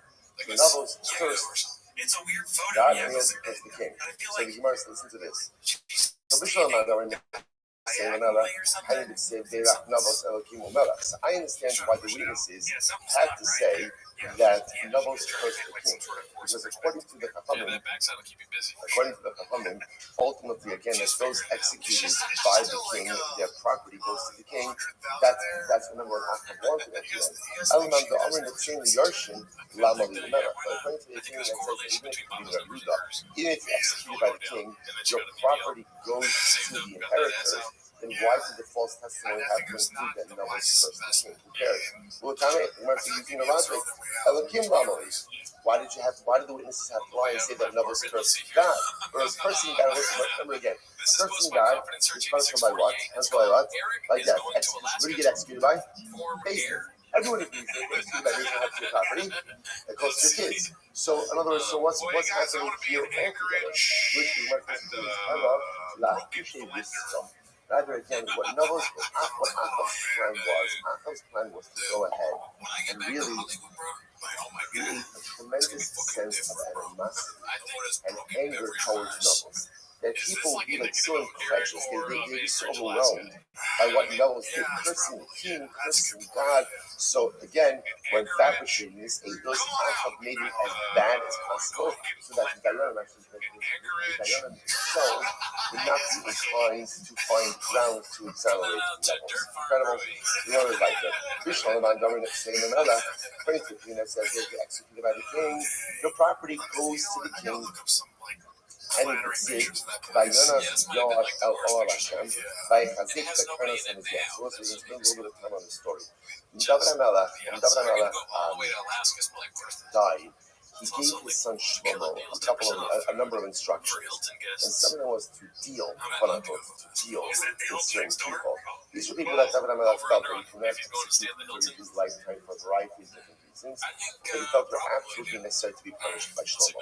One of those people was Yoav. And Yoav was actually a famed general of David HaMelech, but who just went off the rails doing this kind of thing on a number of different occasions. So what happened? David died. So Yoav here is about to be executed. What does he do? He runs to the Mishkan, to the oil where the Mizbeach and he was in the Mishkan per se, but where the Aron and the Mizbeach was. And what does he do? He grabs onto the corners of the Mizbeach, like the Havdil, like claiming like sanctuary. You know, he's holding onto the corners of the Mizbeach. And what happened? And Yoav says, I'm not leaving, rather again, I'll die here. Now listen, what does this mean? Rashi understands over here that according to this knowledge, Yoav wasn't trying to escape death. What's happening here rather is Yoav preferred to be judged by the Sanhedrin than by Shlomo. Why? Now, according to this, makes a lot of sense. Because, okay, Yoav knows he's going to die. He knows he's going to be killed. But at least if he's killed by the Sanhedrin, then what? His property goes to his kids. If he's executed by the monarchy, his property becomes the monarch's. So therefore, he holds on to the corners of the Mizbeach. He says, fine, you need to execute me. I'll be judged by the Sanhedrin, but not by Shlomo. So again, according to us, it makes a lot of sense. But according to Rabbi who says that even if you're executed by the king, your property goes to your kids, might not go in. So in other words, why is Yoav holding on to the corners of his back? Either way, in other words, if he knows he's going to die, either way he knows his property is going to his kids. Here's what I tell the answer. The Chayei Shah was that Yoav was trying to buy himself a couple of more moments of life. Right? By saying that I'm not going to be executed by the king, but I want the trial of the Sanhedrin. He's buying himself a few extra moments of life. Really profound. Where it goes back there. Told you about Yoav, let's listen to this. So Benayahu says to Shlomo HaMelech, okay, here's what's going on. Yoav is going ahead and holding on to the corners of his back, and he is refusing to be judged by the king. Rather, again, he insists on being judged by the Sanhedrin. So Benayahu sends messages back to Shlomo and says, Told you about Yoav, the whole Hanin. So what's going on here? Listen to this. So here's the conversation that happened between Yoav and Benayahu, which was subsequently conveyed to Shlomo. Zil Emalei Tarzi Lo Tavi B'Haidaka. Says to this. So Yoav says to Shlomo, through Benayahu, Shlomo can't do two things to me. In other words, it's not fair that I should have two things. He cut this, right? Now, again, just to point out, as much as David did not go ahead and kill Yoav, he cursed Yoav. And the curse that he gave to Yoav is that essentially Yoav's descendants would be crippled, would be poor, would die early. He gave him a pretty significant curse. So Yoav said to Shlomo, it's not fair. I can't have two punishments. He says, let's do this. So again, he says, Shlomo, here's the deal. If you're going to kill me, fine. But then you have to accept upon yourself, upon you and your descendants, the curse of your father. It's not fair that I should be executed and have the curse. So if I would be executed, the curse is going to fall upon you and your descendants. Or if not, spare my life, and I'll suffer the curse. I and my descendants will suffer the curse that David HaMelech gave us.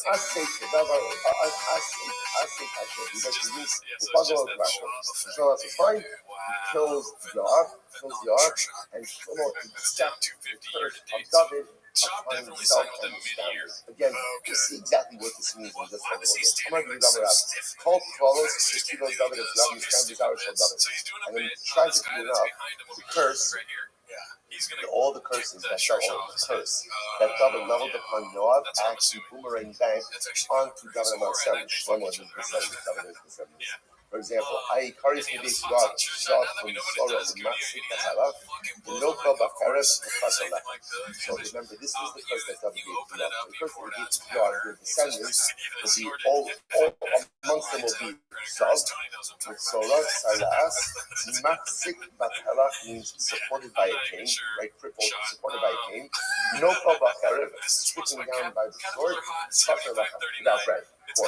And the Gemara brings out all of these curses came through to David HaMelech's descendants. God who was the son of Shlomo, became himself the Tzib. HaMelech Rotavam is Amitz Lalos V'Merkava, Lanos Yishalayim Tzib, V'Chala Merkal, Asher Yerkav Alav Azav Yitla. So the Gemara points out over here the symmetrical showings between what happened to these individuals and now these Torah is Yo became the Zar of the Tzib, the Cheskas Gava Libo al Hashkas Hayimo al Hayima Ba'Hashem al-Kad, Vayabo al El Hekal Hashem Hashki Amideh Hakshel Tzib, Datzarash, Zar Chabametz. Okay, Masik Bahela, who had to be supported by a king, that's Asa. Again, these are all kings descended from David HaMelech and Shlomo. Shlomo Asa, Nasa Bahela Asa, Tzib, Rak Le'is Ziknos of Chala, as Radva. Remember, we know what Sha'afso Kudgara. He was seized by this element called Kudgara, which required him to use a king. Notice how they rush Kudgara. Amali Madrusha Beis Rav Nachman and Rav Nachman Efi Damias Kudgara.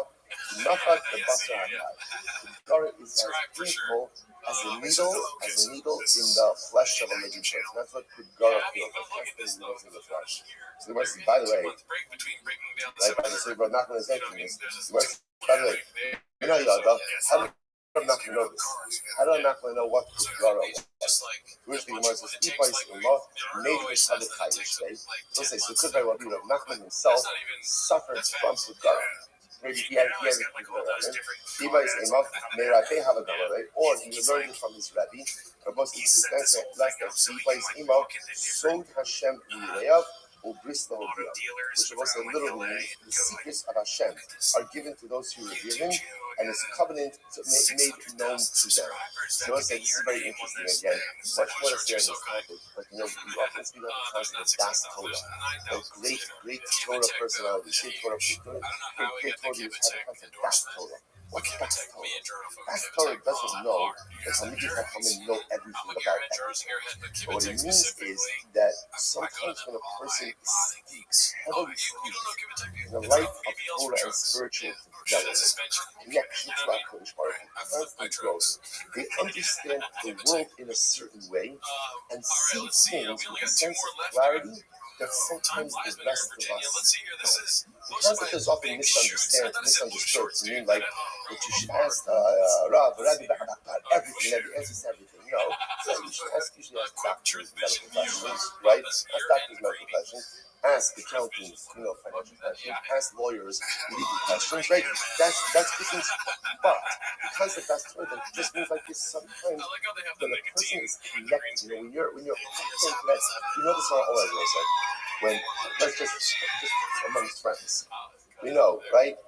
If I am in touch with my learning, I'm in touch with my learning, right? I'm good. I'm a cheer. I'm learning. I'm striving. I'm attentive. Okay? When the shir is over, or again, it doesn't be a shir, chavrusa, and like I'm plugged in, I'm checking the box, I'm really plugged in. You close the Gemara, or whatever state you're learning, and you feel different. You feel different. You have a certain clarity about life, whether it's clarity in your marriage, clarity with your kids, clarity in your career.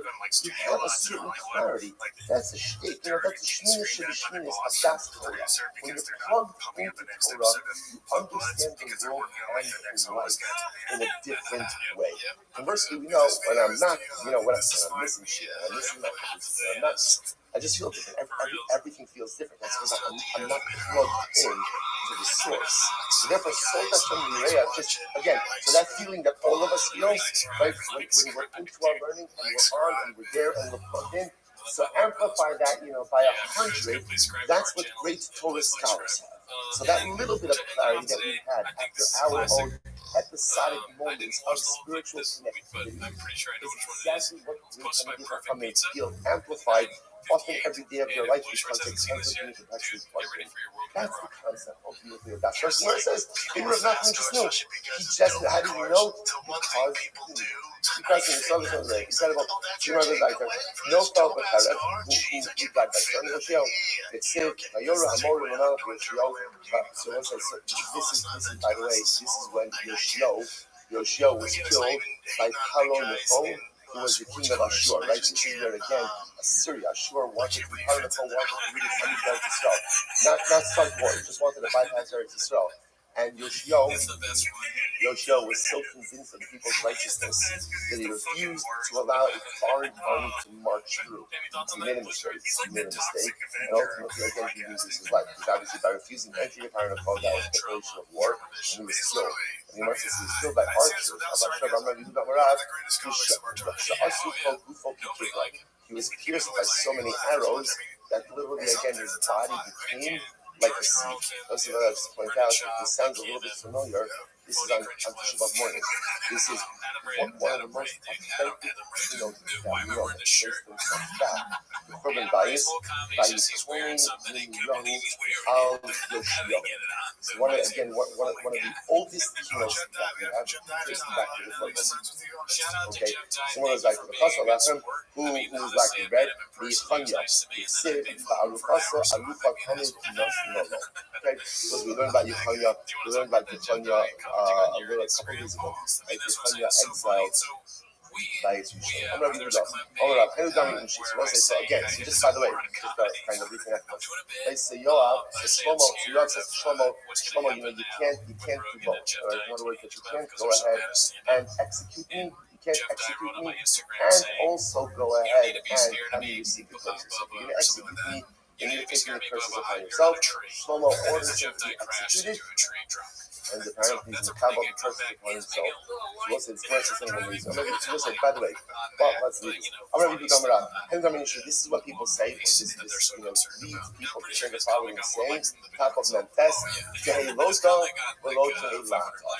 Better to be the one who is cursed than to be the one who curses.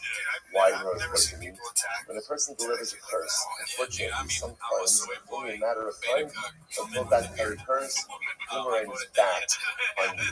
David HaMelech delivered a curse to Yah. And again, a justifiable curse. But at the end of the day, he cursed another kid, and what ended up happening is the curse boomerang back upon him in the sand. Take a look at Rashi for just a moment. Rashi says, hey, below.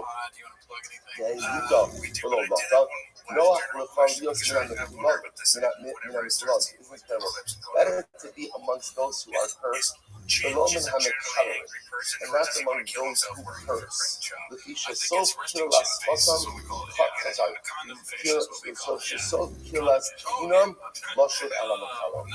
curse has a boomerang. We'll say, but first of all, just understand here, this whole because the curse is uttered by David HaMelech, we see this curse so many times by Shas, that the words of the tzaddik create a reality, almost like an irreversible reality that cannot be undone. So once that curse was uttered and came into the world, that was a fact. It was going to happen. Now the only shadow was upon whom was it going to fall. An incredible idea. Better to be the ones who are cursed than to be the ones who curse. Incredible. Asur Yoav, Shabbos of Daniel. So what happened? So again, let's go back to this. They brought Yoav. They brought Yoav ultimately again to be judged.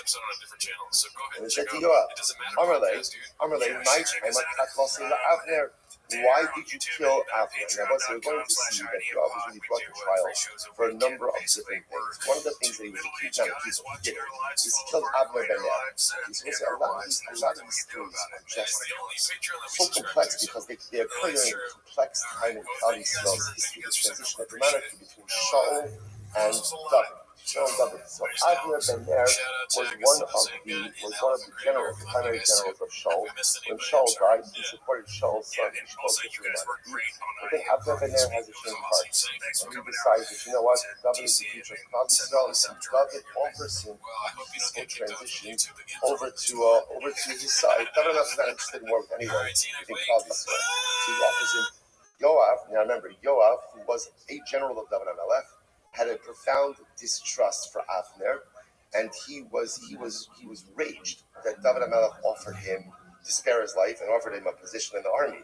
He just couldn't believe it. See, he killed Avner. So Yoav killed Avner. That's one of the things that David never forget. And again, the problem is all of these things. One of the hardest things about leadership is that, remember, when a person is in a leadership position, anything that happens under him is his responsibility. That's the way it works, or at least effective leadership is when a leader takes responsibility for everything. So for David, as much as David didn't kill Avner, his general did. His general did. As such, again, for David, that represented a heightened sense of culpability. So therefore, Yoav is judged for killing. So they asked, number one, why did you kill Avner? Amalei, Goal Hadam Ga'asal. Because Avner killed my brother Asal.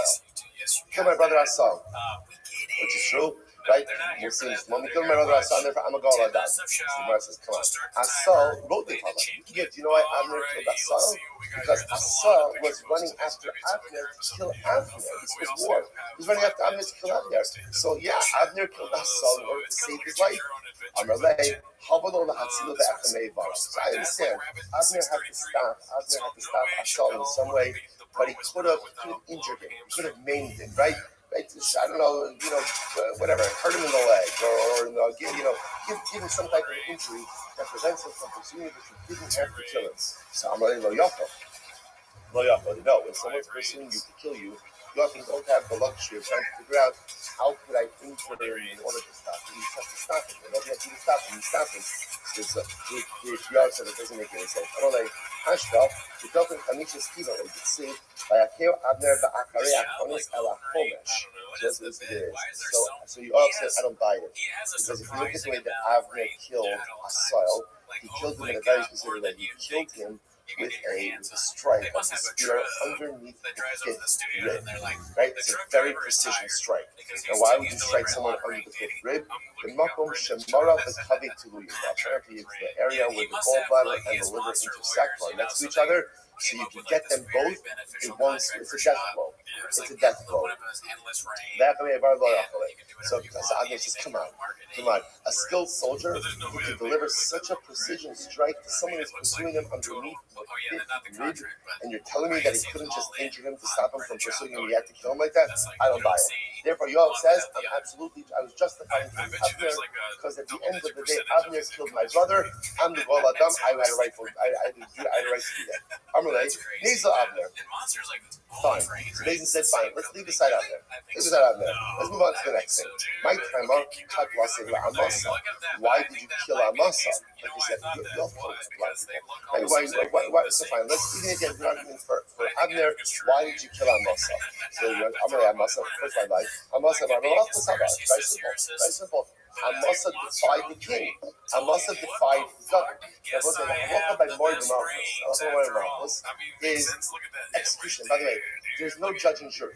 If you defy the king, you're done. So, often thought, two things that are going to be interesting adjustments in Mashiach. Number one, there's one base on the Mikdash. Right? This is very important, right? There's not like the young Israel, the base of Mikdash, right? The Agud of the base of Mikdash, the Hasidic base of Mikdash, the Litvish base of Mikdash, Hashkama base of Mikdash, like the Kalbach base of Mikdash. There's one base of Mikdash. And it's going to be fascinating and beautiful and incredible to see how Klal Yisrael gets his act together and is able to exist under one roof. The other thing is going to be our adjustment to a king. It's going to be a big adjustment. So let's say, you understand, we are very used to different leadership models, where often leaders really make suggestions, right? Much more than decisions. And let's say the king had a monarchy, whatever the king says is what you do. And if you comply, the punishment is death. That's called moral malchus. And again, there's no appeal, there's no but one second, this is just such a 2,000 years we haven't lived with a king. We've lived in different kinds of countries, especially now, like democratic societies where it's a king is an absolute authority. Now again, we saw before, it's not totally absolute, there's checks and balances for the king as well. But for myself, when the king says something, so therefore again, Yoav says, I killed Amasa. He says, what did you do? Listen to this. It said, how's it please to shoot the Shosha?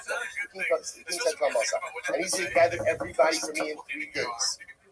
So Amasa went to gather people of Yehuda, and what happened? And they were delayed. It wasn't 3 days, it was more than 3 days. So what happened? So therefore Yoav says, Amasa did not comply with the order of the king, and therefore again, he deserves to be executed. So again,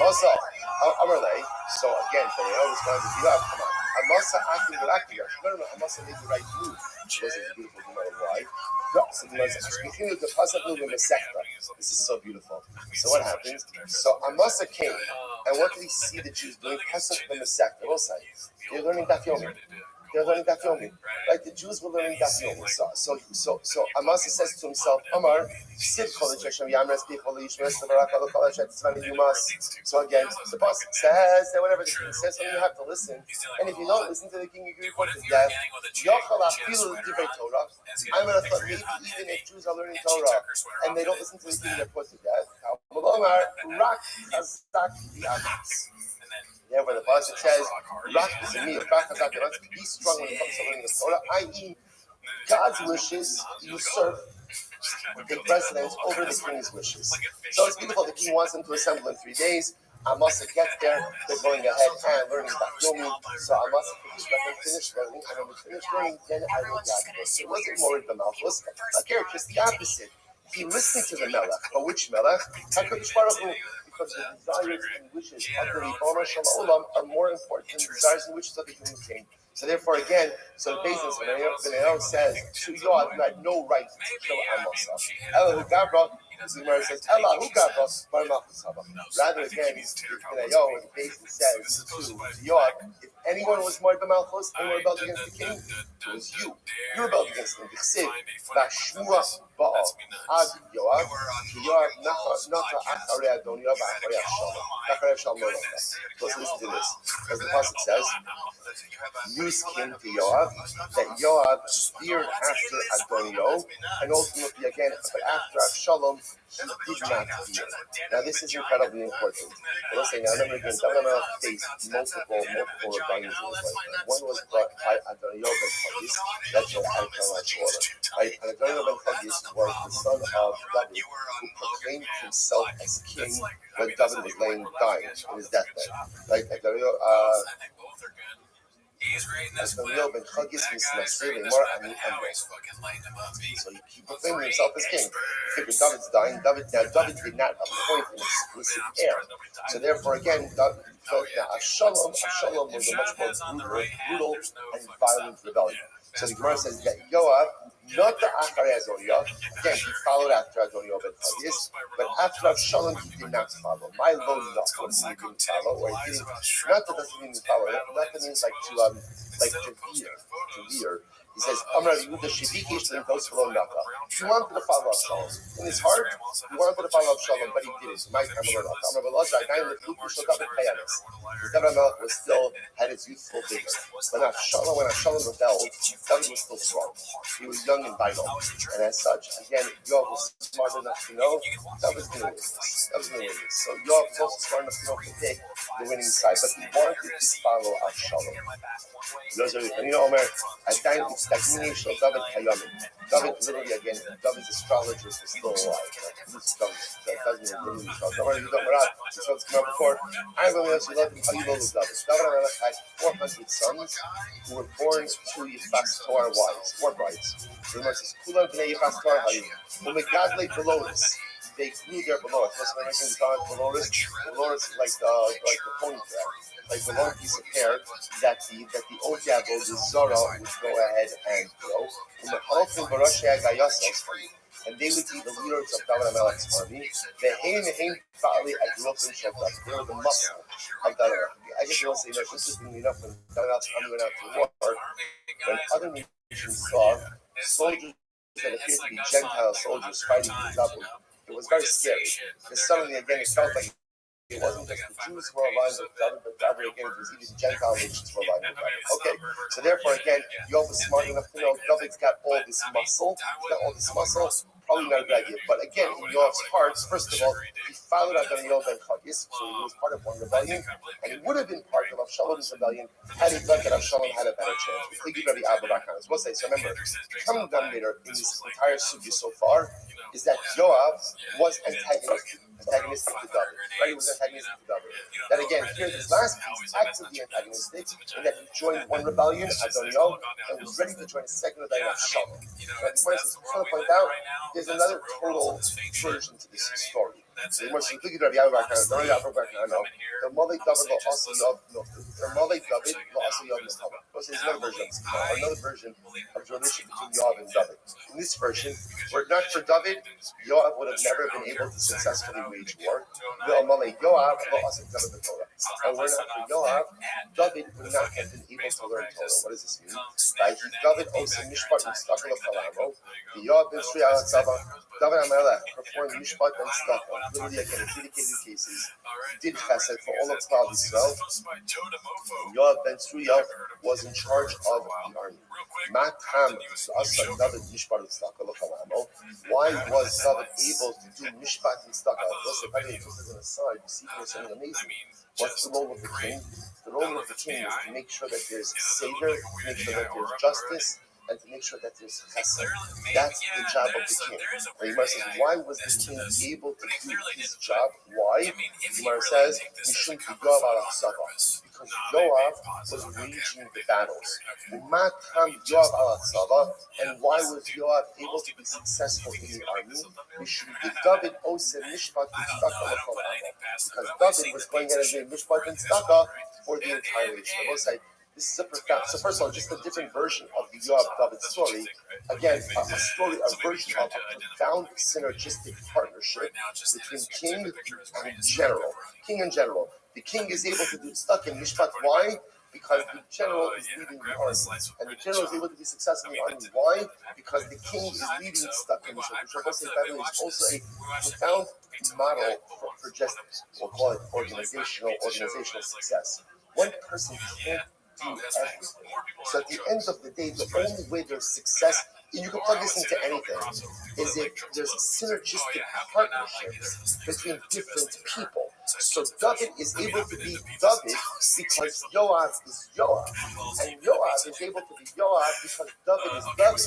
But if David would have to be David and Yoav would have to be Yoav and David, the whole thing falls flat. Profound idea. And you say something, David, you're super talented. By the way, David HaMelech was a warrior. Also, let's understand that. I always say, whenever you see paintings of David HaMelech, right, he's always sitting with what is he always sitting with? He's always sitting with a harp, right? And you know to yourself, like, I don't know if David HaMelech will play the harp. That's number one, right? But how much time do you think he actually uses? He's just sitting there strumming the harp, like what's the track that David HaMelech was a warrior. He was a warrior. His entire life, he was a warrior. So he could have managed the army. But he also understood that if David was managing the army, he's not going to be stuck in Mishpat. And that means he's not doing his job. There has to be different roles. There has to be this synergistic partnership with Klal Yisrael in order to get things done. Because if David has to do everything, then David really ends up doing nothing as well as it could be done. Incredible. Tomorrow goes like, now he must have back to the story of where Abner actually killed Abner actually killed, Yoav actually killed Abner. So what happened? So David made peace. David made peace with Abner. After David makes peace with Abner, so Yoav sends a message and he tells Abner, by the way, if you don't mind, come back. I want to talk to you for a little bit. By Shiva also, mi bar hasira. They brought Abner back from bar hasira. The Gemara says, by the way, my bar hasira. I'm Rabbi Abba Bar Kahana, bar hasira, gamru lo la Abner shiri. It was the bar and the sirah that caused Abner to be killed. They both said just very quickly. Rashi points out over here, but I'm just going to say it outside. Bar and sirah refers to two important events. David HaMelech, remember again, after Shmuel coordinated him as after Shmuel coordinated him as king, David did not want to be king. He did not want to be king.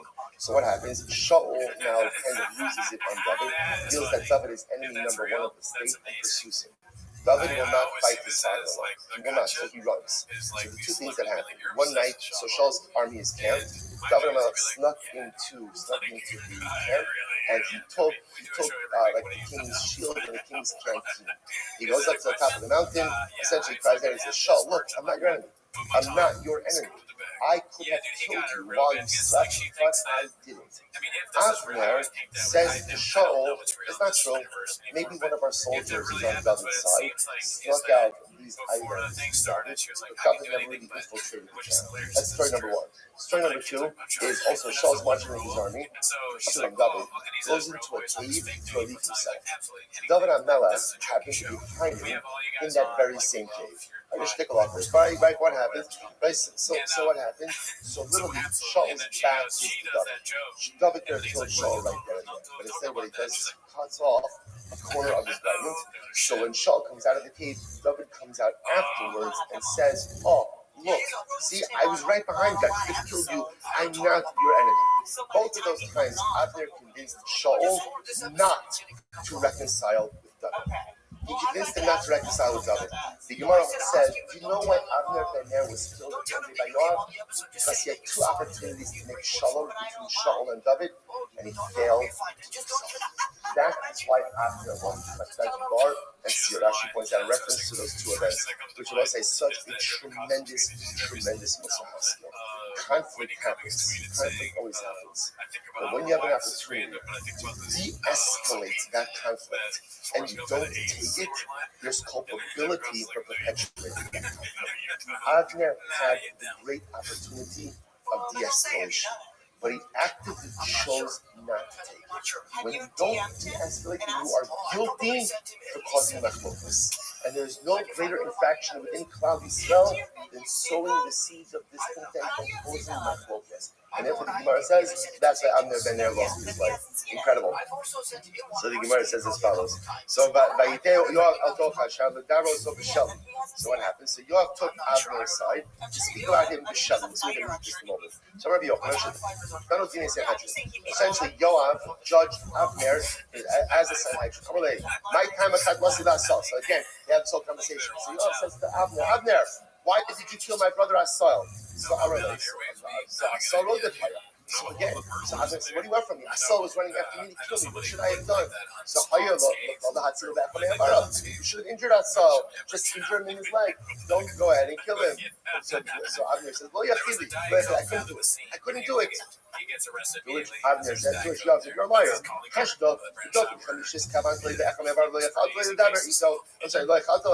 says, come on. You killed my brother by striking him underneath the hip, like you saw before, gallbladder and liver. You got to do that. That was a precision blow. Someone who could deliver such a precision blow could have also injured my brother in his leg. He would no longer pursue you, and that was in the end. So you're a liar. You could have injured him. You killed him, and therefore again, I'm going to kill you. So the Gemara says, what does that mean? He's speaking to the Shali. I'm going to do I'll iske shalom or shalom. That's fascinating. So Abner, how did Yoav? So remember again, Yoav calls Abner back. So David just runs in the comment over here. David made peace with Abner. Abner is going on his own. Yoav calls back Abner. Now Yoav, so Abner, there's no reason to think anything is going on. So that verse says over here that he asked Abner if Abner took any trouble. Abner didn't ask him, how is it if a woman doesn't have arms, doesn't have hands, how does she do chalitza? because that's what she has to remove. She has to remove the shoe. So Avner said, I guess she can untie it with her teeth. So Yoav says to Avner, how exactly would that work? So Avner says, oh, I'll show you. And he bends down. So he bends down and leaves himself exposed. That's when Yoav kills him. So that's what it says. So the lashon over here of Ledaber. Also, the Sheli is a fair word. Shalom, like Shalom Ishmael, like take off the shoe. So he killed him because he was asking a question. Chalitza, Avner had his guard down because he thought he would meet peace with David and his generals, and therefore he just killed them. Incredible. So again, interestingly enough, how does Yoav kill Avner underneath the fifth ridge? Okay, so apparently, at least biblically, that fifth ridge blow, that was the death shot, right? That was it. So he killed him in that same way. So the Gemara goes back to it. The Gemara says, "Ve'eshiv Hashem estamo arasho, Hashem hagav b'shnei anashim tzadikim tovim mimenu." So the Gemara says that Hashem. So now, when Yoav himself is being executed, so the lashon of the pasuk is that Hashem will go ahead and repay Yoav for the blood he has shed, because he killed two people who were tzaddikim and tovim mimenu, people who were righteous and better than Yoav himself. Tovim was good sheidarshin achem berakim. So again, that's a reference to Amasa, right? Amasa, because Yoav killed Amasa because he said he was part of the Malchus. It wasn't much Malchus. He just felt that cover to Hashem trumps cover to the trumps cover to the king. Right? V'hulo darash tzadikim she'ain b'peh v'lo asu v'hu bi'igeres asa. So I want to say this is incredible. One of the things that Avner did not do is when ultimately, again, when Shaul wanted to wipe out the city of Nov, so ultimately, again, Avner did not do it. Avner would not comply with that command, even though Shaul said it purposely. On the other hand, when David commanded Yoav to place Uriah Hitti on the front lines, which was the incorrect thing to do, like he did it through a letter, and Yoav still complied. Incredible. So the Gemara goes back there. Remember again, Amasa, he didn't think that Yoav was going to do it. He didn't watch himself, and therefore, again, Yoav was able to kill him.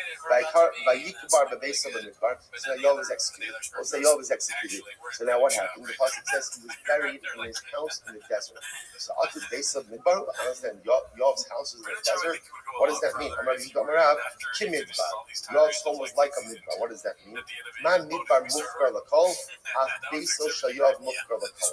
So let's say, so part of Yoav's punishment was his property wasn't even taken by the king. So what happened to his property? It was made hefker.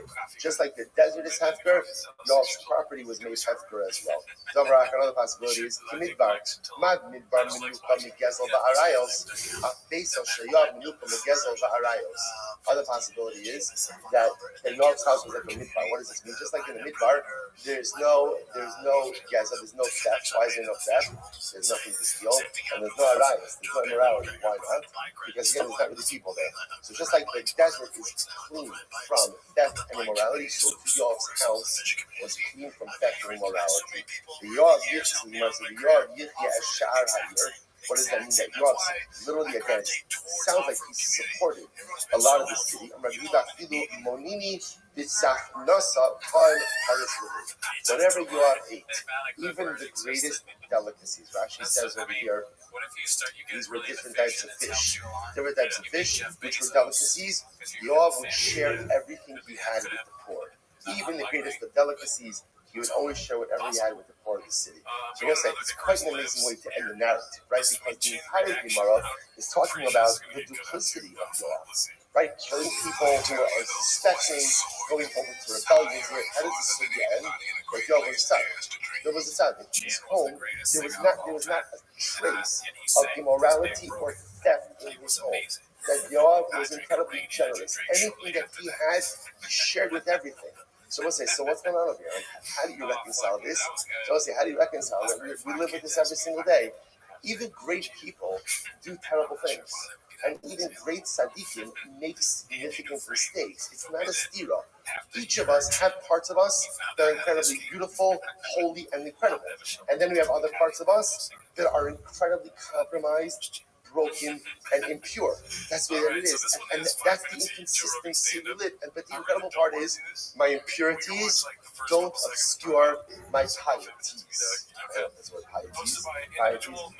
Pietishness, right? And my, on the other hand, my tzitzus, my righteousness also doesn't go ahead and eclipse my negativity.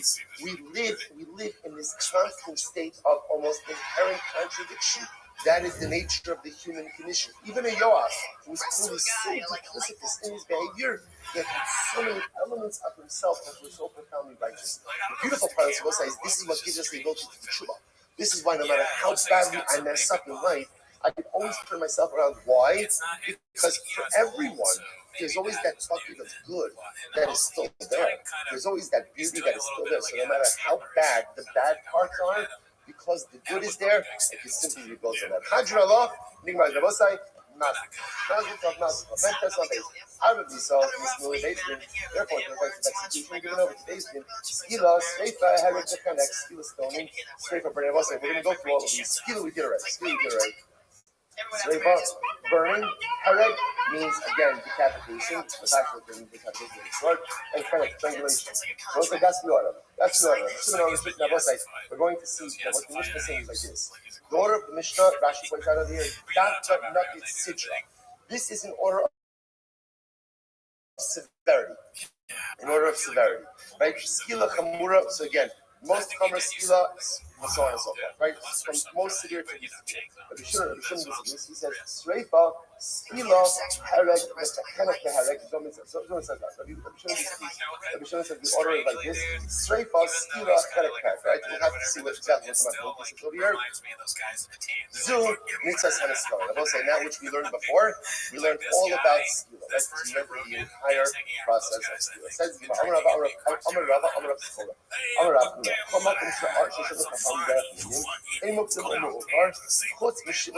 we'll say so in general, whenever Chazal make a list, right? Whenever they make a list, so the halakha is, the order is not really order specific.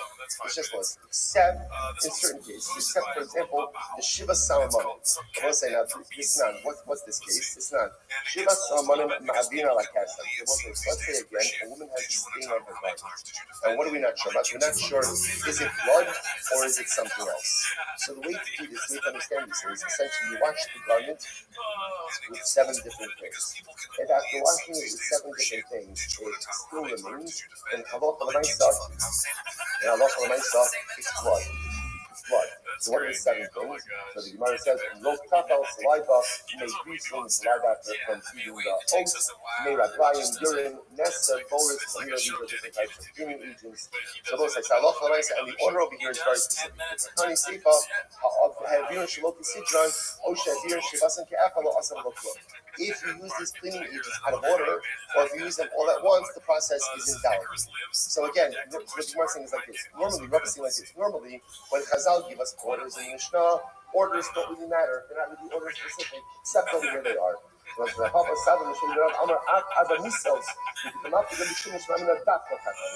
a Mishnah? Our Mishnah also will say, our Mishnah is also order specific. Right? Why? How do we know that? From the fact that Rabbi Shimon argues on the Tanakama indicates to us that the order is specific in the Mishnah. So 1 second. So if that's the case, then why doesn't God then read this as well? No, they're not talking about cases where there's machlokas. They just brought up the case of the cleaning agents, but that's the case where everyone agrees. When it comes to machlokas, they're accused of machlokas. The Rabbi says, Seder Yoma, even the order of Yom Kippur. It's not Yom Kippur. Torah gives a very specific order for the avodah, and if you go ahead and you disrupt the order, then Allah the avodah is invalid. So why doesn't Rav include that in his list as well? That's just after the severity of Yom Kippur. It's not the pshat that any part of the avodah is more important than the other, that it should go first. It's just because of the chumrah of the day, the Torah solidifies an order for the avodah. We're talking about over here in order because of severity of items. What about the order of the Tamid? That Seder Tamid. Tamid also has to follow a certain order. The Ida, Hahu, the Mitzvah, Ba'alma. The other thing we'll say, no, the order of the Talmud, that's just the Chatila. Chatila is doing a particular order, but Allah if you change the order, it's ultimately simple. Allah, we'll have to stop over here for today. More, I know, through that last part a little bit. And that's when we'll catch up tomorrow. Scam giveaway is over. All right, have a great day, everyone. Winner admits he doesn't even like the card. Oh, jeez. Damn, it started. It's over. I didn't even get merch. Not a whole lot about it, yeah. Oh, yeah. We were just too busy. Nah. You know, we're truck guys, dude. Let's be honest, dude. We got our own trucks, and we do our own work on their blowers and shit. Like, a truck giveaway, that's great, but it's like, I already got one. It's better than yours. Can you give me a Kibitek? You know, right? Hook me up with those guys. Shout to all those that participated in the second Drive Fast Podcast giveaway for the Roush Supercharged Dark Horse SEMA Build Mustang. It's over. Now it's out of control. It goes to Walford Picks. But this is what we're going to talk about. Whoever wins, the captain will last valor will. Was in Soledad, Puerto Colorado. By the time they get to me, they've talked to 5 or 6 people, so they're on the phone for like hours, almost 1 second. I said, oh, I got that truck, we're going out around this facility. I said, oh, reserve a hot second.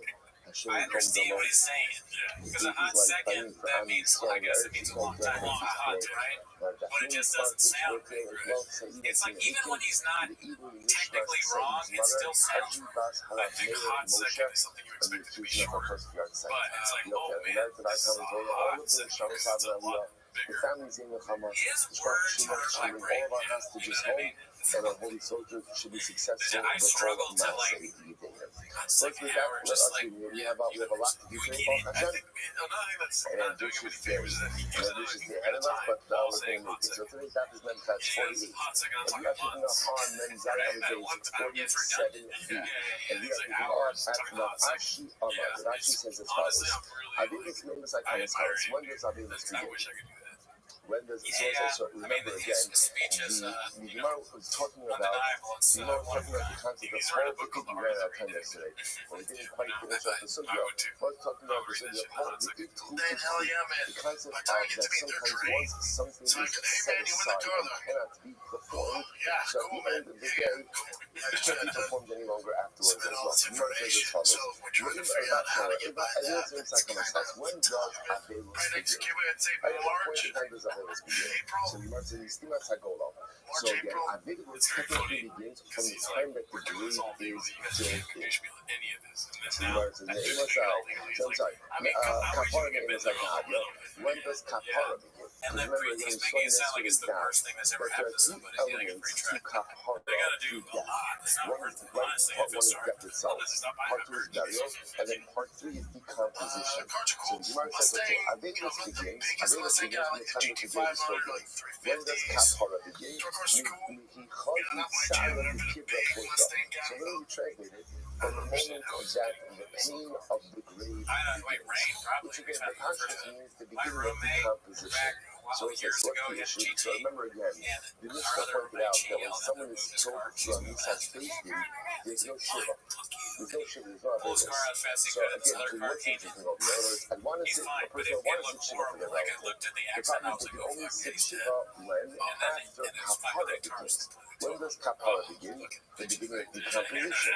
So when does Avelos begin? The time that the grave is He so said it's big. on very So the spicy. problem is, at the time that This one's Avelos posted by begins, Kill at the time Guitars, that Shiva another would Kill have Guitars. begun, I'm a he positive can't person. sit Let's hear it. Shiva because the executed individual has not yet achieved the kapara. It's And not therefore, good. the definition For now, is no I Shiva control only it. even here. Episode 1000. I know, never heard of the podcast. It's The cupcakes one? what you see in here is our local ways again. My social media That was back. Right back on here. something, I don't once everything. something has been Should miscut, wait 1 second. once something can't be performed, Cupcakes. then ultimately Sarah got again they is were forever Dude, precluded you from know, I would have paid performance. to Yeah, have those. that's the case. I'm the equal boss, sir. Oh, yeah, So dude. listen, I'm sure here's it does. I interesting. mean, Chad And knows yesterday, food it really well. sounded like that He's one of the people where kapara it's like, only occurs sure, with he actual fucking he's, decomposition. I know he's a And funny not what you see guy. I from know the right he's that in it's this not truck. complete decomposition. Even some decomposition Yeah, is but when it fine. comes If that's the case, why do you need complete decomposition to move the body? Remember, the Mishnah said, we go ahead and you move the body which have the almost after fully decomposed. But why do you need complete decomposition? After all, again, just let it be even partial decomposition, that should be enough. That's actually a logistical issue. Once a body begins to decompose, I love this you because he can't posted really it as a rip recap, it or like because a it quote falls post on apart. Twitter, and So therefore, to recap that, either it has to be I kind of want to disintegrated when the body send this is as a complete, response. or I know you don't you want wait to, for but complete decomposition. If you wait for this, complete anytime decomposition, anyone talks to me, I'm then you going to can go, go oh, ahead yeah, and probably move going to the make bones messy. afterwards. I'm Okay? just kidding. So it's Jesus just Christ. another proof to the concept of Paul Nitzvah. Once something is set aside, it's set aside. Good. So that's another interesting sugya. This is very interesting. This means you're So crushing it, my man. Paracleanse Those is one dudes of don't have the the ability to come up with the original ideas and have a for pocket treating full a of guys, so fever. they get envious of people like yourself or Treating a others. You fever, need help to regenerate first these day people, which fever. will Is earth, is for a dirt. short time, but So eventually they they're back used to to square take one with dirt new from the new kever of ideas. Rav And we'll go to for someone else treat to a generate first views day eventually. fever. All sponsors will Okay? jump off, but it will be too late. That was You're one of the best people I know. We all love you. We'll Those get dudes actually, that's just can't over say the here. same. Lashisa Basioma, Whatever Biyom that's Mishon about. Shalom, so we were snapping the Osa Upper. So again, I don't know if it's down to like grade dirt or just dirt in general. But apparently, again, dirt has a medicinal quality, and that's what you very good for a first day fever. So the Gemara says, they take it from the kever of Rav. So the Gemara says, under the Shmuel.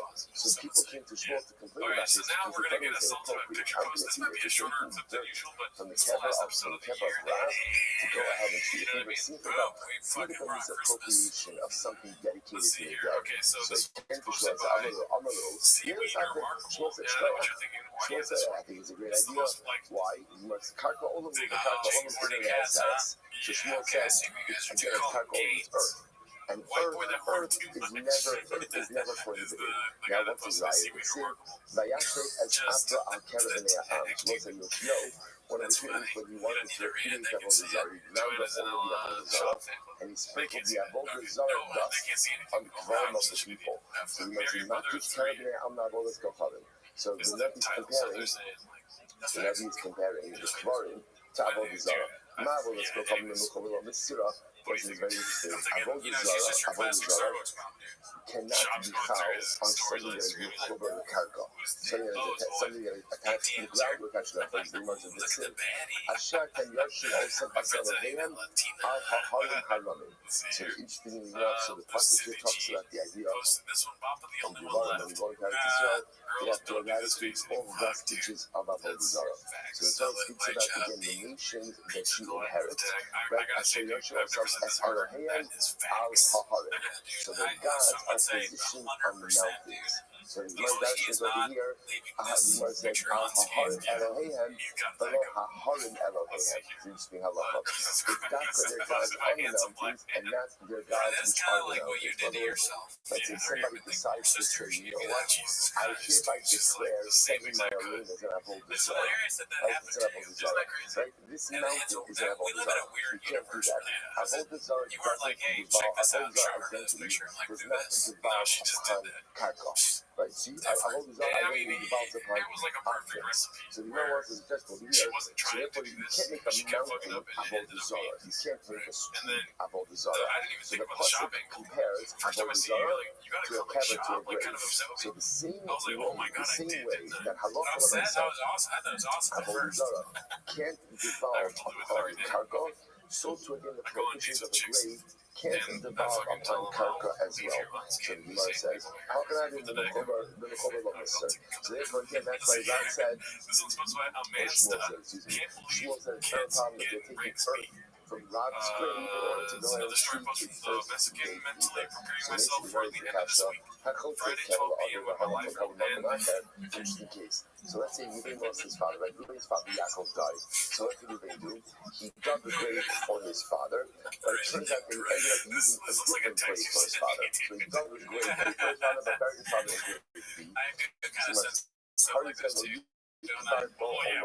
So again, Ruben should not bury That's true. We kind of everything that we were forced to do, we're like, Gotta go to work. Can't Pretty be sure used I'm at gonna all. kill myself. Yeah, you said So night listen, that text sounds early. like, Miguel that's just texted me to again, hang we're out. going to I'm further gonna qualify go this really, really jump well, up a cliff but instead. that sounds like Like, you know how halacha you can change l'maisa. the background of text screens? Mine's a Sounds like bloody halacha knife l'maisa. on their arse. That And earth you and does Miguel's become texting. limited. This It's is like what you're GMS going to and then the Kevin opinion.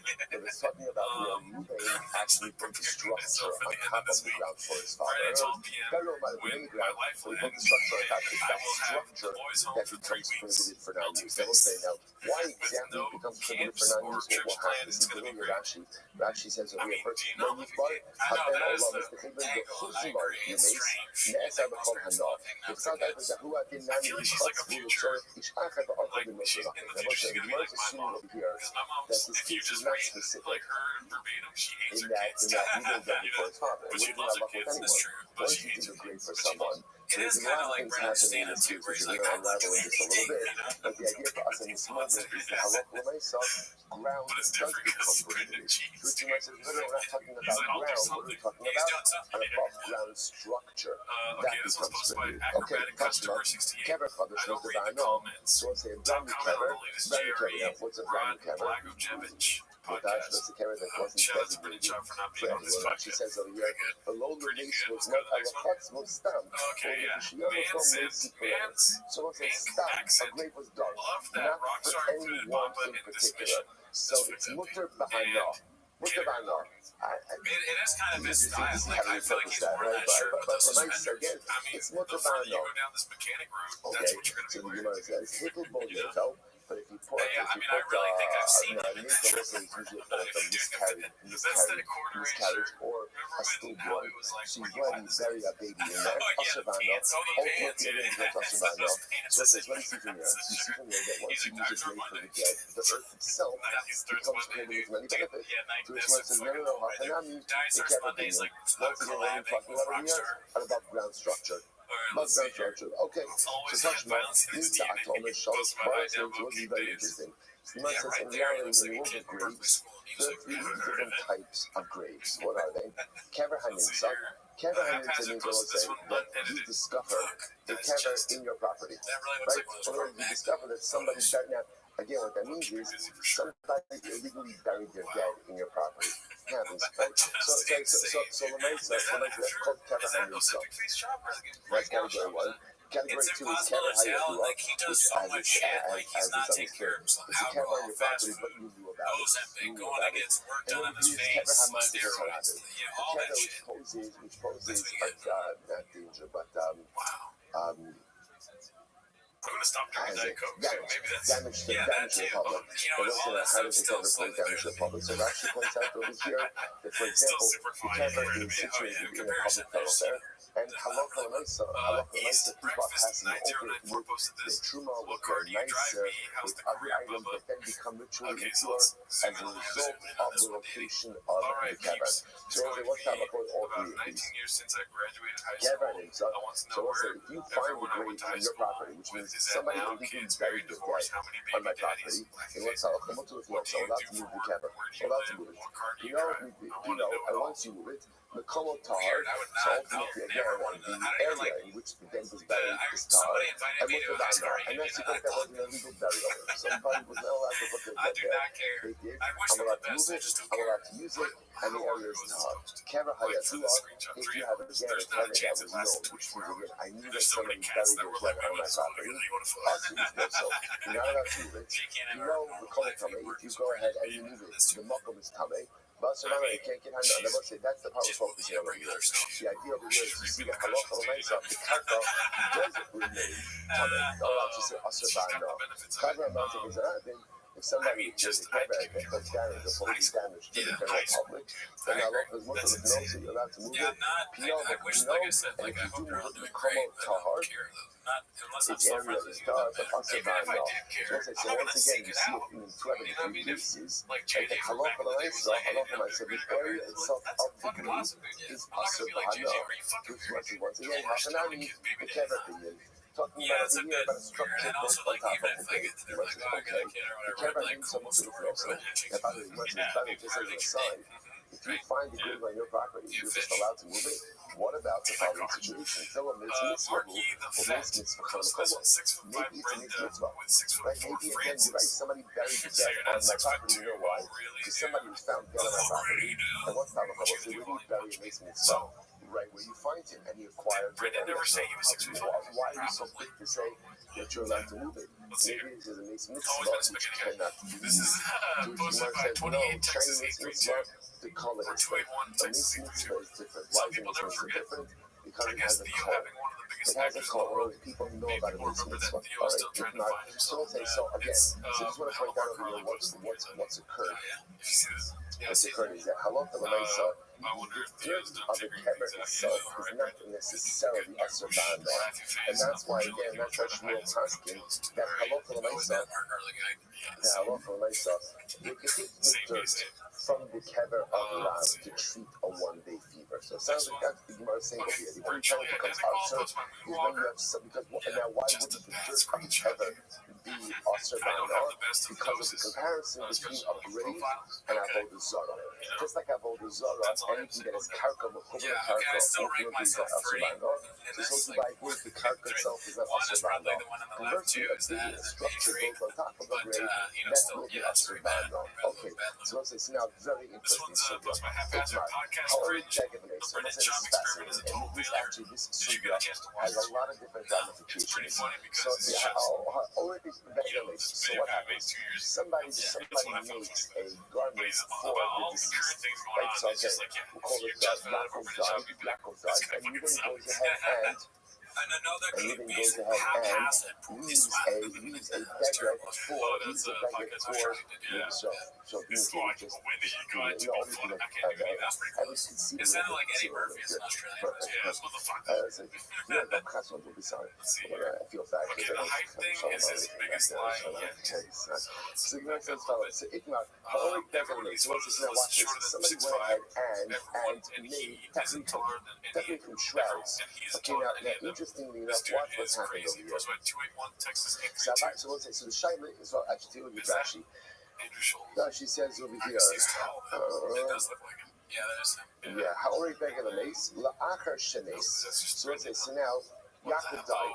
Ruvain made Tachritim for Yaakov, made shrouds. So let's say, so now the Shaila is, what is the status of the shroud? So Abai Omer Aser. Abai says it's Aser. Now, what does that mean, Aser? Rabbi says it's Mutter. So what it means is like this. Abai says, you cannot use that shroud now for something else. Rabbi says, yes, you can. So Abai Omer Aser. Abai says it's Aser Hazmana Nosi. Abai says, designating something for a particular use and bounds it with that identity. So therefore, once you go ahead and use the shroud for burial, that becomes a burial shroud, even if it has not actually been used in that way. And therefore, halakha l'maisa becomes asur ba'ano. Just like any other accessories of the dead become asur ba'ano. Okay,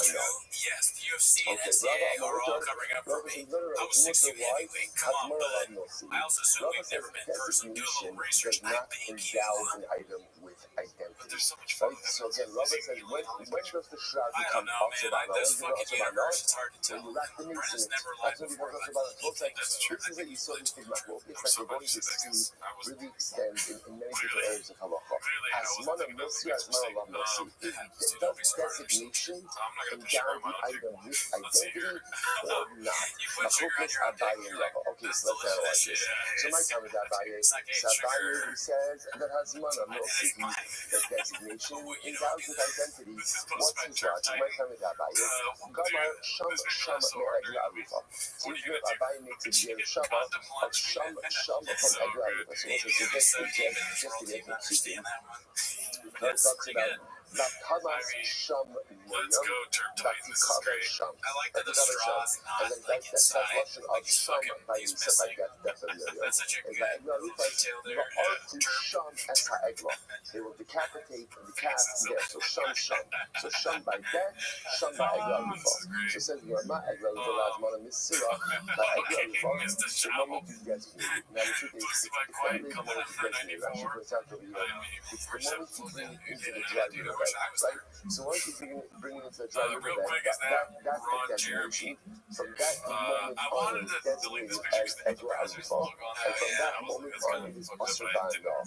So Hainami Ba'azman Misra. Okay, so just like Egla Arufa, the moment you designated it is Asr Ba'andah. So to again, by death, by tafisim, any will call it any death accessories are automatically Asr Ba'andah from the one to designated. Rava Amar, Sham Sham Yavon Skopabit. So Rava has a different Gezerah Shava of Sham Sham. Ma'avon Skopabit, Ma'avon Misra, and what they say is Avodah Zarah does not become Asr by designation, only through worship. For example, let's say I say this table is going to be Avodah Zarah. The table Avodah Zarah, let's keep it simple, right? So the designation of the table as Avodah Zarah does not make it Avodah Zarah. There has to be active worship. I put down to it, I offer a libation to it, put a carbon on it, right? But designation itself does not create Avodah Zarah. So therefore, I says just like Ma'avon from the Hazman of Misra, Hakanami, so too by death accessories, the Hazman of Misra. Incredible. Really, literally two different Gezerah Shabbos. Fascinating. The Rava, my time will come and Rava. Why don't you learn those? So Rava, why don't you learn after that Rava? So the Gemara says, I'm going to call Mishamshin Gaminon, Lafukle Egla Arufa Bihi Gufa Kedusha. Because you want to say it is better to learn out Avodah Zarah accessories from Tachlitim. Because remember again, both of them are accessories. Both of them are accessories. As opposed to Egla Arufa, which is the Iker Avodah itself. Kaf of Memches, second and Abaye. My time of Garna Avodah Abaye. Why do you learn it out from Avodah Zarah? And when the thought meet the arcade, Abaye says, you should learn common things out from common things. In other words, what are two common things? Death and Avodah Zarah. Spiritual taxes also, right? But I recognize again, death and Avodah Zarah, that's common. You must just I'm sorry. Why doesn't that, sorry, why doesn't that buy you learning out from a holistic problem?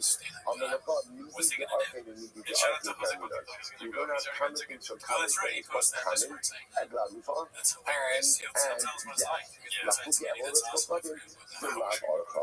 To experience Avodah Zarah, which is national. And I was interestingly enough, sometimes this thing with the circle is a bit more aspirational than actual. Look at Rashi. Rashi said, "You do the arcade, Shedeh Hayehudin Lasos." It's the better for Jews to die and to bring it Egla Arufa. Because Avodah Zarah Asur La'avod Al B'nei Noah, Lo Mitzvah Kashmish Today. So again, the point that Abai is making over here is let's compare things that truly exist within the orbit of the year. So what exists within the orbit of the years of death, because again, that's probably the condition. And Egla Arufa, Avodah Zarah is something that is usher to us. Why bring that up as part of the limud? Okay, so let's say, so now we have to finish this, but we just set the table for a raging machlokes. What's the machlokes? Hazman anosa lat nosa. Does designation of an item endow it with its intended identity or not? Abaye says yes, Hazman anosa. Rabbi says no, Hazman anosa. So now let's dig into this. So here we go. Mitzvah, learning to catch up. Should come in address. So listen to this. Let's say you have a scarf. Keep a little scarf. Metrics. But his ultimately again is Kamei Tumas metrics. Take a look at Rashi. Sha'at Hu Ya'u metrics. Kamin Shelekafalta Yeshefetarav. Only Shelet Walter with Tumas metrics. Tumas metrics is any time that, like for example, Islam will sit on something or rest his weight on something or hold his own Zavar.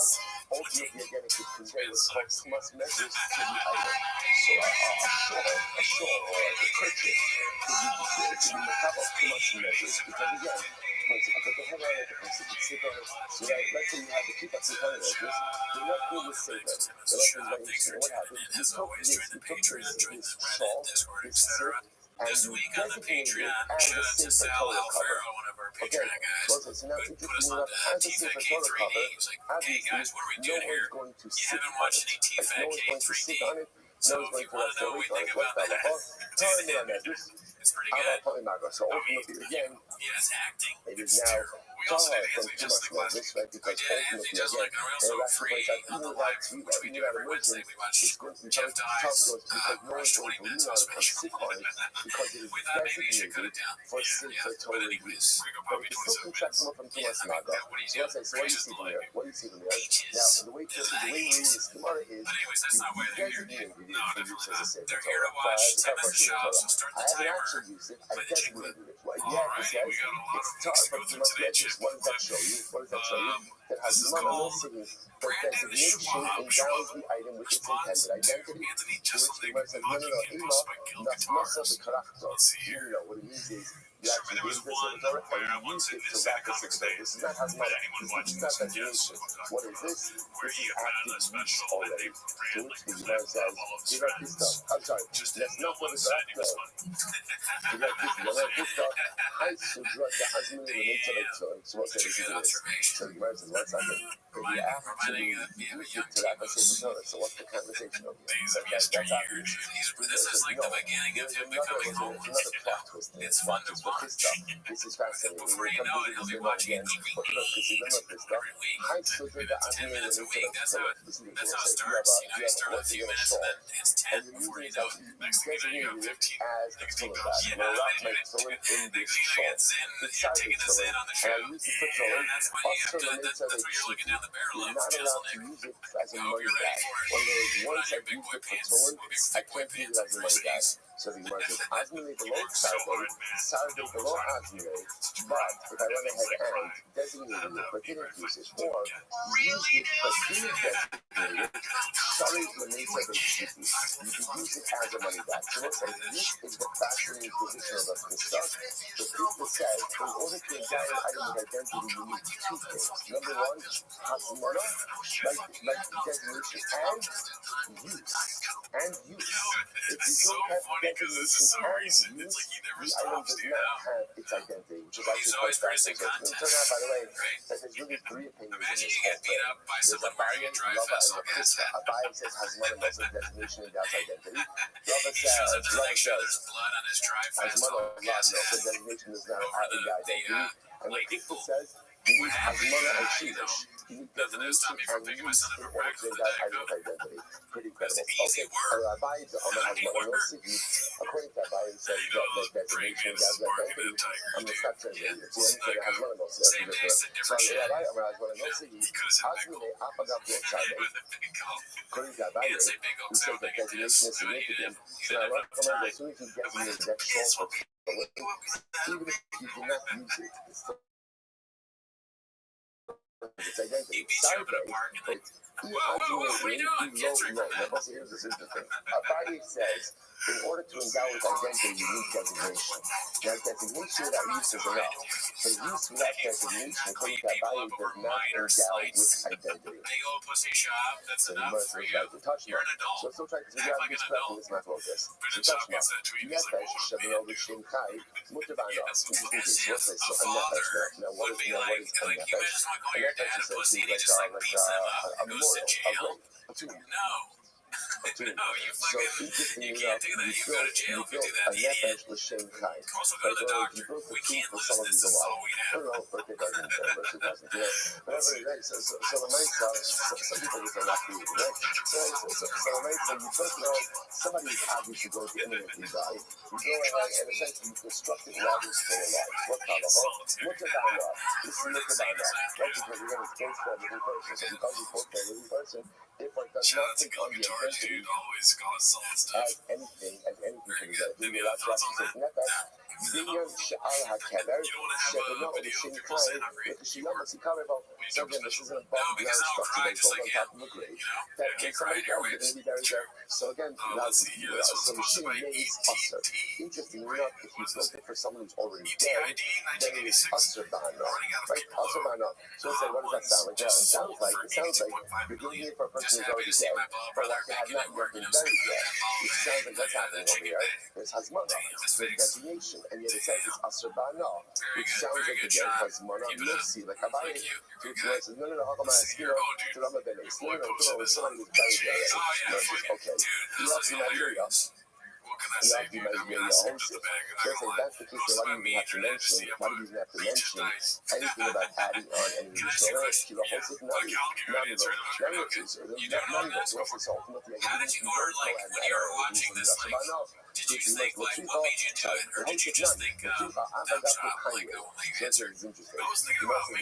structure means usher, even if you move the deceased, even if you move the corpse out of it and rebury it somewhere else. So I searched for an job in this picture as a fighter came up and all the odds. If you know the exact area that was added on after the person died, you could remove that kind of structure means make a touch mark. Okay, so it's a hosted camera lobby. I don't think you know the route. So it's not focus. So this is Yaakov dies. The son leaders goes ahead and goes to camera lobby. This is a great for cover. This brother lost the Kotse with stones. He moves aside stones in order to go ahead and make a camera for his father. Allah to cover the camera after. And then Ruben ends up burying his father in a different grave. Okay, so I was also what the what's the status of the first grave which was dug? Other than that, when you cover it, no Omonis. Ultimately, again, Ruben can't do the first grave forever. Forever. 2 months is mostly. So again, why is he not doing this? What does it sound like? It sounds like this is a din of Hazmana Milsa. Hazmana Milsa, it doesn't mean for a shift, which was familiar. Hashim shouldn't cover up. No, it's actually nothing to do with Hazmana. It didn't keep it out. It didn't keep it out. I'm no father. So because he does the din for his father, if I'm not going to can't use it forever, that's covered for his father. And then with that, we're going to say that,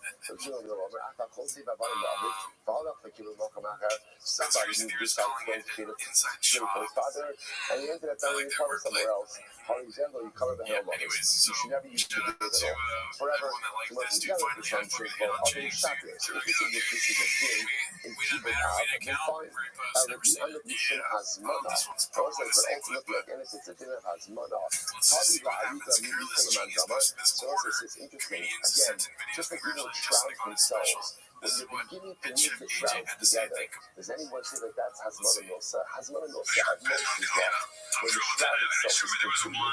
So simply to get this lesson about both together means that you're moving the side stones. The moment you begin to move the side stones, Allah Ta'ala says when that's it, the game is played before it doesn't make any sense. That is what you have to say. What you have to say is that this case is a separate thing by people out. So it turns out it's already separate thing in this case. So it turns out that the person digs a grave for the head and ends up buried in a different grave, that first grave becomes ushered by Allah for the child. Why? That then has mana. What is it? It's a dinner you keep out there. A dinner honoring your parents. But the admits that his boss caused his neck injury for anything else. In fact, we talked about Kevin Brothers moved to Bano. A blended grave is moved to Bano. Obviously, Kevin Brothers is just a grave that was done. Right? Just stop dog. So the Gemara says, moved to Bano. It's the bone. For us to Bano, if you carry it, you carry it still born in your baby. Yeah? There's a good Bano. Listen, by the way, the reason you mention Mayfeld is because often a Mayfeld is a nondescript mace. Right? This could be a miscarriage. This could be a stillborn baby. So there's not an identity for the mace. So therefore, again, even if you go ahead, it's almost as like even if you just bury the Mayfeld in there, ultimately touch the Bano. He don't really want to go up there. So he's sitting there. It's only once you bury the Mayfeld in the grave that the grave becomes touch the Bano. So when he's sitting there, only once it's actively used, designation is not enough to make it also. So if you're like a sweating back and up the logito, not true. It should be even if you didn't put anything in the grave, it's still also without fucking interruption of the this comes to us with disruption of the other in the following tfisa sakeva. I don't know, because ironically, like, if they're doing it on purpose, does not like go if ahead and endow if the they were to other start doing status bits of on the grave. purpose, So where it's going to Brennan exclude is like that an position. idiot and he admits, and then What's the case over like, here? and they just embrace it and they start taking suggestions, then that would be funny, but isn't that still ironic? So now that we're talking about Interesting case over here. Let's say Yaakov passed away, and we go ahead and we collect money I don't know, to I never wanted Yaakov's to be like burial that guy that expenses. was like these And it turns people are out that totally it's talentless funds. What do you do with surplus funds? So you must most time okay, whatever is surplus stays in what we call the burial fund. Burial funds are like, you use it for Yaakov, you'll use it for future values. Most time, maybe in your shop. So I can really say this. So in general, there's a general collection, right? We're collecting for the needs of the dead, right? Somebody passed away, there's an unwanted collection, and there's surplus, so that remains in we'll call it the burial fund. What happens if let's say we're collecting for someone specific? We're collecting for Yaakov. Yaakov passed away. Collecting for Yaakov is buying now. It turns out again, we needed $5,000, we raised $7,000. What did we get for $2,000? The Gemara says it goes to the ocean, goes to the children. Goes to children. Goes to it's interesting. You know, Papa Mask, you know, what's the future word? It's helping the tight. Never say that. What's interesting about this is as follows. If you give me the Rashi, this is in the wide lines of Rashi, if you write down your shop. The ocean gets the surplus money to benefit from it. Alma has money a lot, but you'll see. Those are what you see from there. So that money was designated. That money was designated for the actual burial expenses. So now that there's surplus, what do you do with the surplus money? It goes to the kids. What you see from there, that has money a lot. This is a designation that not endow something with identity. This was a little automatic, should double the kindness. None of the collected is while Ruben is alive. That's a little awkward, right? But the nice again, you know, when anyone died, they knew that at the time they didn't have the money to cover the expenses. They wanted to be collected. So they collected all these like levels, and now this was humanity. Okay, they're collecting money for burial expenses of someone who's still alive, so therefore there is not money associated with the dead. And therefore, the Lamaisa should be with them. The Gemara says, Halos, the Gemara says, Halos Hayah. That's not what it says. It's nice. Most of the Yarchon, leftover money that was collected for the general dead, remains in the burial fund. Most of the is for any money left over for the dead, whether it's collected for a specific person who died, or to the kids. The Tanya Allah, what's the deal? First part I will say, states that government is Islam, it's case number one. In general, we're collecting for general burial needs, not someone specific. General needs, that goes into the general burial fund. The next is that, Zeri Moshe makes your shop, where we're collecting for Ruben, or for Yaakov, right? That's specific funds for specific needs. Surplus funds go to the kids. So it's like instead of we're collecting the money once Yaakov is already dead, and the time they aim a safe off, but they don't want to reach up on the actual radio. So what's the strategy? So what's it turns out? If we set the radio up for you, so let's listen to this case. Right? So Yaakov dies. So again, if we're raising general funds for burial expenses, again, I know that I need to use funds for Yaakov who died. But the way we frame the collection is, this is for the needs of the dead. There's a general collection. Okay, so that's easy. Any surplus funds remain in the burial fund. But now let's say Yaakov died. Yaakov's life is going to cost $5,000. You need to go ahead and raise $5,000. You end up raising $7,000. So what do you do with the extra $2,000? So by the time it does, it goes to Yaakov's Yarshim. So you do it from here on that. When you go ahead and Sheva Ulam, and then it says don't touch it. Don't touch it. It's not clear. Essentially, it's not clear what we do with that money. So therefore, Allah for the night, so we leave it until a year comes. Rabbi says, Yasei Guinness al Kidro. Use the extra funds for things not safer. Use it for not safer or a structure. Use it for something associated with this grave. That's not the al Kidro. Or seal it with names also. Or sprinkle wine or something aromatic on funeral. Rabbi says the money has to be used for Yaakov himself. We can never use it. It has to be used for the deceased. So that's the case. The Gemara says, both Rabbi and Rabbi interpret this letter in accordance with their respective positions. Here we go. Rabbi unifies the time before the Almas Mar Moshi. Rabbi says everyone uses the designation without the item with identity. So the Almas Mar Moshi, they don't taught this. They don't taught this. So this is Rabbi says, it's not like this. Right, Hasmana Moshi. But Hasmana only goes like this. Only the money that is going to be necessary for the burial of Ruben is endowed with burial money identity. The rest of the money is not. And therefore, Allah Almighty goes to the ocean. That's the kind of karma. Right there, the sucker, he toughest, he don't toughest. And there's not sure. And there's not sure. Because the has money involved of how all the money collected, or only the money that's for the burial. Therefore, therefore, again, right here it says, don't touch the remainder until a young that comes. So the last time, she believes the bad guy toughest, he thought the accent of the Masaki. He wants to say, no, it's obvious, has money will see. And therefore, again, the burial identity divides upon all of the money, and then only the must be used for the needs of the burial. And the burial is for I'm not saying that, so it's like Rabbi interprets quite easy. The Holy Amma has not allowed us. Everybody is Rabbi. Everybody, according to Rabbi, everyone agrees that designation does not endow with identity. And the concept of Kibaji Lay Achuli Mako. So I tell you like this, in general, collection of money for one value of needs is embarrassing. It's embarrassing that a person can't take care of it for themselves. But nevertheless, the U.S. says, Achuli Mako, Zulisi Gabi. And nevertheless, again, the news is Moko for the Yoshi. That's one of the Yoshi that can be salvaged everything.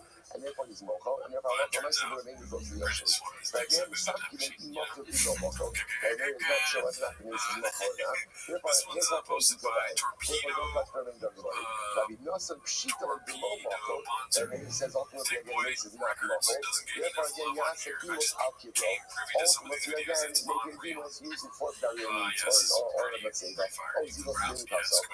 So again, it's not like Allah Almighty again. The point of here is the point of here is that Allah Almighty. And the focus Abai and Rabba ultimately still remains in existence. Yes, so the Lord says as follows. The Lord says, but the key over here is that whether or not the person ultimately again is more on the fact that he's going to suffer releasing after his death, whereas the idea over here is more on that day, so that's over here. When it comes up, it looks weird in the bottom. Mechanics operating the music. And the wise is very more ultimately again unembarrassing. The Nepal is started the after he suffered, he's more that he's very embarrassed. After his death, I'm not nourishing for the benefit of his children. Okay? So bottom line, we talk about another book for 3 minutes. Hold this in one minute to respect the position. Touch life. How you I mean, like, I'm sorry, dude. I like, I never said it. What's that guy's name that does that?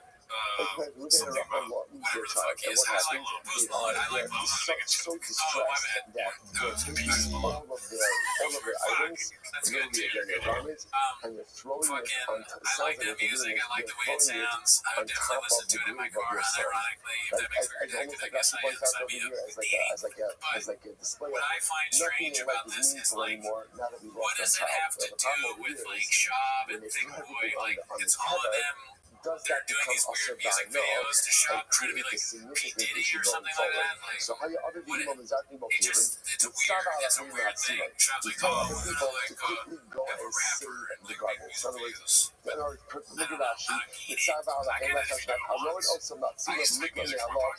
Dina Shabbos I music videos that rap. Amma is one of the no see like a hasala. So it's we see other people's as the parents are throwing that, pick it up. Okay, but Shab isn't doing that, right? This random guy, the fact that the he's others doing can like go a ahead and character step about, in I and guess, pick like, up the I guess guns in high school or something. has mana He's dressed terribly, and, you know, it looks like someone I wouldn't like, but give it up for Shab. designation was significant and how much from myself. Do you? Now that for That's myself probably would better. be too late. Let's say I'm a base. I mean, Some Michelle like I said, I like White Iverson. it's different Yeah, over but there. I don't That like all piece is of different. music. Why is that Sure, piece some of different? not Because everything Halakha Lamaisa, it's clear the parents aren't I making stand an by my informed decision. What's happening over there? They're so observation. I just don't consumed by get what's grief going on. I that also they're just don't throwing say away that all of their stuff. So there's a this lot of music is not dance. enjoyable. So this is not a thing that has money less, has not a lot more Like stuff. that once. There's no dance on it. So I because know that there's no people dance, enjoy and it. therefore Allah I want Subhanahu to wa others can step in and say, yeah, you happy.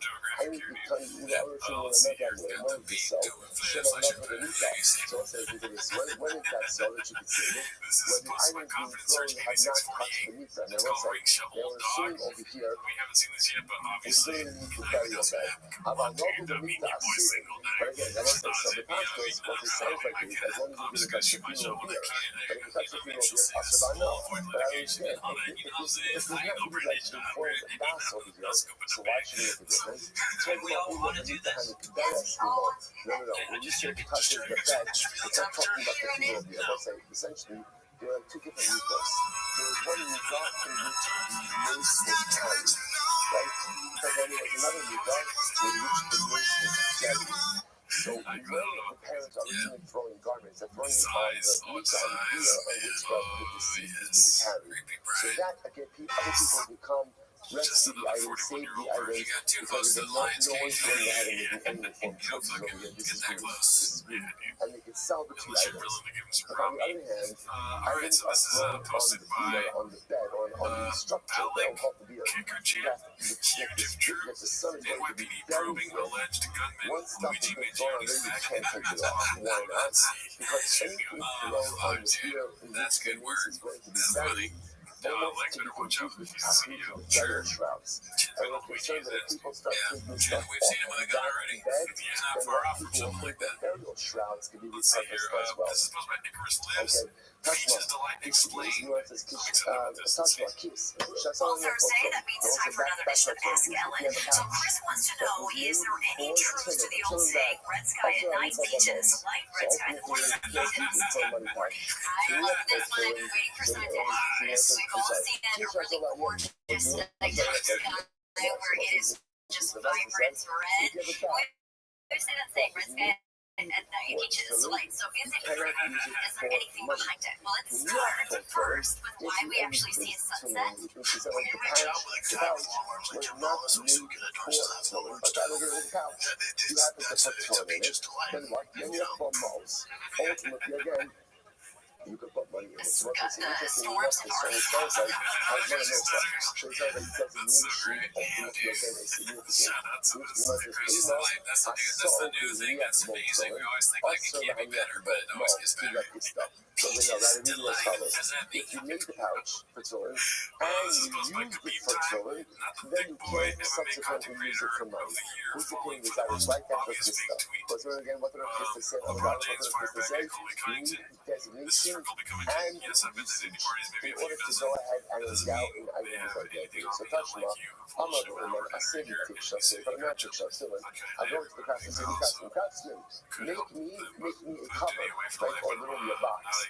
For a Sefer Torah, or not to check or anything to that. What the actually understands behind Kodesh, so Kodesh, Mutter, Lashtan Shem. So if I have not yet used the items in this consecrated purpose, then ultimately I use it for whatever I want. However, the established sprinkle is partially established in the call. But if once I use it for a consecrated purpose, I can no longer use it for something mundane. So what does that sound like? What does that sound like? That sounds like Rabbi, that Hazmana Lav Nossi. Designation is not significant. Though it has been designated, so long as it has not been used, ultimately it does not have identity. So what says in reality, tonight, this whole thing is not focused tonight. Hazmana Nossi, Hazmana Lav Nossi is not focused. He's saying here we go. Steve Wonder, right? If you decide to coach with someone in gold, which sounds beautiful, I never saw any of that. I was like, oh, shit. Of a non-kosher animal. They're all very smart themselves. Sulos. Ultimately, again, the Torah apostle. So all the Torah shilos, but if you use the leather, right? You use leather from a kosher animal, obviously the Torah kosher. How about Kushlo even though the hides that we use for Torah were not tanned to shmok. Right? Even the tanning wasn't on the shmok. But Shimon says, I'm all that we have to hold up Shilos. Is on the shmok. So Shimon says, no, it's not enough to use a kosher hide, but rather you also have to have a hide that was tanned for the purposes of Torah. I'm going to give it a Rabbi. You need to get good to the level of it's fine. So the point over here is, once again, this is Sinachokas. We're suggesting that this Machokas, whether or not you use tanning or shmok, ultimately, again, is going to focus on Bali and Rabbi, but it's Hazmana Nossi and Lav Nossi. Okay. Rashi I mean, it's just such a layup. over here, After Comments about this, you know what I mean? that's one of love, I read the comments, I want to almost like put the phrase in the pen in front of me, like, that should make my life read that so funny. He says that, I see what you did, I see what you did. I'm going to Let's see here. So let me say She was probably in line at Starbucks in a barista beer to take her so order. let's say now, after No, this she whole was thing, at home with this some brings up such an interesting question. Remember how this whole That's machlokas when I first Abaye thought, and I Rabbi know got for sure. started? How did it get started? Well, he's got to fucking deal with that idiot all the time. I feel bad for her, honestly. If one He's probably going to uses correct a him all the baguette time, for make a sure he mace, doesn't say stupid shit. that's how this whole thing got And this is started. alleged, it's not true, So but now it's you probably might the ask, cashier at the what does Gucci that store mean? telling Always Slow baguette or mace. Carlos. So is there such a thing ultimately again that Very one funny is paper reading the bag for baguette sure. mace what? The mace It is was going to probably one of sit the there and just offspring going to lie asking there for nourishment. while Okay, you're come on, reading guys. the baguette. It's Jesus, time to ask read the these comments. baguette. Jeez. So what's the shot Let's with see here. reading a baguette for This the is Bill's mace? Guitars To which the again. Gemara says, no, So, it happens. If what you go about shocking Meadow that time, Morris? I shocking feel like I that saw time this one, but happened. maybe Listen, not on the show. Hatanya Let's see. was a very No, short Meadow Morris. community. What And then about Meadow literally Morris? again, even for Anybody wants to be Kathleen, upset what about happened is something? someone would die. Someone would die. And Could be a Allah fighter or myself. something. Meadow Morris. After No, they would Meadow die, Morris. they would kind of What about scratch Meadow Morris? together, Anybody wants to be scratch upset about and make something? that Can't paper you to the try to dead. die? Okay, that's very much. So let's say, don't worry about it. Don't put that kavase gabale. But I want to don't put that kavase gabale. So let's say, find that record case over here. Put the dava for follow Abaye or Rabbi. So again, first thing it says Allah follows Abaye, Hazman and Nosa. Second thing it says Allah follows Rabba. So Hazman and Rabbi. So that's the whole question. Kavase gabale. Allah follows Rabba, but Hazman Lav Nosi. And ultimately, again, Allah for myself, Allah for myself, designation does not endow an item with identity. Yeah, I want to say the truth is, generally, that's how we constitute. That's how we constitute. So I'll give you an example. For example, let's say a person buys a brand new tooling bag. I bought a brand new tooling bag, right? It says tooling on it, right? It has my name on it. So pretty much, looks like a tooling bag, smells like a tooling bag. Interestingly enough, technically speaking, if you decide to repurpose that as a lunch bag, that is like one fancy lunch bag, right? Technically, you could do it. You should really you could do that. Why? Because that's none of that messy. All these things designation now. Once you put your tool in there, then it's easy. Once you put tool in, then you can't make it into a lunch bag. But technically speaking, you can't feel like Rabbi has no lesson. Well, that's why it's tooling bag. Other cases in halacha may not be as clear, but you must read over here like Rabbi has mana like designation of something for a particular purpose does not endow in a way. There's a tremendous Musaf Haskim in that as well. What's a Musaf Haskim love you'll see? So let's say, what is designation? Designation is a thought. Thoughts do not create reality. Intentions do not create reality. What creates reality? Actions. Actions. So when you put your tefillin in the tefillin bag, there's a mesa. Mesa creates reality, thoughts and intentions. Now, they're both sides such a tremendous musar. Like, we go through life with so many beautiful thoughts, so many intentions, goals, dreams, aspirations, which are all fundamentally beautiful and incredible, but are meaningless unless we act. Hasmana, Lav, Yosi, intentions, designations do not create realities, only actions do. That is true. I love the myself, and that's not the myself. I was like, He doesn't take advice from this. That's true. Yeah, that's right. This is posted by Bubba Truck Walker. Drives look nuts. Nuts? Nuts, I say. Quick appetizer dish here. Love the change in BCEO's reaction when he spots the opportunity for skits and bits. Let's see here. But the one that just drives me up All right. the fucking Okay, let's say good morning. is he standing Morning. over Let God? us begin. Let's begin with our sponsorship. The moment is too early. Begin by taking all of our sponsors for this morning should stay. Our Talmud sponsor for Touchscreen, hey. Our annual Talmud sponsor, Tosin Mishpacha, married to self-responsive ownership and churches this year. As a trust, the Messiah's tell us on these Malarito learning sponsors of the Ari and Hannah Richter, in memory of Rabbi Richter's dear grandmother, Sarah Bas Shemin Zechon Gebracha, are the film sponsors for today, Jacob and Judy Greenfeld, Yehudi Nishmas, Hudson, Hayah, Mubarak, Sito, Shem Kom Damo, gave his life fighting for Am Yisrael and the Eretz Yisrael's yards like this today. The film sponsors for today, as well as Saeed and Sina Hitin, Yehudi Nishmas, Saeed's mother, Tarji Bas Harad Meir Moshe, on the occasion of our first yard site. Yosef, and the merit of our time in Torah, all of the Neshamos Ad and Aliyah, the families in the Chama, bring all of our hostages home, and our holy children should be successful in the call of Maaseh Yidei. Because with that, let us begin. We have a lot to do today, Baruch Hashem. An ambitious day ahead of us, but we're going to make it. So today's daf is Memorize 48. As we are picking up on Memorize of the days 47b, and we are picking up action of Ashi Amar. Rashi says as follows: Avelos Memorize Kamas Chalos. When does Avelos begin? So remember again, the Gemara is talking about the concept of whole wicked. We ran out of time yesterday, and we didn't quite finish up the sugya. I was talking about the sugya of whole wicked. The concept of that sometimes once something is set aside and cannot be performed, so at the end of the day, it can't be performed any longer afterwards as well. When does Avelos begin? At what point in time does Avelos begin? So you might say these two might have rolled. So again, Avelos technically begins from the time that the grave is filled in.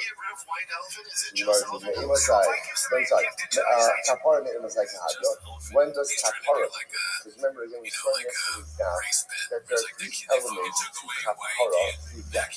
One is part one is death itself, part two is burial, and then part two is decomposition. So the Gemara says that Avelos begins from the time that the grave is filled in.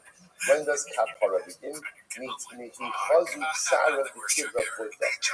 translated from the moment that the pain of the grave begins, which again, the consciousness means the beginning of decomposition.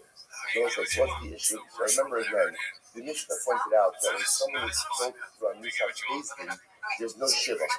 There's no Avelos. So again, what's important over here? In other words, a person wants to sit Shiva for their relative. The problem is they can only sit Shiva when after Kapara begins. When does Kapara begin? The beginning of decomposition. But when does Avelos begin? The time that the grave is filled in. So the problem is, at the time that Avelos begins, at the time that Shiva would have begun, you can't sit Shiva because the executed individual has not yet achieved their Kapara. Therefore, the Mishnah rules, no Shiva. What do you see from here? No, all the Itru. What you see from here is that Allah again, that's once something has been used to. Once something can't be performed, then ultimately a grave is forever precluded from performance. And that's the case, I'm the evil bosser. So I will say, now here's what's interesting. In yesterday's daf, it sounded like that Kapara only occurs with actual decomposition. But now what we see from here, that it's not complete decomposition. Some decomposition is fine. And that's the case, why do you need complete decomposition to move the body? Remember, the Mishnah said, now Allah you go ahead and you move the body to cover others after it's fully decomposed. But why do you need complete decomposition? After all, again, just let it be in partial decomposition. That should be enough. That's actually a logistical issue. They will say once a body begins to decompose, you can't really move it. You can't move it because it falls apart.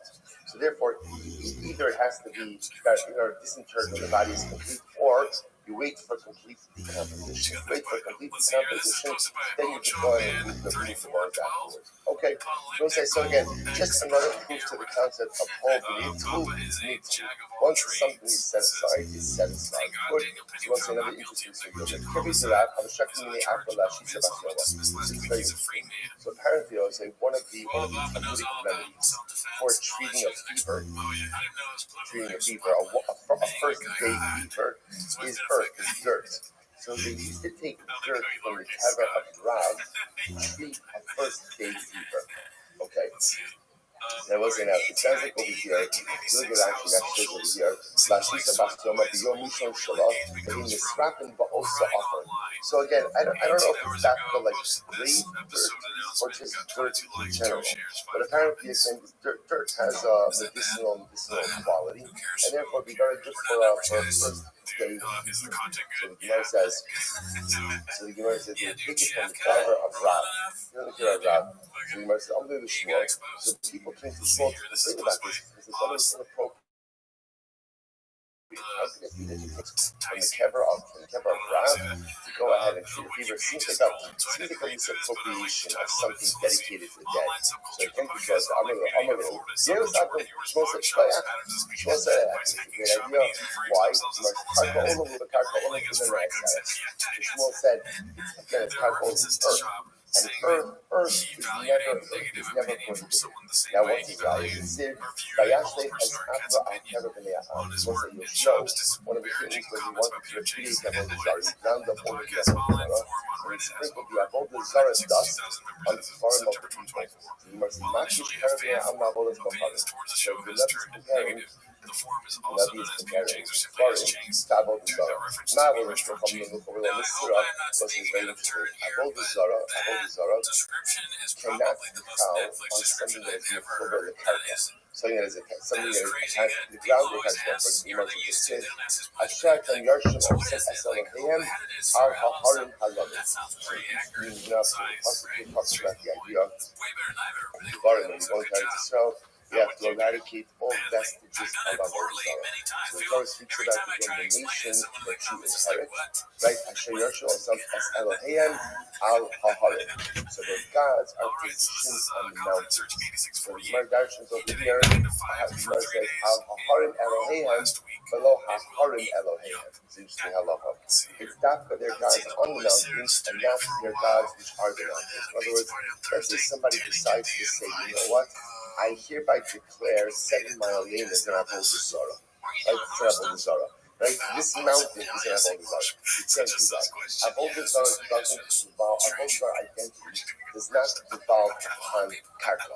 Right? See, Avodah Zarah identity devolves upon objects. So the Gemara wants to respect over here. So therefore, you can't make a mountain Avodah Zarah. You can't make a street Avodah Zarah. So the pasuk compares Avodah Zarah to a kever, to a grave.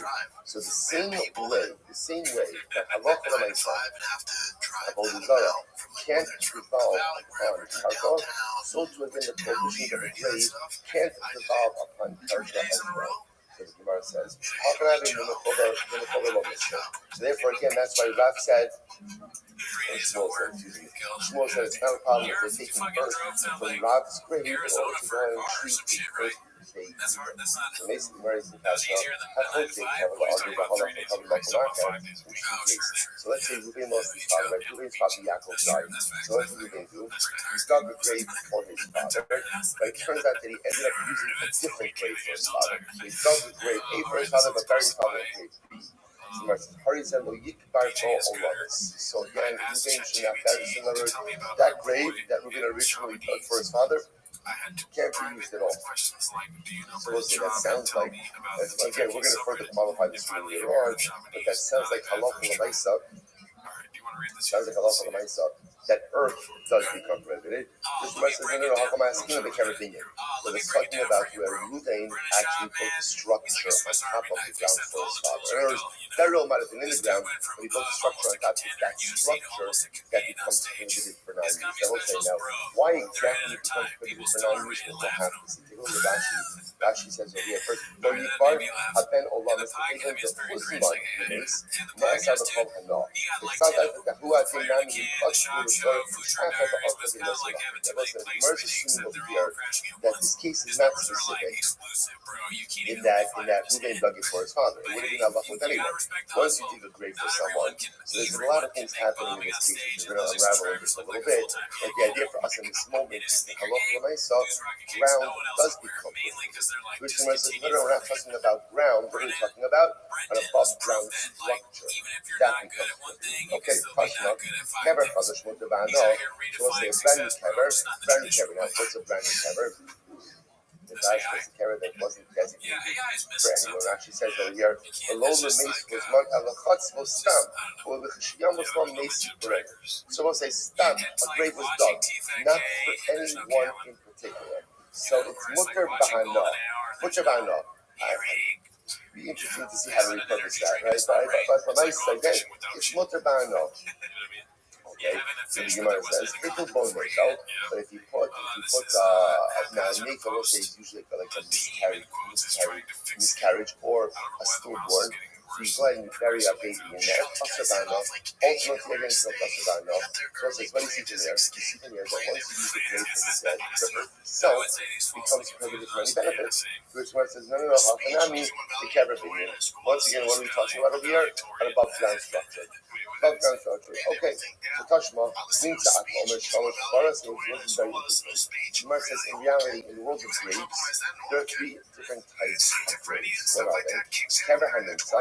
Kever Hanimsa means they will say that you discover a kever in your property.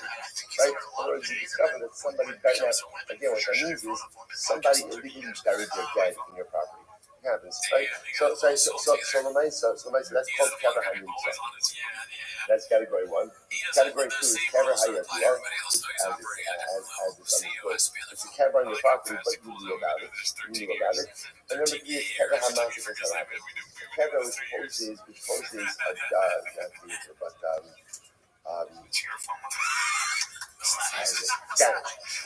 damage to the public.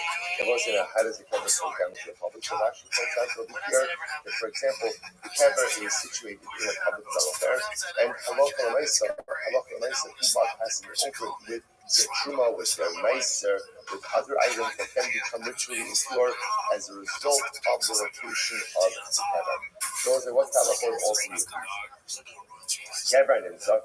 So let's say if you find the grave on your property, which means somebody illegally buried their dead on my property, and what's that? So allowed to move the kever, allowed to move it.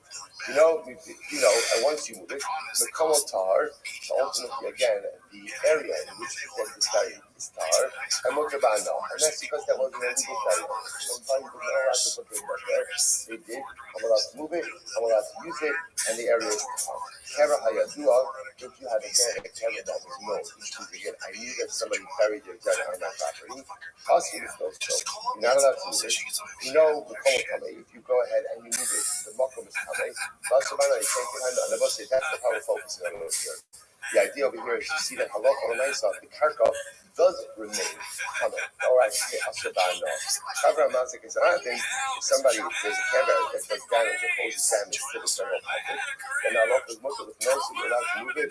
Pino, and if you do move it to come out hard, this area is hard, but so once again, you see it in incredible cases. Like the halacha l'maisa, the area itself of the grave is asher ba'ano. Once again, hachanami, the kever binyan. Talking about over here about a structure built on top of the grave. Okay. The kever means so much of this also. And by the way, this is an aside. If you find the grave on your property, you're just allowed to move it. What about the following situation? Maybe it's a mitzvah, right? Maybe again, you're right. Somebody buried the dead on my property. You know why? Somebody was found dead on my property. And what's halacha? So where do you bury a mitzvah? Right where you find it. You apply it your area. So why are you supposed to say that you're allowed to move it? Maybe it's a mitzvah. Gemara says no. Showing mitzvah, you call it a mitzvah is different. Why is a mitzvah different? Because it has a call. It has a call in order for people to know about a mitzvah. All right, good mark. So I'll say, so again, so I just want to point out over here what's occurred. What's occurred is that halacha l'maisa, the dirt of the kever itself is not necessarily asher ba'ano. And that's why, again, that's more constant, that halacha l'maisa, they could take the dirt from the kever of Rab, which is a 180. It sounds like that's the same over here. The only time it becomes usher is when you have some, because now why wouldn't the dirt of the kever be usher ba'ano? Because of the comparison between a grave and a avodah zarah. Just like a avodah zarah, anything that is karka, mekubel karka, ultimately is not asher ba'ano. So to buy a grave, the karka itself is not asher ba'ano. Conversely, a binyan, a structure built on top of a grave, that will be asher ba'ano. Okay. So I'll say, now it's very interesting. Itmar, ha'orig begavane. So we'll say this is fascinating. And this sugya has a lot of different ramifications. So ha'orig begavane. So what happens? Somebody makes a garment for the deceased. Right? So again, we call it Yaakov died, and Reuben goes ahead and weaves a beged for Yisrael. So only because I I would see a little bit. No, don't crash on the feel bad. So the Gemara says, fellows, so if not, already back at the base. So once it's now watching this, somebody went ahead and made takrichim shrouds. Okay, now, interestingly enough, watch what's happened over here. So the Shaila, so I feel you Rashi. Rashi says over here. Let's see here. Yeah, already back at the base. La'achar shemes. So now Yaakov died. Ruvain made takrichim for Yaakov, made shrouds. Now the Shaila is, what is the status of the shroud? Abaye says it's Asher. Now what does that mean, Asher? The Rabbi says it's Mikvah. As Abaye says you cannot use that shroud now for something else. Rabbi says yes you can. Abaye says it's Asher Hasimona Messi. Abaye says designated something for a particular use and down to use that identity. And therefore, once you go ahead and move it to shroud, that becomes a burial shroud, even if it has not actively been used in that way. And therefore, halacha becomes asur ba'anah. Just like any other accessories of the dead becomes asur ba'anah. Okay, Rabbi Mutter. Rabbi says, no, it's mutter. Why? Hazmar alav nosi. Rabbi says designation does not endow an item with identity. Right? So again, Rabbi says, when does the shroud become asur ba'anah? When does it become asur ba'anah? When you wrap the mason, that's when it becomes asur ba'anah. Suppose like this is a yisod of big focus that we're going to see really extends in many different areas of halacha. Hazmana nosi, hazmana lav nosi. Does designation endow the item with identity or not? Machlokas Abaye and Rabbi. Okay, so let's analyze this. So my time with Abaye, Abaye who says that hazmana nosi, that designation endows with identity. What's his love? My time with Abaye. Gamar sham me'egla arufa. So this word Abaye makes it zero shava of sham from egla arufa. So this is just to get the psukim. So it talks about Hamas sham Miriam, Vakikaver sham. And then that's lashon of sham by Lisa by death of Miriam. And by egla arufa is va'arfu sham es ha'egla. They will decapitate death. So sham by death, sham by egla arufa. It says Rama egla arufa lazmana nisira by egla arufa. The moment you designate it. Now the truth is, it's not really the moment you designate it. Actually, turns out over here, it's the moment you bring it into the dry riverbed, right? So once you bring it into a dry riverbed, that's the designation. From that moment on, it is designated as egla arufa, and from that moment on, it is asur ba'anah. So hainami ba'azmana misra. Okay, so just like egla arufa, the moment you designate it is asur ba'anah. So too again by death, by tahim, from any we'll call it any accessories are automatically asur ba'anah from the moment you designate it. Rava Amar sham me'avol. Rava has a different theory of sham.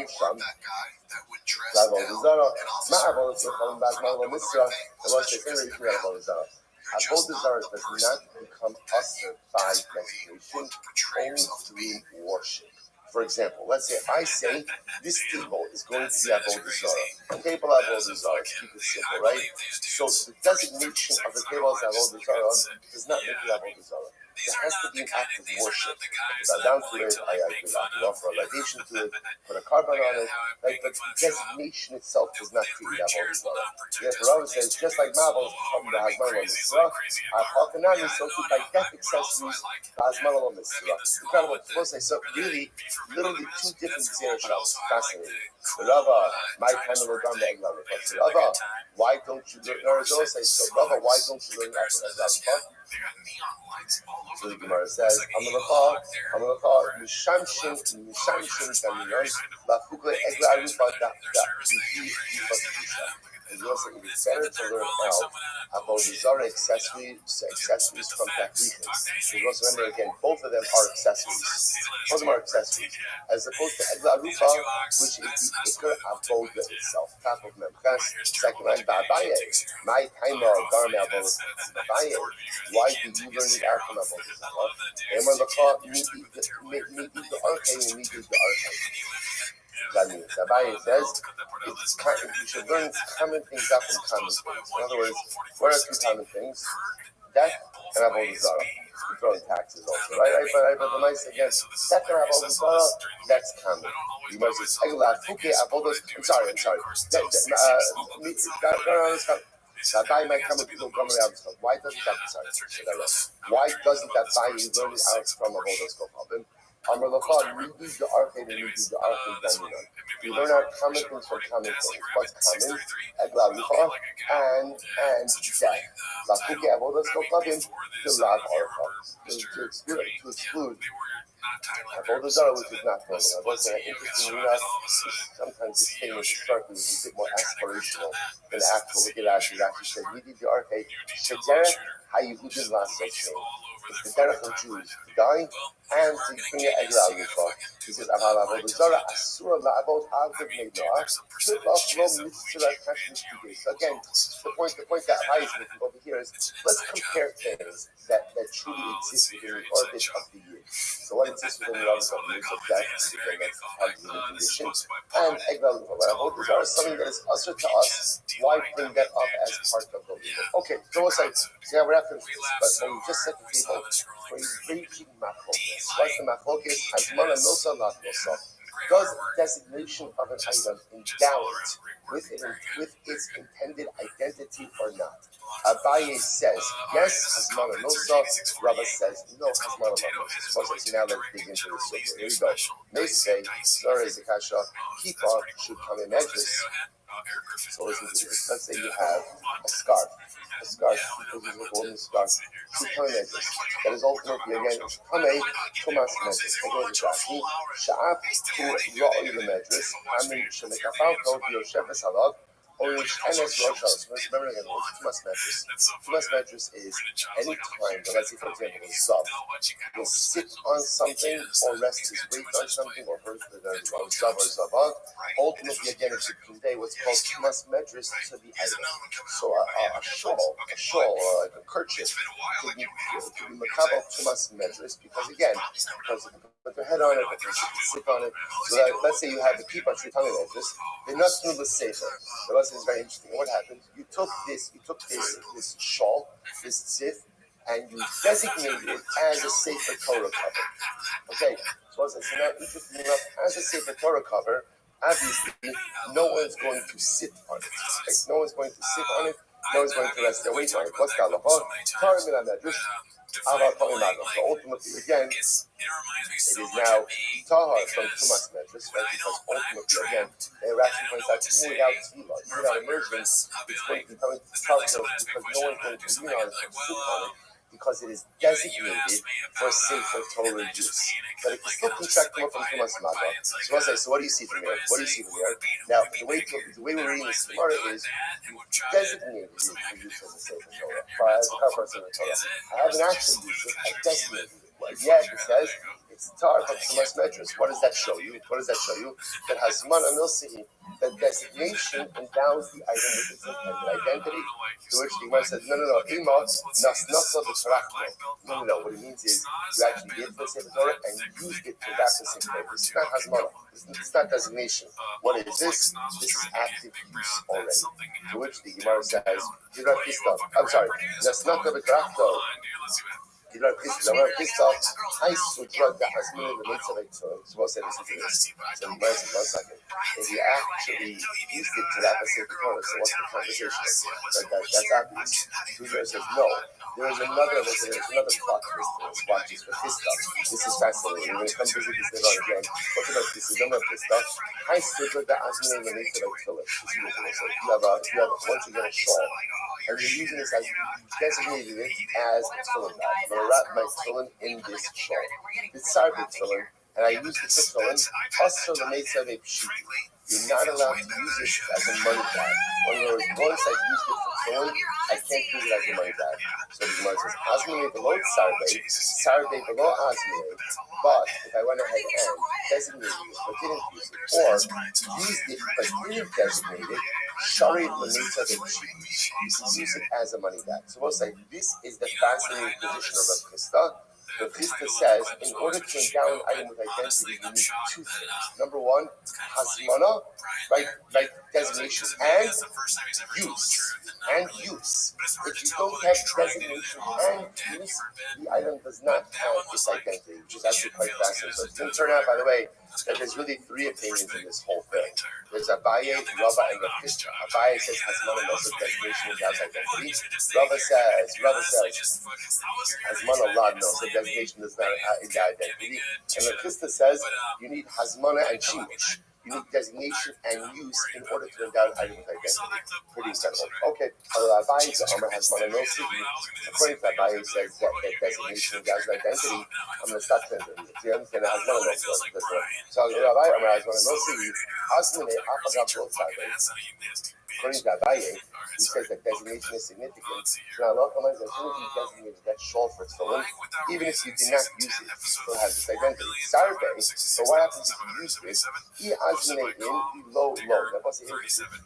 Abaye says, in order to endow with identity, you need designation. Now, designation without use is enough. But use without designation, according to Abaye, does not endow with identity. So the Gemara goes back to Tashma. So let's try to figure out who's correct in this mathematics. Tashma.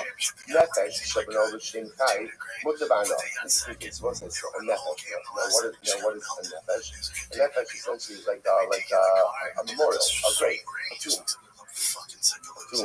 So interestingly enough, you built a nefesh with Shem Kai. As in, you built a tomb for someone who's alive. Whatever it is. So the nice, some people just are not curious, right? So the nice thing, you built it on somebody who's obviously going to imminently die. You go ahead and essentially you construct it while they're still alive. What's halakha? Mutter ba'ana.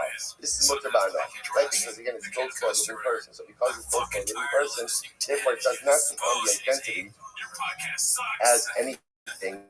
As anything to the day. Rashi says, Nefesh, Binyan Sha'al HaKever, Shebeno, L'Shem Kai, L'Chishiyam L'Chishiyam. So again, this is an above ground structure that is built on top of the grave. That when somebody dies, they're going to be buried there. So again, so the Shem is Usher.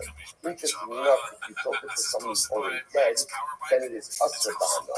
Like Usher Ba'ana. So say, what does that sound like? Now, it sounds like you're building it for a person who's already dead, but what they have not yet been buried yet, which sounds like what's happening over there.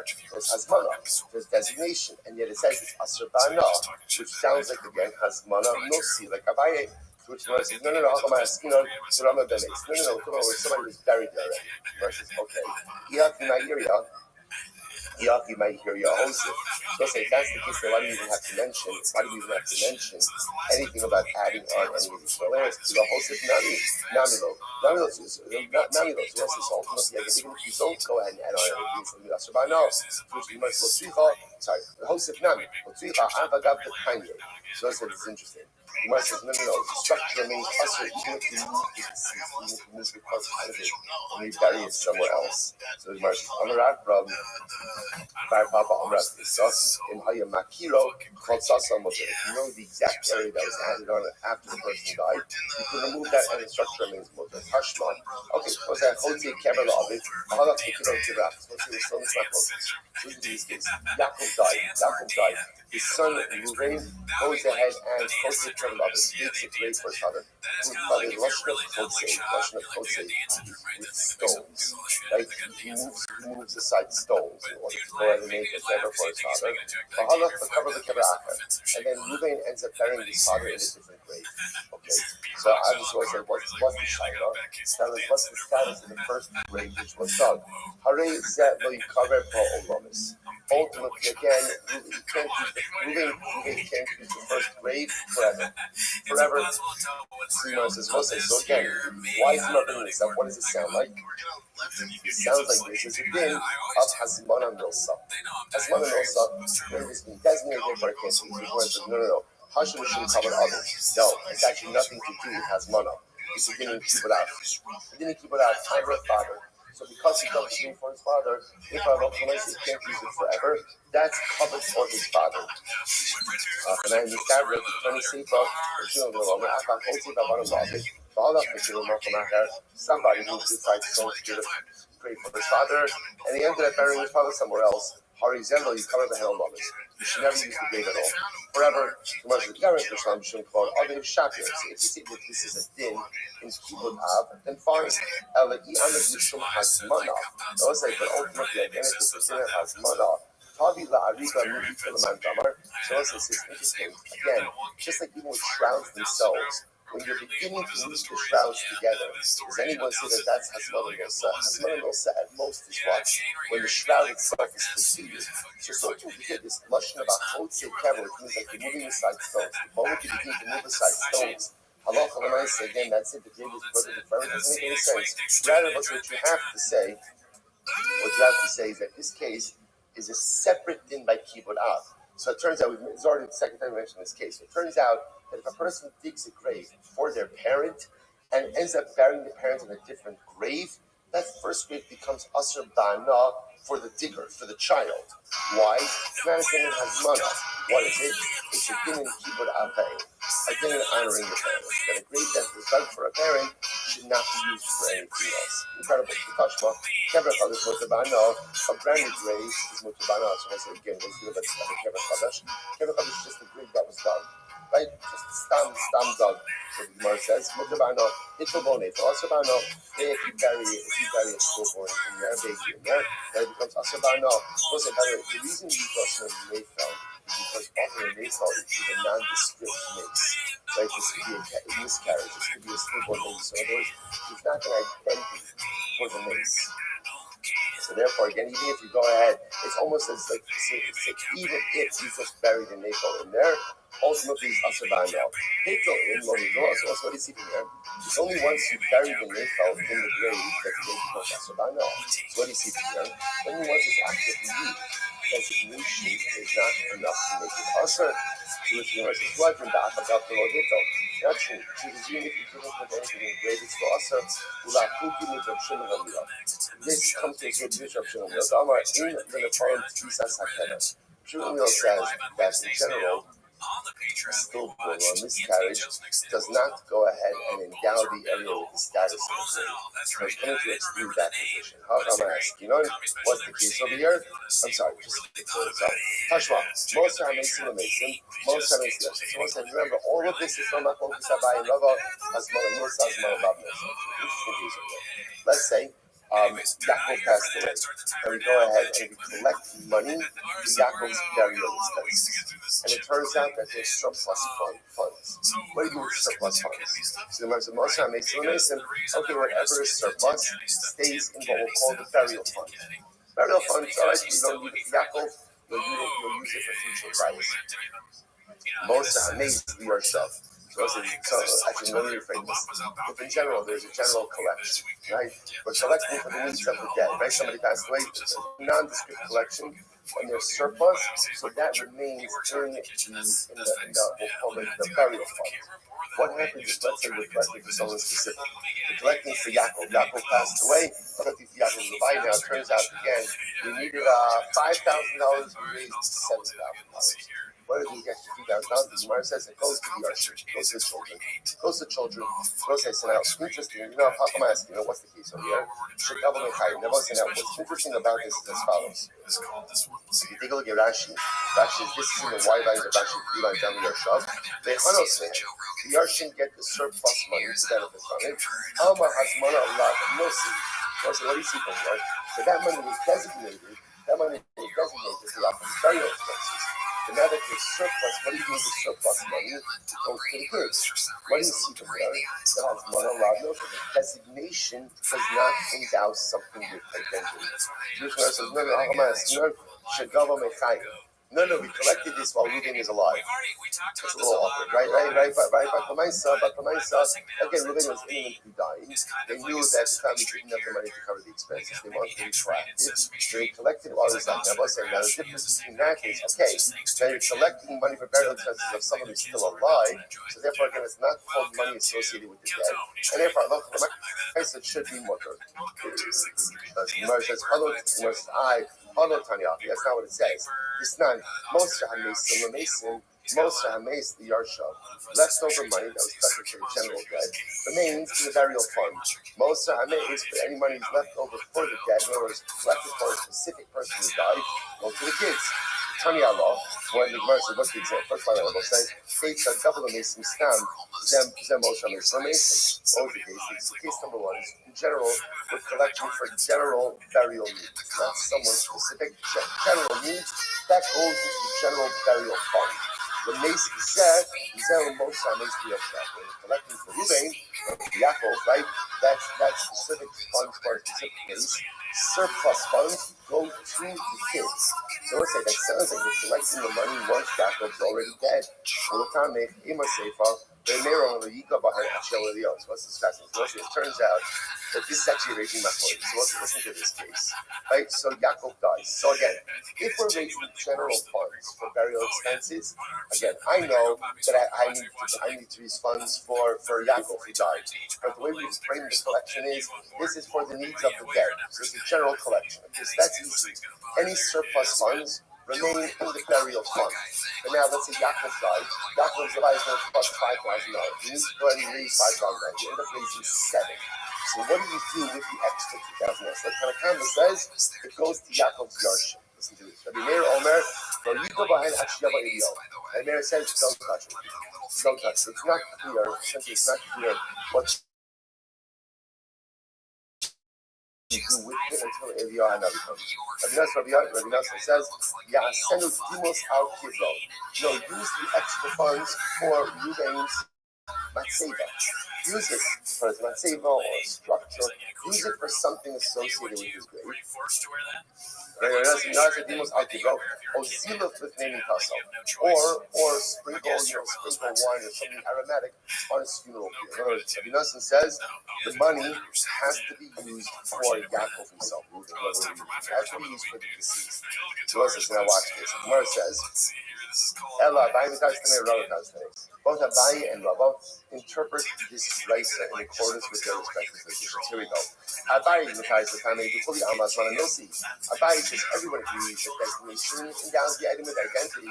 So Tanakama suffers a fuzzy office, a little office.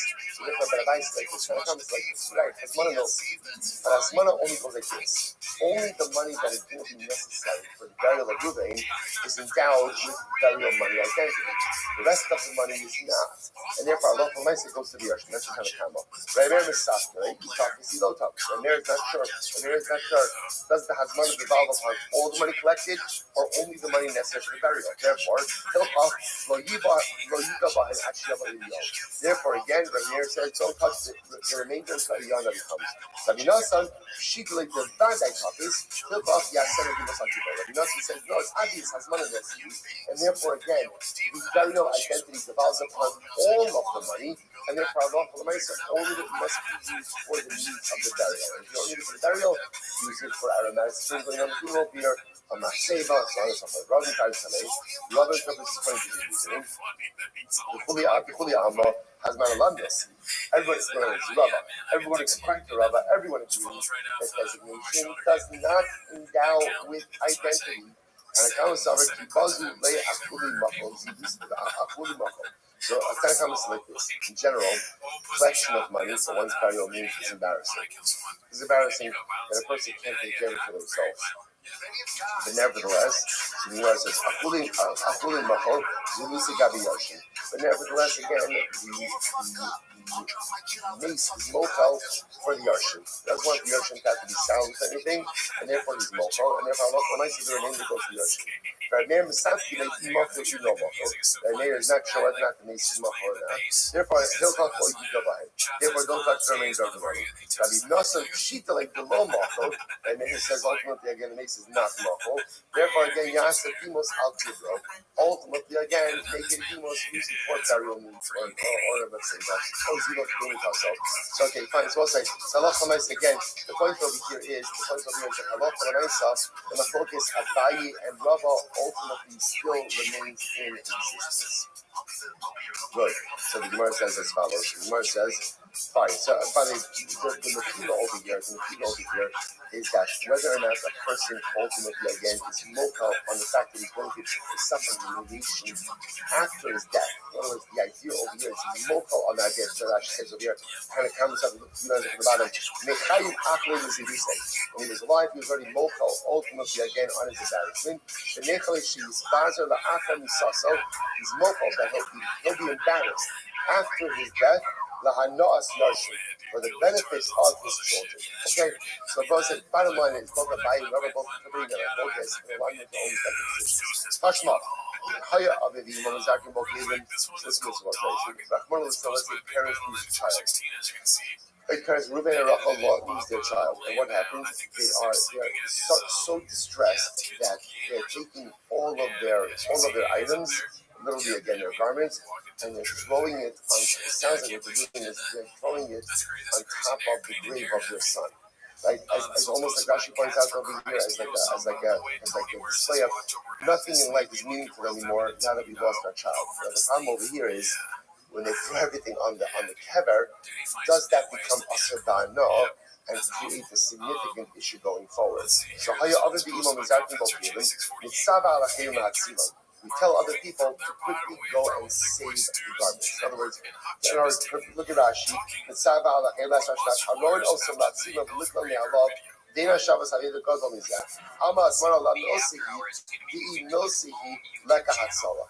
when we see other people split, as the parents are throwing that, pick it up. Now, what do you see from this? The fact that others could go ahead and step in and pick up the garments indicates to us Hasmana Lav Nosi. That designation is not significant. Because if designation was significant, then halach l'maisa, it would be too late. It's different over there. That case is different. Why is that case different? Because halach l'maisa is here, the parents aren't making an informed decision. What's happening over here? They're so consumed by grief that they're just throwing away all of their stuff. So there's a lack of das. So this is not a thing as mana nosa, as mana lav nosa. There's no das. So because there's no das, therefore halach l'maisa, others could speculate with the idea. I need to come to the understanding of the metam there. When is this so? Shalom Rachel Benita. So it says, look at this. When is that so? When the items being thrown had not touched the meat. Now, let's say they were assuming over here, which literally means the burial bed.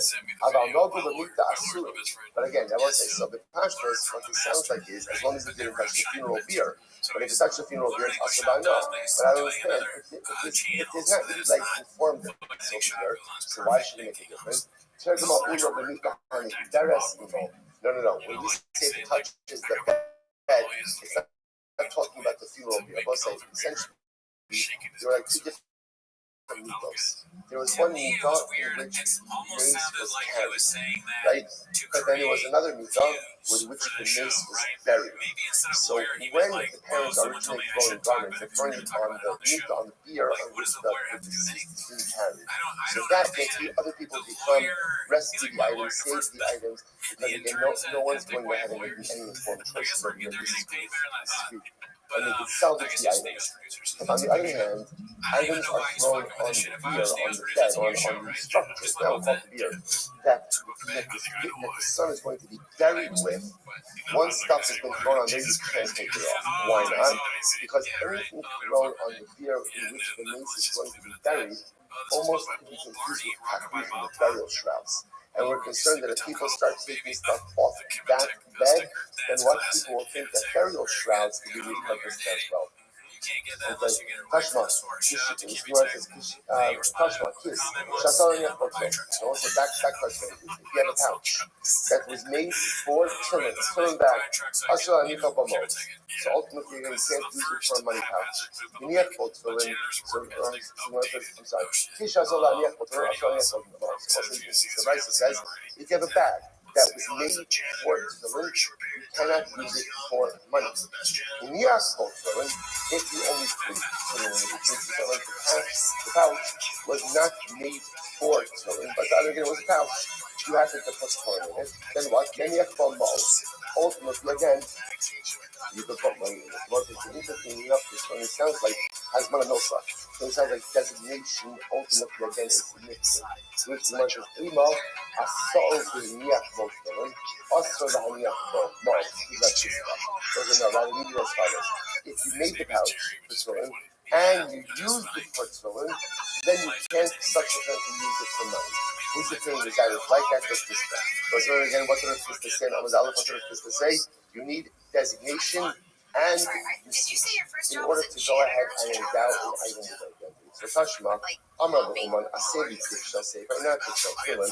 I go to the craftsman, say the craftsman, make me a cover, like literally a box for a Sefer Torah, or Narki Shator, or a Tefillin bag. What's the halacha? Actually, Nishtanish Bahan Kodesh, so Kodesh Mutter by Shamshem Kol. So say if I have not yet used the item in this consecrated purpose, then ultimately I can use it for whatever I want. Right? However, Nishtanish Ben Kodesh, Ashal Nishtanish Ben Kol. But if once I use it for a consecrated purpose, I can no longer use it for something mundane. So we'll say, what does that sound like? That sounds like Rabba, that Hazmana Lav designation is not significant. Or if you like designated, so long as it is not being used, ultimately it does not have identity. In reality, tonight, this whole thing is a machlokes tonight. Hazmana Lav Nosi is a machlokes tonight. This sign here we go. Sifan is Osher Tala Alein Arbain Klea. Those are joy. If we decided to cultivate tefillin in gold, sounds beautiful, right? But it's not allowed to do it. Right? Or for that matter, again, you used hide of a non-kosher animal. Shulos. Ultimately, again, the Torah apostle. So Arbain of Torah's Sheros. But if you use the leather, right? You use leather from a kosher animal. Even though the hides that were used for tefillin were not tanned b'shma. Even though the tanning wasn't done b'shma. So Shulman says, or behema tehora psulos ad done b'shma. So Shulman says, no, it's not enough to use a kosher hide, but rather you also have to have a hide that was tanned for the purposes of tefillin. I'm going to do the Rabbi. So the point over here is, once again, this is Simachokes. We're suggesting that this Machokes, whether or not you use tanning the Shema, ultimately, again, is the Machokes Abayi and Rabba, as is Hazmana Nosi or Lav Nosi. Okay? Rashi says over here, Apagam Shema, Diva Arza Shmo, Hazmana Lav Nosi, Velo Ichpas Lon Shema. Simachokes. So what's the other word over here? Abayi and Rabba took that Machlokas and made it into Machlokas Hanor. Okay, I'm going to do the Rabba. So this says Rabba, the following, Meet each of the Ramu Bay Mace, but I eat that of the Mace. So we'll say, by the now, after this whole thing, the Gemara just brings up such an interesting guess. Remember how this whole Machlokas Abayi and Rabba got started? How did it get started? The last of the Gemara was, Ha'oreg Beged Lemeis. If one weaves, Beged for a mace. That's how this whole thing got started. So now you might ask, well, what does that mean? Already beggar for mace. So is there such a thing ultimately again that one is weaving a beggar for mace? What? The mace is going to sit there and just going to lie there while you're weaving the beggar. It takes time to weave a beggar. Right? So what's the shot with weaving a beggar for the mace? To which the Gemara says, no, what happens? It ends it goes shakli to Hatanya. It happens because Hatanya was a very poor community, and they're literally again even for Shaklifin. What happened is someone would die, and Allah Lamaisa, after they would die, they would kind of scrounge together, scraps, and make that paper for themselves. Okay, Darshana. So we'll say, Darshana, Hilchasa Kavase Da'adai. But I wonder, Hilchasa Kavase Jirava. So we'll say, fundamental Machlokas over here. Who does Allah follow, Abaye or Rabba? So again, first thing he says, Allah follows Abaye, Hazmana Nosa. Second thing he said, Allah follows Rabba. So Hazmana Lav Nosa. We'll say, Hilchasa Kavase Jirava. Allah follows Rabba, that Hazmana Lav Nosa. And ultimately, again, Allah designation does not endow an item with identity. I will say the truth is, Generally, that's how we pass it. Generally, that's how we pass it. So I'll just give you an example. For example, let's say a person buys a brand new tefillin bag. I bought a brand new tefillin bag, right? It says tefillin on it, right? It has my name on it. So pretty much, it looks like a tefillin bag, smells like a tefillin bag. Interesting enough, technically speaking, if you decide to repurpose that as a lunch bag, right? It's one fancy lunch bag, right? Technically, you could do it. You should really you could do that. Why? Because Hasmana Lav Milsi. All this doing designation. Now, once you put your tefillin in there, then it's used. You want to use for tefillin, then you can't make it into a lunch bag. But technically speaking, you pass it like Rabbi, Hasmana Lav Milsi. That's by the tefillin bag. Other cases in halacha may not be as clear, but the Gemara is ruling over here like Rabbi, Hasmana Lav Milsi. Designation of something for a particular purpose does not endow with it. There's a tremendous Musaf Haskin in that as well. What does it mean? What's the Musaf Hasmana Lav Milsi? So I will say, what is designation? Designation is a thought. Thoughts do not create reality. Intentions do not create reality. What creates reality? Actions. Actions. So when you put your tefillin in a tefillin bag, there's a Maisa create reality, thoughts and intentions. I will say, such a tremendous Muslim life. You go through life with so many beautiful thoughts, so many intentions, goals, dreams, aspirations, which are all fundamentally beautiful and incredible, but are meaningless unless we act. Hasmana Lav Milsi, intentions, designations do not create realities, only actions do.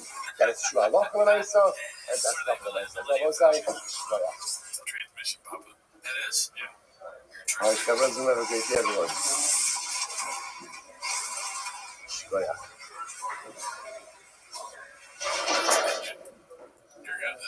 I might be a truck guy, dude. I'm like, honest, that would be the happiest moment of my life, dude. Can you imagine the opportunity there?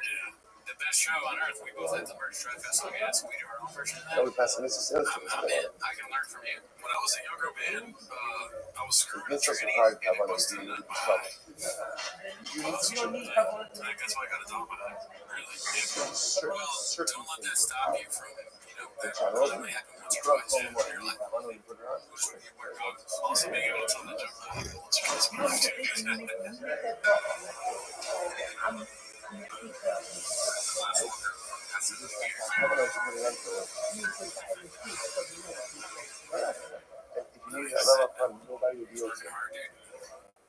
mean, 41 years old, dude. It's like, why don't you just get the gardening? Gardening is probably hard too, dude. But that could be one. Yeah, I would rather have a green thumb than a black shirt. You know what I mean? Good morning. Let us begin with our sponsorship. The moments are too early. It's called Connor's Nut. Here's the way this affects Conor McGregor. Begin by thanking all of our sponsors for this morning's thing. Our Talmud sponsor for Touchskin, Hey, our annual Talmud sponsor, the Tilson Mishpacha, Meretz Yisrael, for sponsoring all the Shinner Drushes this year. As his host for the Sorrows Tavos Am Yisrael. Our learning sponsors are the Ari and Kara Richter, in memory of Rabbi Richter's dear grandmother, Sarah Bas Shimon Zechon Gebracha. Our Daflung sponsors for today, Jacob and Julie Blumenfeld, Leili Nishmas, Captain Ayam Mivarach Tuto, Hashem Kom Damo. Gave his life fighting for Am Yisrael and Eretz Yisrael just like this today. Our Daflung sponsors for today as well, Saeed and Simon the Ilu and Nishmas, Saeed's mother, Haji Bas Harat Meir Moshe, on the occasion of our first yard site. We hope that in the marriage of our Talmud Torah, all of them Shalom Savar Aliyah, the families in the Chama, all of our hostages home, and our holy soldiers should be successful in the full of Mass. Because with that, let us do. We have a lot to do today, Baruch Hashem. An ambitious day ahead of us, but we're going to make it. So today's episode has 48. Addressing on men's Zion of the days 47b. And we are picking up at Rav Ashi Amar. Rav Ashi says as follows. Avelos name is like Hamasalas. When does Avelos begin? Oh man, I love it. When does it close? So remember again, the Gemara was talking about the concept of whole Vikid Gemara I told yesterday. We didn't quite finish up the sugya. I was talking about the sugya of whole Vikid, the concept of that sometimes once something is set aside, it cannot be performed, so at the end of the day, it can't be performed any longer afterwards as well. Gemara says as follows. When does Avelos begin? At what point in time does Avelos begin? So the Gemara says, so again, Aveilus technically begins from the time that the grave is filled in. So the Gemara says, Kapara Me'emasai Kahagyo. When does Kapara begin? Because remember, again, we saw yesterday now that there are two elements to Kapara through death. One is part one is death itself, part two is burial, and then part three is decomposition. So the Gemara says, okay, Aveilus begins from the time that the grave is filled in. When does Kapara begin? So literally translated, from the moment that the pain of the grave begins. Which again, the consciousness means the beginning of decomposition. So it's like, what's the issue? So remember again, the Mishnah pointed out that when someone is close to a Misha's basin, there's no Shiva. There's no Aveilus. So again, what's the issue? The person wanted to Shiva for their relatives. The problem is they can only sit Shiva when after Kapara begins. When does Kapara begin? The beginning of decomposition. But when does Aveilus begin? The time that the grave is filled in. So the problem is, at the time that Aveilus begins, the time that Shiva would have begun, he can't sit Shiva because the executed individual has not yet achieved their Kapara. Therefore, the Mishnah rules, no Shiva. What do you see from here? All the Itzu is what you see from here is again, that once something, once something is beneath that, once something can't be performed, then ultimately again it's the other procedures from performing. That's the case, I'm the equal boss. So we'll say, now here's what's interesting. In yesterday's class, it sounded like that Kapara only occurs with actual decomposition. And now what we see from here is that it's not complete decomposition, even some decomposition is found. And that's the case, why do we need complete decomposition to move the body? Remember, the Mishnah said, we go ahead and we move the body to cover avos after it's fully decomposed. But why do you need complete decomposition? After all, again, just let it be even partial decomposition. That should be enough.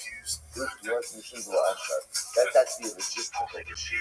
Whereas it was saying, once a body begins to decompose, you can't really move it. You can't move it because it falls apart. So therefore, either it has to be disinterred when the body is complete, or you wait for complete decomposition. If you wait for complete decomposition, then you can go ahead and move the bones afterwards. Okay, so again, just another proof to the concept of all nitru. Once something is set aside, it's set aside. Good. So another interesting yoga. This is very interesting. So apparently, one of the Talmudic remedies for treating a fever, a first day fever, is earth, is dirt. So they used to take dirt from the kever of Rav to treat a first day fever. Okay. There was it sounds like over here, look at actually that stage over here, Lashisa Basyoma Biyom Mishon Shalos, Behim Nisrakim Ba'osa Offer. So again, I don't know if it's that for like grave dirt or just dirt in general. But apparently, again, dirt has medicinal qualities, and therefore be very good for a first day fever. So the Gemara says, they take it from the kever of Rav. So the Gemara says, I'm going to Shmuel.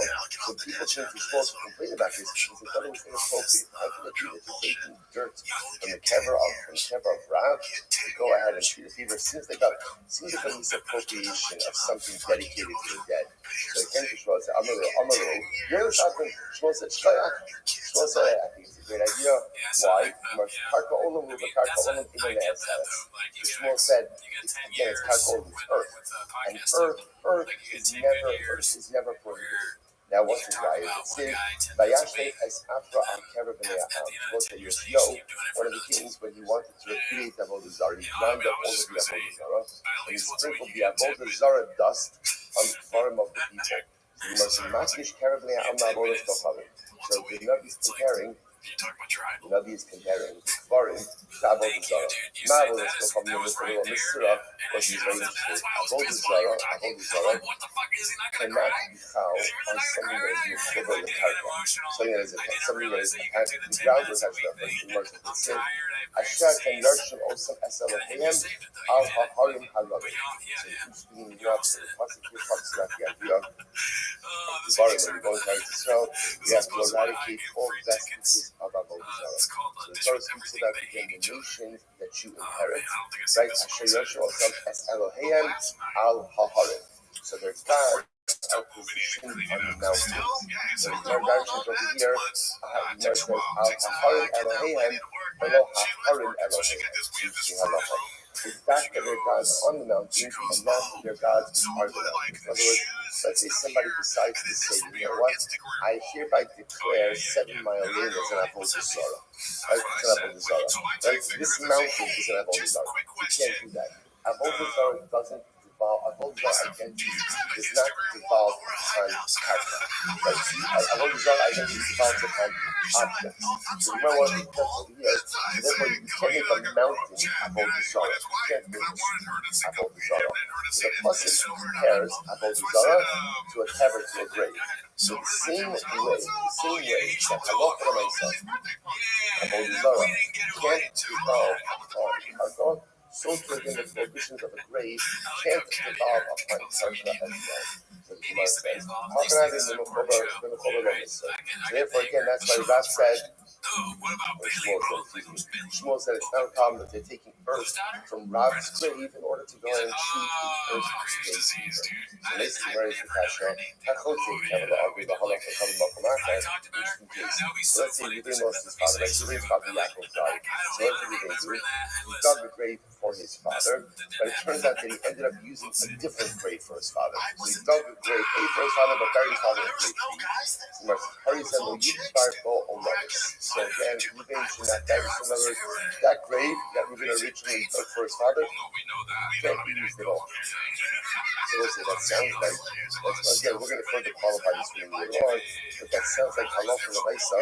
Sounds like Halacha L'Maisa that earth does become prohibited.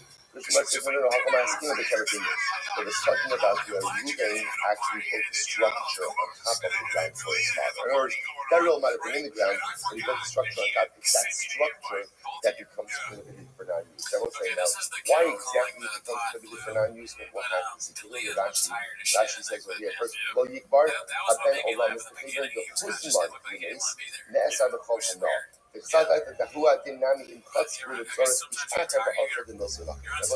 is assuming over here that this case is not specific in that Ruben dug it for his father. It would have been Allah with anyone. Once you dig a grave for someone, so there's a lot of things happening in this case, which we're going to unravel in just a little bit. Like the idea for us in this moment is that Halacha L'Maisa, ground does become prohibited. Which Gemara says, literally, we're not talking about ground. What are we talking about? An above ground structure. That becomes prohibited. Okay, Tashma, kever chadash mutar ba'ano. So let's say a brand new kever. Now, what's a brand new kever? The Rashi says a kever that wasn't designated for anyone. Rashi says over here, the low release was man alachatz was stam, or the chishiyam was one nesi terenu. So we'll say stam, a grave was dug, not for anyone in particular. So it's mutar ba'ano. Mutar ba'ano. Be interesting to see how to repurpose that, right? But when I say again, it's mutar ba'ano. Okay, so the Gemara says it'll bone neto, but if you put now neto, let's say it's usually like a miscarriage or a stillborn, so you go ahead and you bury a baby in there, kasser ba'ano. Ultimately against the kasser ba'ano. So it says, what do you see from here? You see from here that once you use the grave for the dead, the earth itself becomes prohibited from any benefit. Which one says, no, Hafanami, the kever being. Once again, what are we talking about over here? An above ground structure. Above ground structure. Okay, so Tashma, Jinsa Akomer, Shalosh, Baras, and it would be very interesting. The Gemara says, in reality, in the world of graves, there are 3 different types of graves. What are they? Kever Hanimsa. Kever Hanimsa means that you discover a kever in your property. Right? So when you discover that somebody buried, now, again, what that means is somebody illegally buried their dead in your property. It happens, right? So L'Maisa, that's called kever Hanimsa. That's category 1. Category 2 is kever hayardua, which I just understood. It's a kever on your property, but you knew about it. And then the 3 is kever hamatzik. Kever which poses a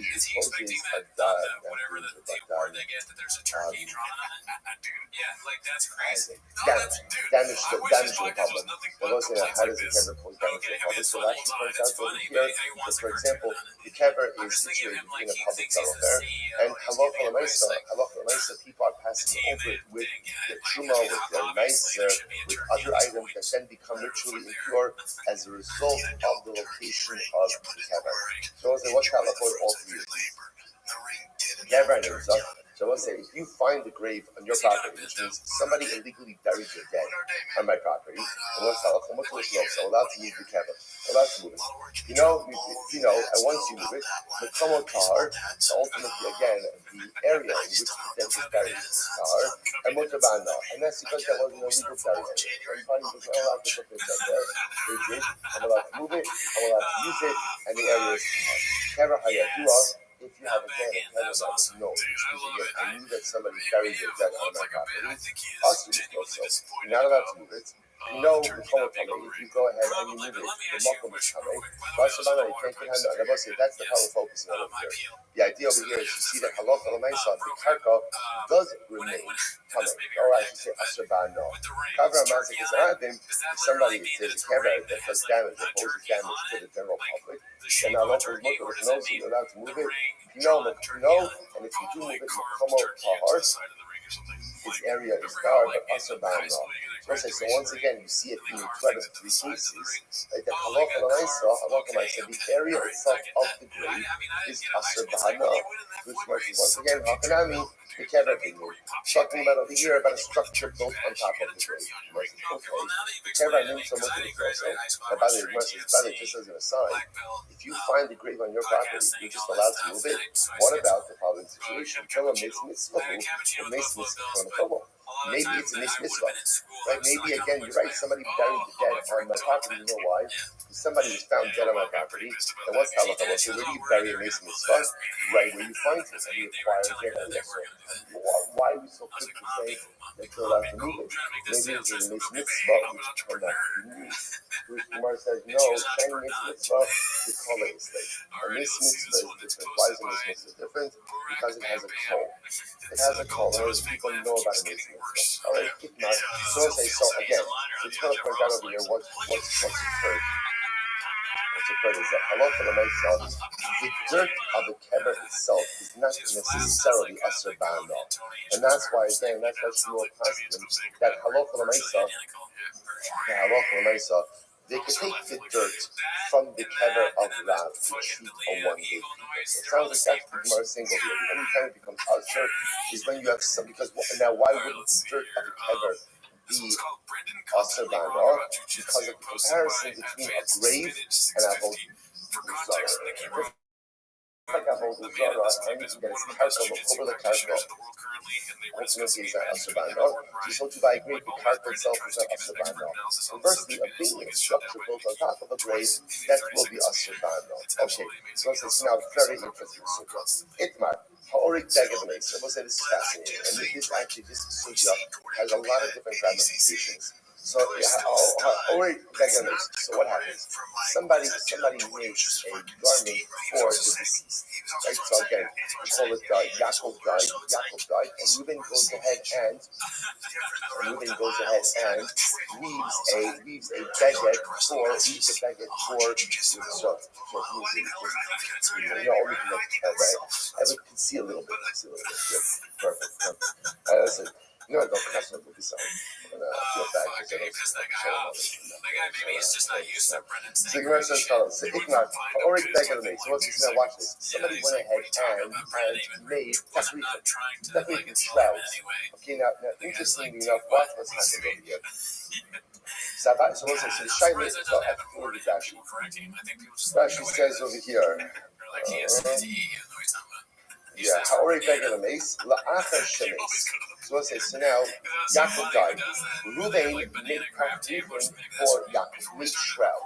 So let's say, so now the Shaila is, what is the status of the shroud? So Abai says it's Asher. Now what is that Asher?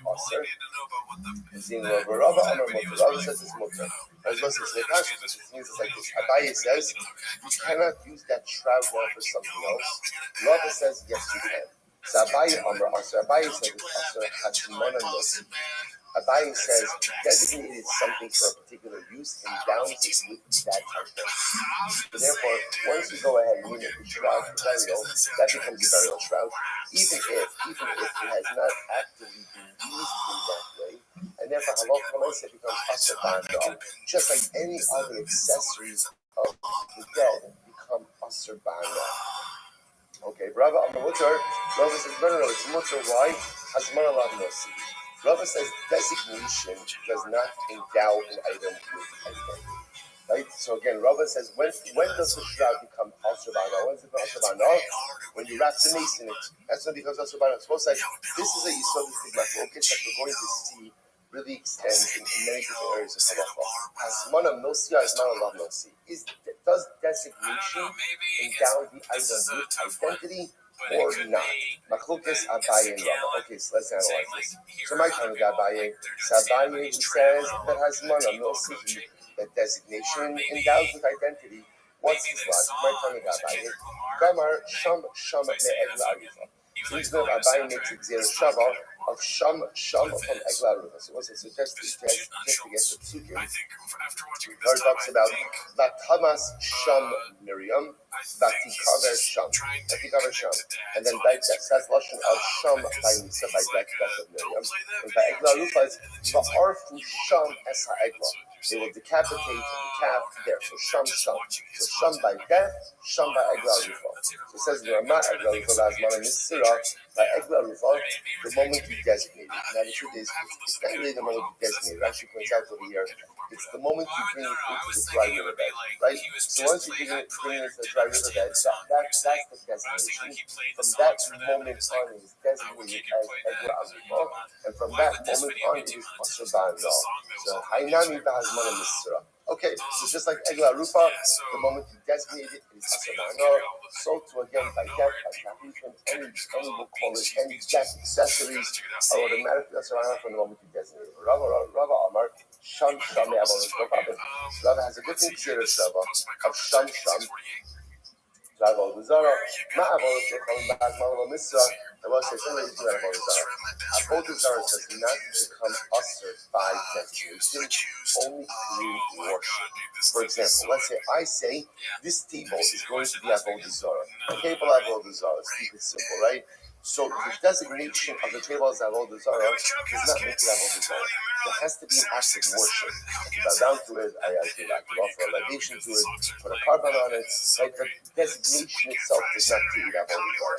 So therefore, Rabbi says, just like Ma'avot from the Hazmana Misra, Hafanami, so too by death accessories, the Hazmana Misra. Incredible. People say, so really, literally two different gzera shavos. Fascinating. The Rava, my time will go down the Egla Rufa. So Rava, why don't you go to Arizona? So Rava, why don't you go after Egla Rufa? So the Gemara says, Amalacha, Mishamshin Kaminon, Lasukle Egla Rufa Dapti Rufa Kedusha. The Gemara says it is better to learn out about the Zarah accessories from Tahrifim. Because remember again, both of them are accessories. Both of them are accessories. As opposed to Egla Rufa, which is the Ikar Avoda itself, top of Memphis, second line, Abaye. My time of Garme Avoda Abaye. Why do you learn it out from Avoda Zarah? Amalacha, Midi the Archai, Midi the Archai. That means Rabbi says you should learn common things out from common things. In other words, what are two common things? Death and Avodah Zarah. It's throwing taxes also, right? But nice again. Death and Avodah Zarah, that's common. You might say, I'm sorry. My time will come around. Why doesn't that say that wrong? Why doesn't that buy learning out from Avodah Zarah? We learn out common things from common things. What's common? Egla Rufa and death. Lakuke Avodas Koklavim to love Arasa. To exclude Avodah Zarah, which is not normal. I've always said that interestingly enough, sometimes this statement is starting to be a bit more aspirational than the actual Gilad. You say, you did your archive, Shederet, how you begin lots of things. It's the Shederet from Jews, dying, and to bring an Egla Rufa. He says, Avodah Zarah, Hasura, La'avod, Azad, Meidlah, Tilf, Lo, Mishra, Tashmish, So again, the point that Rabbi is making over here is, let's compare things that truly exist within the orbit of the year. So what exists within the orbit of the year? So death, because again, that's part of the human condition. And exile, these are something that is usher to us. Why bring that up as part of the leader? Okay, so we'll say, so now we're not finished this, but when we just said to people, when you read the machlokes, what the machlokes has mana milsa not milsa, does designation of an item endow it with its intended identity or not? Abaye says yes, hasmana milsa. Rabbi says no, hasmana milsa. Okay, so now let's dig into this. Okay, here we go. Meisvei, sorry, Zakasha, keep on to come in exodus. So listen to this. Let's say you have a scarf. A scarf, people usually go in the scarf, Shikon Edris. That is ultimately, again, it's Kamei, Thomas Medris. Take a look at that. Sha'af, who Ra'i the Medris, Hamin Shemekafal, Shov, Yoshefes Halal, or Enes Roshal. So there's another thing with Thomas Medris. Thomas Medris is any time that, let's say, for example, a Zav will sit on something, or rest his weight on something, or Zav or Zavan. Ultimately, again, it could convey what's called Tumas Medris to the item. So a shawl, or like a kerchief could be Makabal Tumas Medris, because again, once you put your head on it, once you sit on it. So that, let's say you have the Kippah Shulchan Medris, the nothing was safer. The rest is very interesting. What happened? You took this shawl, this tzith, and you designated it as a safer Torah cover. Okay, so now if you put it up as a Sefer Torah cover, obviously no one's going to sit on it. Like no one's going to sit on it, no one's going to rest their weight on it. What's the halacha? So ultimately, again, it is now tahar from Tumas Medris, because ultimately, again, Rashi points out without immersion, it's going to become tough because no one's going to lean on it or sit on it, because it is designated for safer Torah use. That it is still contractable from Tumas Maga. So let's say, so what do you see from here? Now, the way we're reading this Gemara is designated for use as a safer Torah, as a person in Torah. I haven't actually used it. I designated it. Yet it says it's charged from Tumas Medris. What does that show you? That has mana milsi. That designation endows the item with its intended identity. To which the Gemara says, no, ima nasnasa b'tzarachto. No, what it means is you actually gave the Sefer Torah and used it to wrap the Sefer Torah. This is not hazmana. This is not designation. What is this? This is active use already. To which the Gemara says, Kidrat Chista. I'm sorry, nasnata b'tzarachto. Kidrat Chista. Kidrat Chista. Hai sudra da'azmane l'mitzvah tefillin. So we'll say, listen to this. So the Gemara says, 1 second. If you actually used it to wrap a Sefer Torah, so what's the conversation over here? That's obvious. The Gemara says, no. There is another plot twist in this. Watch this for Chista. This is fascinating. We're going to come visit this later on again. What's about Chista? Don't know Chista. Hi sudra da'azmane l'mitzvah tefillin. If you have once again a shawl, and you're using this as you designated it as a tefillin bag. I'm going to wrap my tefillin in this shawl. It's Sarvei tefillin, and I used it for tefillin. You're not allowed to use it as a money bag. When there was once I've used it for tefillin, I can't use it as a money bag. So the Gemara says, Azmine below Sarvei below Azmine. But if I went ahead and designated it but didn't use it, or used it but didn't designate it, Shari Sarvei. You could use it as a money bag. So we'll say, this is the fascinating position of Rav Chista. Rav Chista says, in order to endow an item with identity, you need 2 things. Number 1, hasmana, right designation, and use. If you don't have designation and use, the item does not have its identity, which is actually quite fascinating. So it's going to turn out, by the way, that there's really 3 opinions in this whole thing. There's Abaye, Rabbi, and Rav Chista. Abaye says hasmana also designation endows identity. Rabbi says Hasmana Ladno, so designation is not in the identity. And Rav Chista says you need Hasmana and Shimush. You need designation and use in order to endow an item with identity.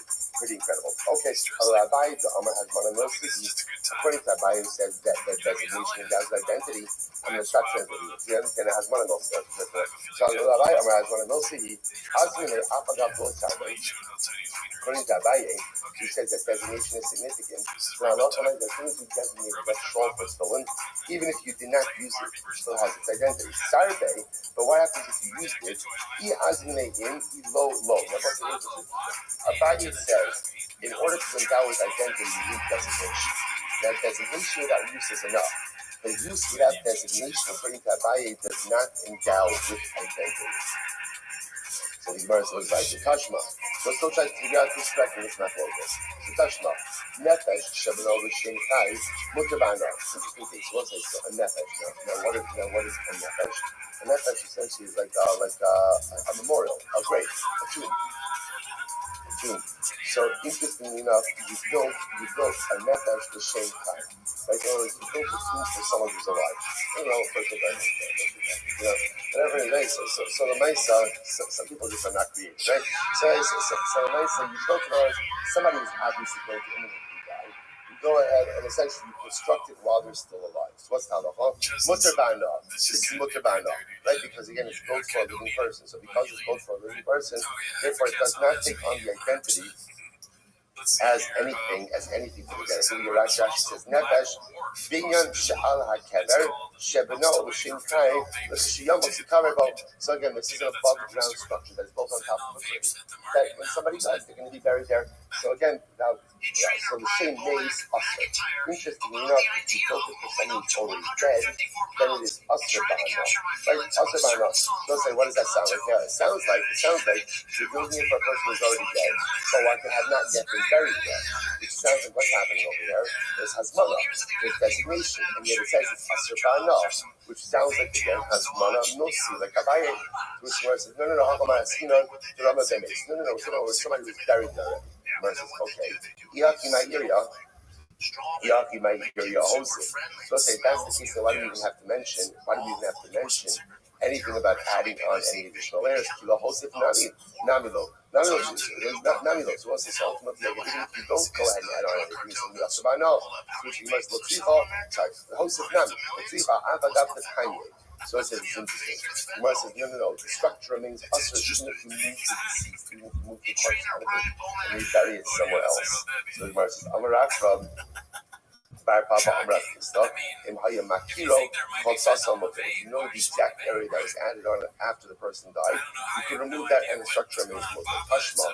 Okay, so I hold to Keverla of it. So we're still in this focus. So this is his case. Yaakov died. His son Reuben goes ahead and Chotze Keverla digs a grave for his father. By the Lashon of Chotze is stones. Right?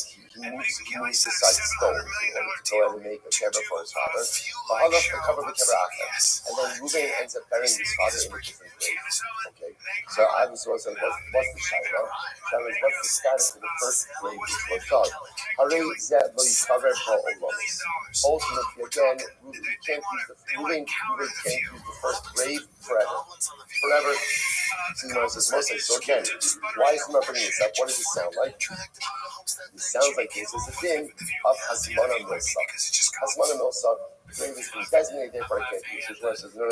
Hashim should cover others. No, it's actually nothing to do with Hasmana. It's a giving people out. On your father. So because he does the grave for his father, if I love the can't use it forever, that's covered for his father. And I understand that this funny sefer, so she'll be over. I thought, Koti Baban loved it. Somebody moved to decide to pray for his father, and he ended up burying his father somewhere else. For example, he covered the head. You should never use the grave at all. Forever, never presumption for other shakir. So if this is a thing in Kibbutz Av, then fine. But ultimately, again, if it's a din of Hazmana, Tavi la'ariga mi'ika l'man damar. So it's interesting. Again, just like people with shrouds themselves, when you're beginning to use the shrouds together, does anyone say that that's Hazmana Milsa? Hazmana Milsa at most is what? When the shroud itself is completed. So sometimes you get this lashon about Chotze Kever, which means that you're moving aside stones. The moment you begin to move aside stones, Allah again, that's it, the David look at the Torah, it doesn't make any sense. Rather, what you have to say is that this case is a separate thing like Kibbutz Av. So it turns out, it's already the second time mentioned this case. So it turns out that the person digs a grave for their parent and ends up burying the parents in a different grave, that first grade becomes Asr Bana for the child. Why? It's not a din in Hazmana. What is it? It's a din in Kibud Avei, a din in honoring the parents. That a grade that was done for a parent should not be used for anything else. Incredible. So Tashma, Kever Chadash Mutabana, a brand new grade is Mutabana. So once again, was given a Kever Chadash. Kever Chadash is just the grade that was done. Right? Just stam dog. So the Gemara says, Mutabano, Itzelbone, for Asabano, if you bury a stillborn in there, a baby in there, then it becomes Asabano. So the reason we use Lashon of Mayfel is because often in Mayfel is a nondescript mace. Right? This could be a miscarriage, this could be a stillborn baby. So in other words, there's not an identity for the mace. So therefore, again, even if you go ahead, it's almost like even if you just bury the Mayfel in there, ultimately it's Asabano. Hitzel in Lo Hitzel. So what do you see here? It's only once you bury the Mayfel in the grave that the baby becomes Asabano. What do you see here? Only once it's actually used. Designation is not enough to make it Asr. Which is what the Akabab below Hitzel. Actually, even if you didn't put anything in the grave, it's Asr. Without cooking with the children of the this comes to a good discussion. Rama in the form Isaac Hakana. Shulmil says that in general, stillborn or miscarriage does not go ahead and endow the area with the status of the grave. So it's coming to exclude that position. What's the case over here? I'm sorry. Tashma, most are Mason and Mason. Most are Mason. So remember, all of this is from the focus of Abai Rava, Asmana Milsa, Asmana Rab Milsa. Interesting case over here. Let's say Yaakov passed away, and we go ahead and we collect money for Yaakov's burial expenses. And it turns out that there's surplus funds.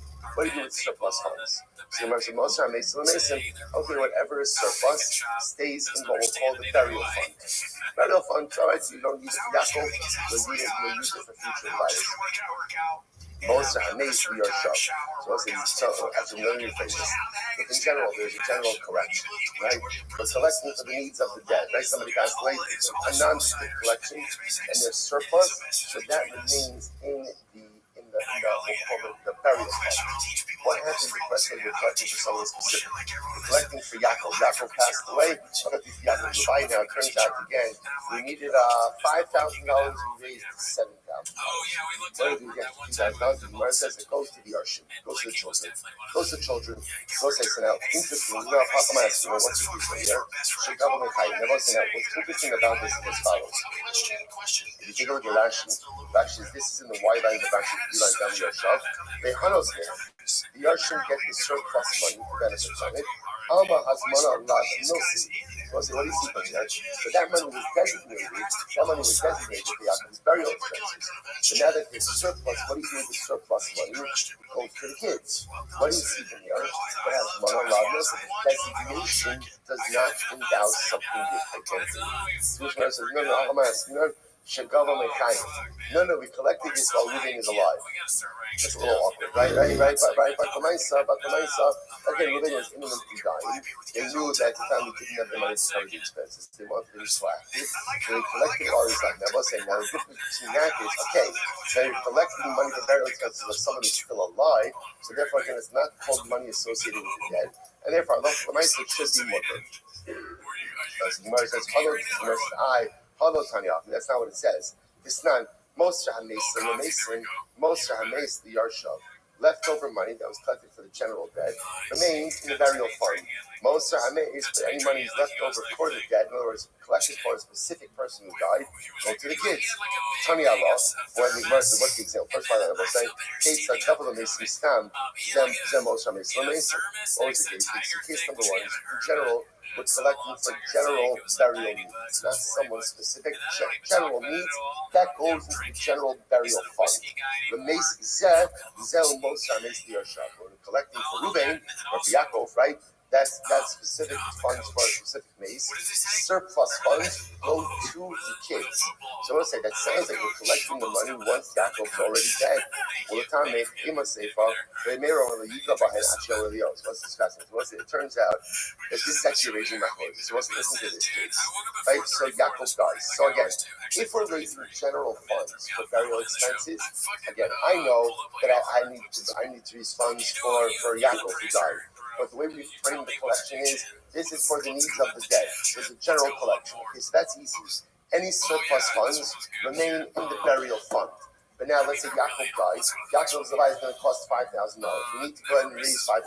We end up raising $7,000. So what do you do with the extra $2,000? The Tanakama says it goes to Yaakov's Yarshim. Rabbi Meir Omer, Lo Yiga Bahen Ashiyava Idiot. Rabbi Meir says, don't touch it. Don't touch it. It's not clear, essentially it's not clear what you do with that money. So therefore, we leave it until Eliyahu Hanavi comes. Rabbi Nasser says, Ya'asenu Dimos Al Kivro. No, use the extra funds for Ruvain's Matseva. Use it for his Matseva or structure. Use it for something associated with his grave. Or sprinkle wine or something aromatic on his funeral. In other words, Nassim says the money has to be used for Yaakov. There's a golden AK-47. So let's now watch this. Gemara says, Ella, Abai Mikhail Tanei, Rabbi Mikhail Tanei. Both Abai and Rabbi interpret this brisa in accordance with their respective positions. Here we go. Abai Mikhail Tanei is Risholi Almas Mananosi. Abai says everyone agrees that destination endows the item with identity. So Tanakama saw with the Chazile Tafis. No Tafis. So therefore, but Abai is like this. Tanakama is like this. Right, Asmana knows. But Asmana only goes like this. Only the money that is going to be necessary for the burial of Ruvain is endowed with burial money identity. The rest of the money is not. And therefore, Allah for myself goes to the ocean. That's the Tanakama. Right there is Safka. He talks to no Tafis. And there is not sure. And there is not sure. Does the Hazman devolve upon all the money collected or only the money necessary for the burial? Therefore, Hilchach lo yiga bahen ashiyava iliyah. Therefore, again, Rabbi Meir says, don't touch the remainder until Iyana comes. Rabbi Nassan, shivle the vadai kafis, Hilchach yasen adimus akiva. Rabbi Nassan says, no, it's obvious, Hazman nasi, and therefore, again, the burial identity devolves upon all of the money, and therefore, Allah all of it must be used for the needs of the burial. And if you don't need it for the burial, use it for aromatic sprinkling on the funeral beer, a matseva, so on and so forth. Rabbi interprets according to his reasoning. The Chulia Amma has Manalandas. Everyone agrees with Rabbi.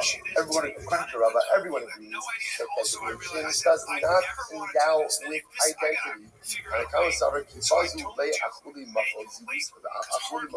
So Tanakama is like this. In general, collection of money for one's burial means is embarrassing. It's embarrassing that a person can't take care of themselves. But nevertheless, so the Gemara says, Achuli Machol, Zulisa Gabi Yarshin. But nevertheless, again, the mace is mochel for the Yarshin. He doesn't want the Yarshin to have to be sound with anything, and therefore he's mochel, and therefore Allah the remainder goes to the Yarshin. But Meir Misachi, like mochel, Meir is not sure whether or not the mace is mochel or not. Therefore, he'll talk about you go by it. Therefore, don't touch the remainder of the money. Rabbi Nassim, she's like below mochel, and Meir says ultimately again, the mace is not mochel. Therefore, again, Yasser Dimos Al Shivro. Ultimately, again, make it Dimos using for burial needs or let's say, so okay, fine. So I'll say, Halacha Maisa again. The point over here is that Halacha Maisa, the Machlokes Abayi and Rabba ultimately still remains in existence. Good. So the Gemara says as follows. The Gemara says, fine. So finally, the Mechila over here is that whether or not a person ultimately again is mochel on the fact that he's going to suffer humiliation after his death. In other words, the idea over here is he's mochel on that death. So that she says over here, kind of comments up a few lines at the bottom. Mechayiv achle l'zidusei. When he was alive, he was already mochel ultimately again on his embarrassment. The nechal she's bazer la'achar misaso. He's mochel that he'll be embarrassed after his death, lahanoas yarshin, for the benefit of his children. Okay, so bottom line is both Abai and Rabbi both agree that a focus in line with their own respective positions. Tashma, Haya Avivi, Mamazakim Bokilim, so let's say parents lose a child. Like parents, Reuben and Rachel lose their child, and what happens? They are so distressed that they're taking all of their items, literally again their garments, and they're throwing it on. It sounds like what they're doing is they're throwing it on top of the grave of their son. right? As almost like Rashi points out over here, as like a display of nothing in life is meaningful anymore now that we lost our child. And the problem over here is when they throw everything on the kever, does that become aser ba'ano and create a significant issue going forward? So haya other imam zarkin bokilim mitzava alachim ma'atzilam. We tell other people to quickly go and save the garments. In other words, look at Rashi. Mitzava alachim ma'atzilam haroin osam ma'atzilam v'likon ne'alav dina shabbos hayed garganizah. Ama asmar Allah nosehi di'i nosehi leka hatzala. So we see how the people split. As the parents are throwing that, pick it up, take the garment. Now, what do you see from this? The fact that the others can go ahead and step in and pick up the garments indicates to us hasmana lav milsik. That designation is not significant. Because if designation was significant, then Allah for the Maisa, it would be too late. You'll say, Amadeus, Hasam Mishum Melarai. It's different over there. That case is different. Why is that case different? Because Allah for the Maisa is clear. The parents aren't making an informed decision. What's happening over there? They're so consumed by grief that they're just throwing away all of their stuff. So there's a lack of das. So this is not a thing as mana milsa, as mana lav milsa.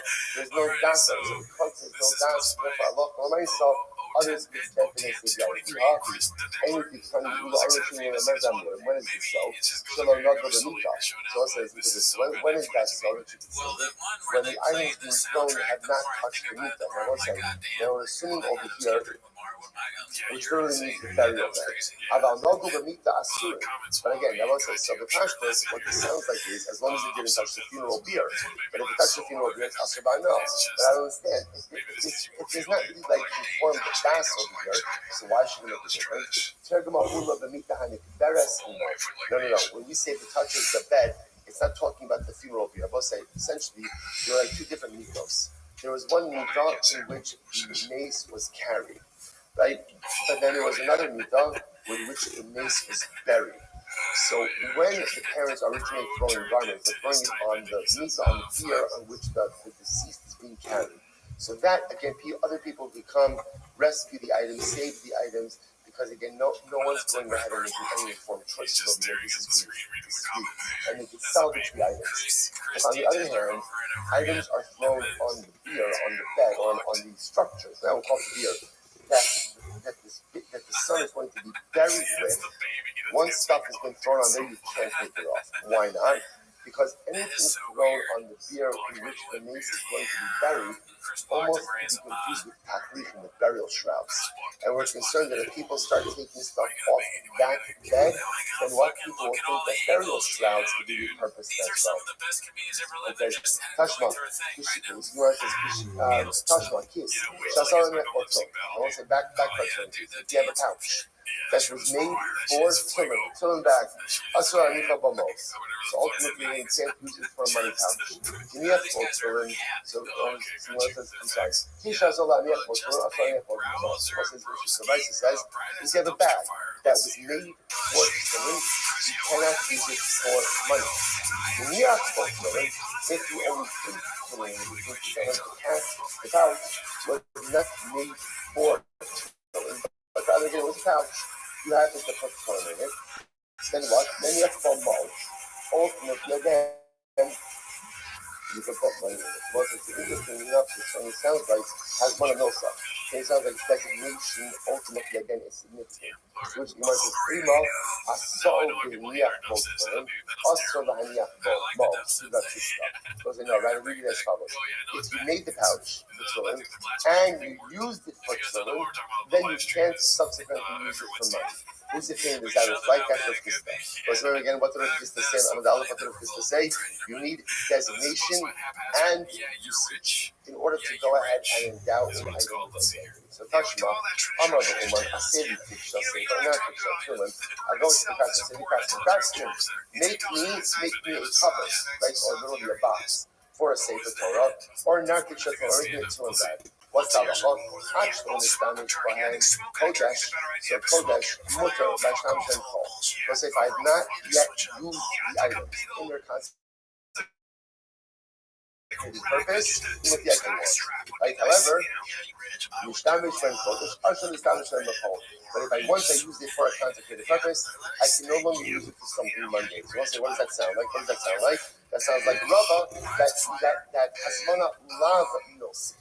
Designation is not significant, or even though it's been designated, so long as it is not being used, ultimately it does not have identity.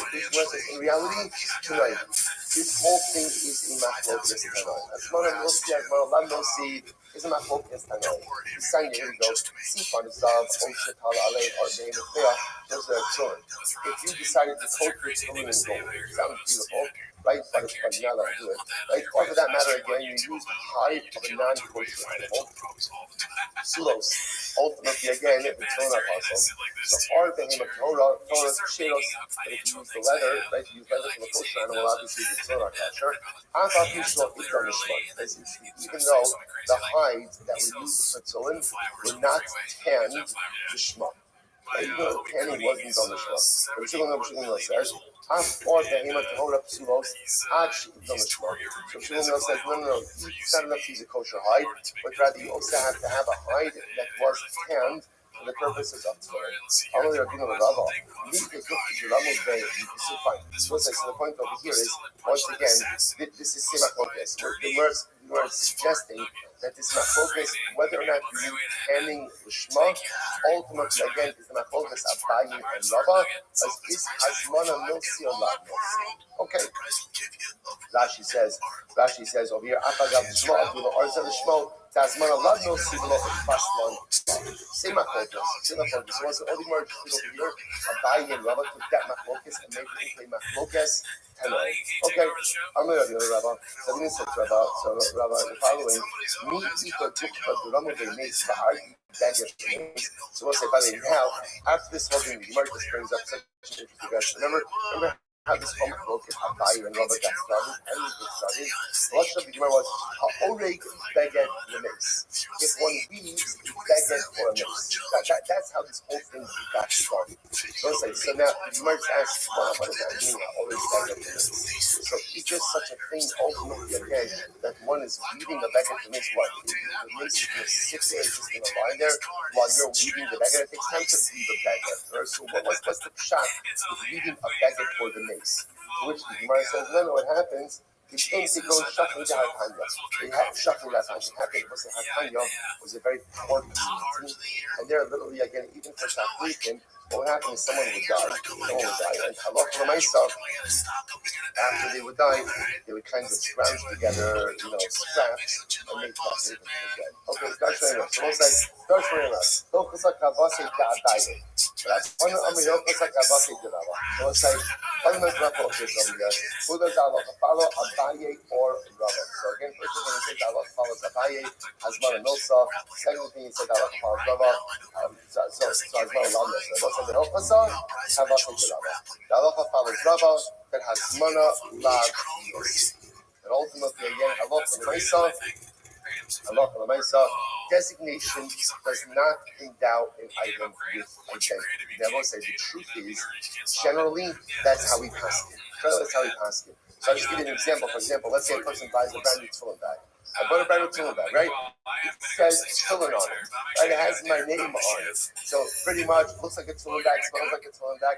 Interesting enough, technically speaking, if you decide to repurpose that as a lunch bag, right? It's a one fancy lunch bag, right? Technically, you can do it. In suburban Jen, you can do that. Why? Because that's Hasmana Lav Nosi. All this does is now. Once you put your tefillin in there, then it's used. Once you use for tefillin, you can't make it into a lunch bag. But technically speaking, you pass like Rabba, Hasmana Nosi. That's why it's tefillin bag. Other cases in halacha may not be as clear, but you might learn over here like Rabba, Hasmana Lav Nosi. Designation of something for a particular purpose does not endow it. There's a tremendous Musaf Hasmana in that as well. What does it mean? What's the Musaf Hasmana Lav Nosi? So I will say, what is designation? Designation is a thought. Thoughts do not create reality. Intentions do not create reality. What creates reality? Actions. So when you put your tefillin in a tefillin bag, there's a ma'isa. Ma'isa creates reality. thoughts and intentions. I will say, such a tremendous Muslim life. You go through life with so many beautiful thoughts, so many intentions, goals, dreams, aspirations, which are all fundamentally beautiful and incredible, but are meaningless unless we act. Hasmana, love, no intentions, designations do not create realities, only actions do.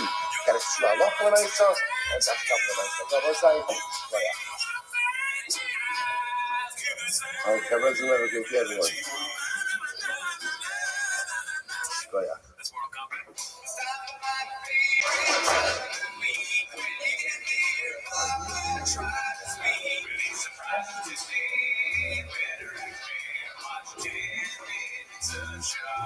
Welcome back to Simmons Show. Thanks for tuning in. As always, join the Patreon, join the Discord, Reddit, and all that stuff. On the Patreon this week, we watched Flock's Charter's favorite film. It's Crystal Lee's movie. I mean, if you want to know what I think about it, join the Patreon. Thanks everybody who's joined recently. I think we got some good books. Maybe not a hog, but got to us, but I appreciate it. Anyways, and we're streaming on live on Wednesdays. But anyways, they're definitely not here for this. But I have a question. You want to start before the timer? Okay, yeah, before the timer question here. I've been thinking about this a lot. Yeah, more than 10 minutes a week. Is Brian Callen a thick boy?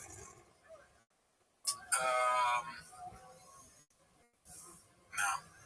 Good question, though, right? Yeah, that's a great question. I don't think he's a thick. If I'll put some context. I don't think he's a thick boy because you never see him in any of the merch, right? I don't even know if he's part of the bike club when that was going on.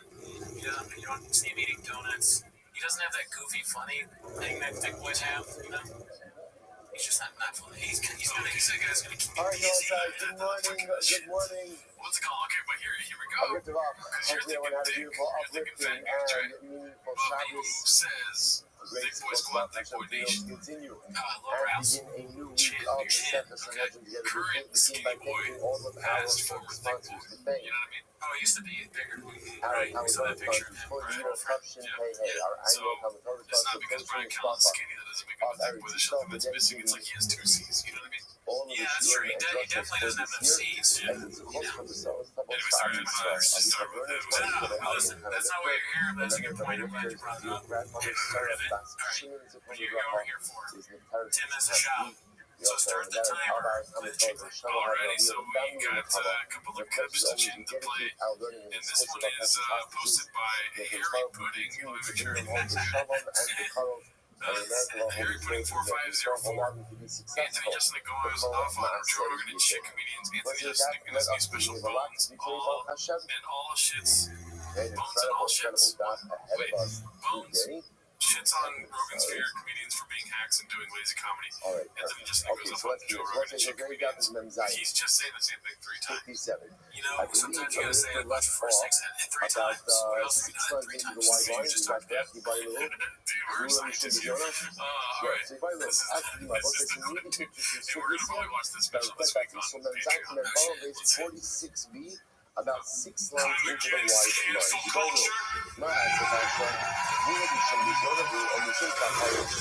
That's my impression of a shit comic trying to get on the 20 years of stand-up comedy, I've been asked the same questions over and over and over again. The question I get asked the most by far is, Anthony, what do you think about cancel culture? Because that makes you mad, but you're scared. What do you think about cancel culture? So, let me be clear. I don't give a fuck about cancel culture. What I am sick of are comedians complaining about cancel culture. It's not that hard. Do your job. And yes, I did mention Joe Rogan guys. Do not get me wrong. I like Joe. Joe's my friend. Joe's a good guy. But if you listen to his podcast, you're a fucking loser. My brother-in-law is Joe Rogan's biggest fan.